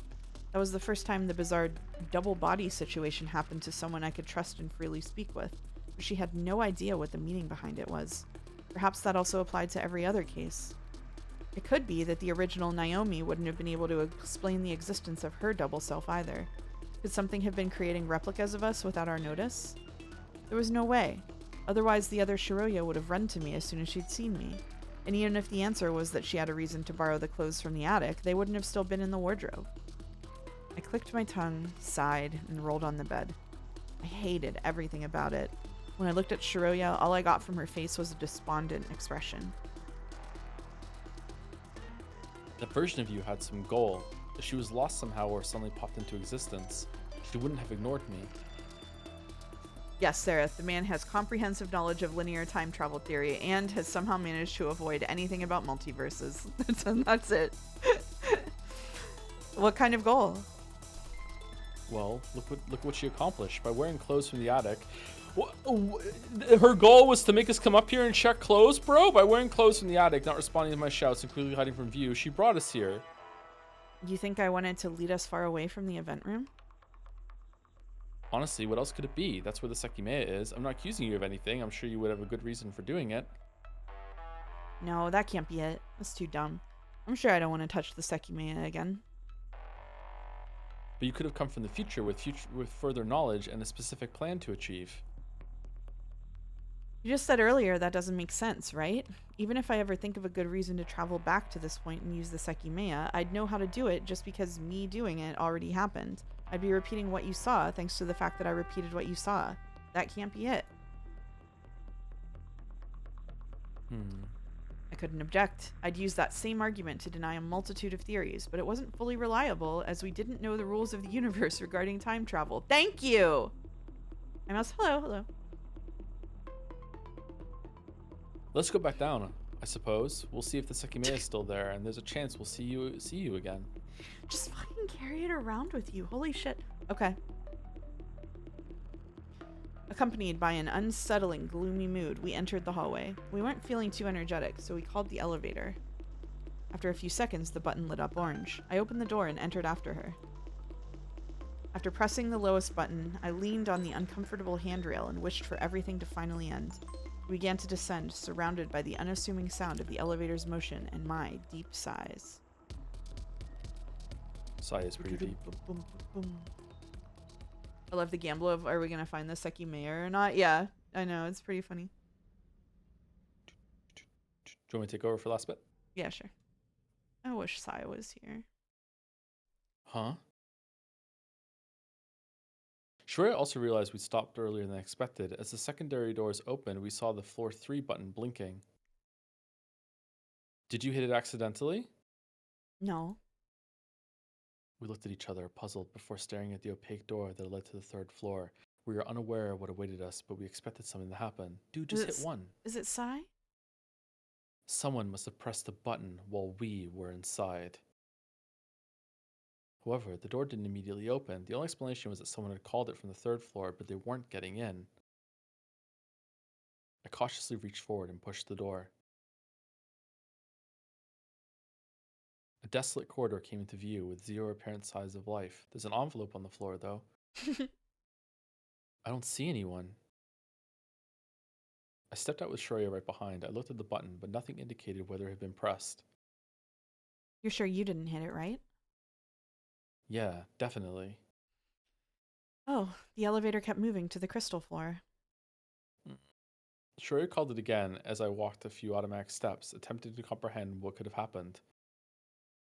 Did someone run away after pressing the button? I approached the stairs, the most likely route anyone would have chosen to hide in a rush. I couldn't immediately see anyone, so we'd have to choose which way to go. There's really no one here. Should we keep going down? I guess so. Maybe we should continue on foot. It could have been the other version of you.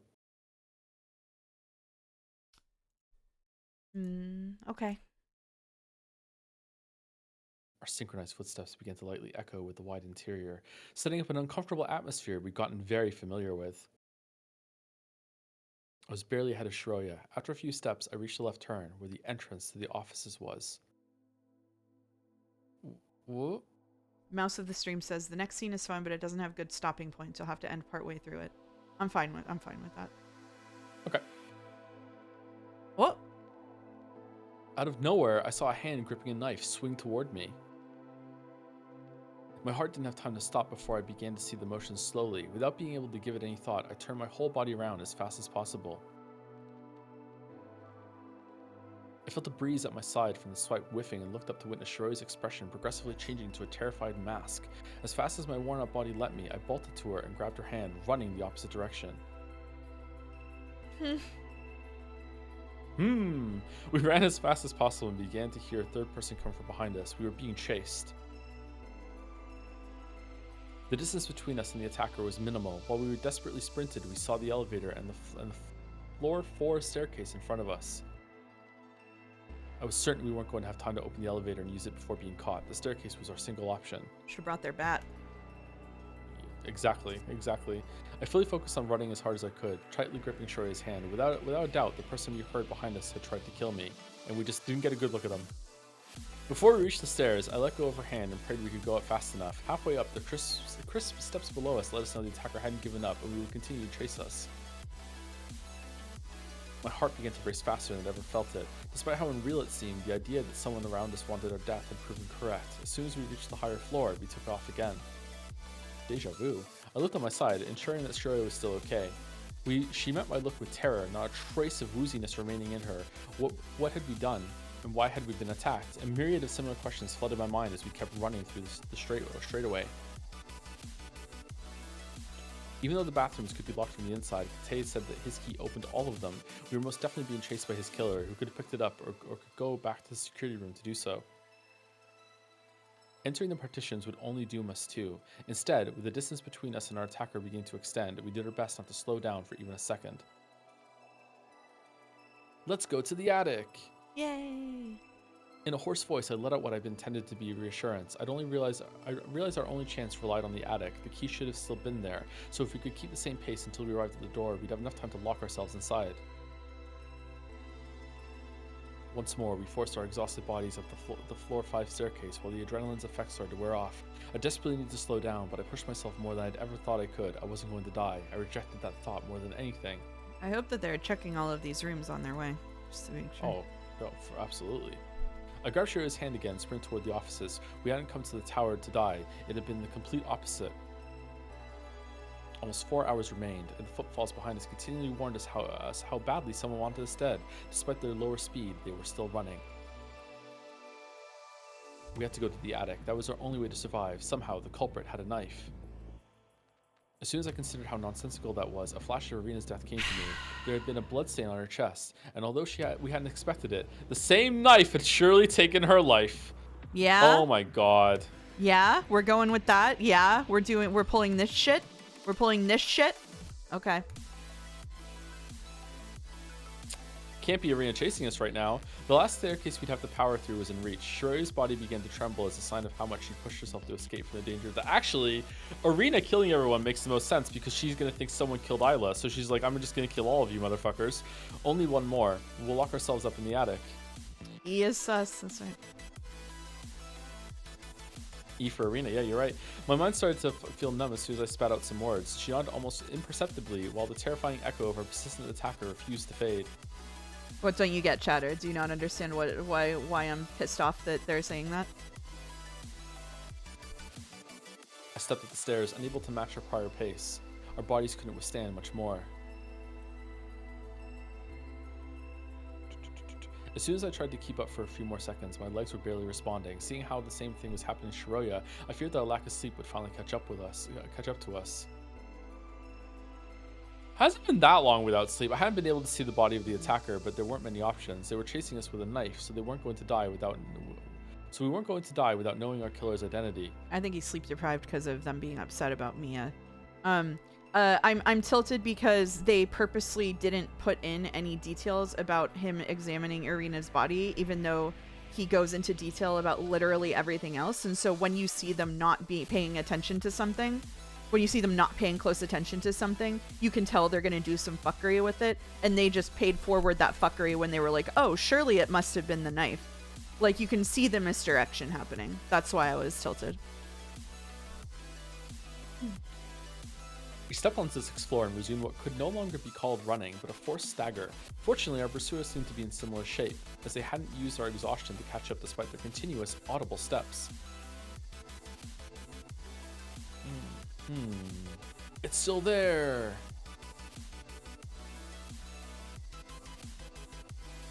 The attic door was open, and I could see the shining key placed in it. Merely wishing not to faint, we forced the last sprint as we heard the noise behind us growing louder. My body already given out, but thankfully too late to spell disaster for me. I took the key and entered the narrow staircase with Shiroya right behind me. As fast as I could, I shut the door and inserted the key in the inner keyhole. With a trembling hand, I turned and locked it. As soon as the tumble clicked, I stopped trying to control my body and collapsed between the two walls. Shiroya, who was covered in sweat, decided to go upstairs and change her clothes into what we found, and then used the Sekimeiya to go downstairs. Then realized that the way that she could make it that no one was killing us would be get a knife and pretend to try to kill the two of them, and then she could say, hey, it's okay, we can leave now. Are you okay?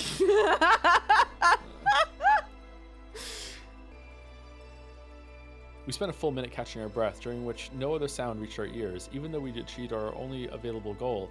In instance that whoever it was had another key to the attic, there'd be nothing we could do. In the instance? Okay, yeah, what about the elevator? Don't they have to go close the elevator? Or do you need the key? Do you need the key from the attic door to get into the elevator? You need the key from the attic door to get into the elevator. Okay. To come up, yeah. I'm fine. Let's go up. I stood up as soon as I felt able to. Still staggering, we began walking up the stairs to distance ourselves as much as possible from the door. The culprit hadn't even tried opening after chasing us the entire way up, which made it all even more unsettling. Sorry. Oh my god. You didn't see their face, right? No, I only saw a knife coming out of the corridor, and I think their sleeve was black. They must have had it hidden somewhere. I'm not sure, but it could only be a Karo or a Sai. I found out earlier that I run faster than Sai, which I very much doubt is the case with the Karo. It has to be him then. I don't know what to think. Someone had really tried to take my life when I'd done nothing. Was I a threat, or were they just a psychopath? If it was Sai, I couldn't honestly decide. I don't know, but we might be safe here. I looked by my feet. No new footprints had been left since the last time we looked at the floor. There's supposed to be only one key to this place, but who can really tell? Duplication is a trivial matter at this point. At least if they haven't made a duplicate yet, they won't be able to do it now. We could be all right. I'm not sure. If this is the same culprit who's been using the Sekimeiya all this time, I'm certain they'd have a way to replicate the key, even if we have it with us. If it's Sai, he could go back to the past and replicate his body during a time he was holding it. The pale fear projected on her face for a single instant was more than soul-crushing. 2 Sais! No! I've been with her for so many years and never seen anything like it, not even recently. That was why I didn't voice the much more frightening way the culprit could make their way in. By traveling from the future, they could deliberately materialize themselves in the attic if their location was simply based on the time they'd been here. Let's make sure we're alone. Yeah. No matter who the attacker had been, 2 people would still be unaccounted for between Sai, Akaro, and the other Shiroya. We'd been in the attic just a couple minutes earlier, but it wasn't impossible that someone else had been present at the time. We quietly walked around while a piercing feeling invaded my chest. Arena and Kate had recently died. I was barely able to accept it, and their killer had shifted to targeting us, the last people remaining. This feels like a decent place to stop. Do you want to keep going a little bit more? Like it feels like we just got through the chase scene. Yeah, we got out of the chase scene and it changed the music, so I think we can stop. Yeah. Okay. Well. I want to know more what happens, but yeah, I know. Yeah, same. Yeah, we're over 4 hours. We're still in chapter 1. My God. Okay. A lot happened in Sekimeiya today. It feels like we had like 2 streams of nothing happening, and then all of a sudden things have started continuously happening. Lots of things happening. It's good. No Sai stream is a really big letdown for me. It is a really big letdown for me. Yeah. Yeah. We got to see what Katsuki looks like though, which is weird that they showed it there, but didn't show it any other time. What's that all about? Yeah, it had the narrator isn't him. It was the narration wasn't his point of view for once, I guess. Isn't he in the game's box art? He is in the game's box art. Yeah, that's true. That's true. All right. Well, are you streaming Doom tomorrow? What's the situation? Almost certainly, yeah. Okay. So you're streaming Doom tomorrow. I'm probably gonna stream Expedition 33 on Tuesday, after Umineko. So that's what we got going on. Does anybody have someone for us to raid? I have no one. Maybe Sai makes things not happen. Oh, that would be terrible. Shenpai? Is it really Shenpai or is it faking again?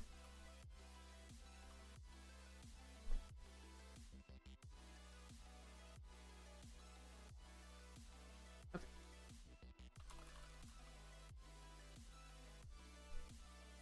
Shenpai it is. Thanks for coming by. Thank you, Joe, for being here.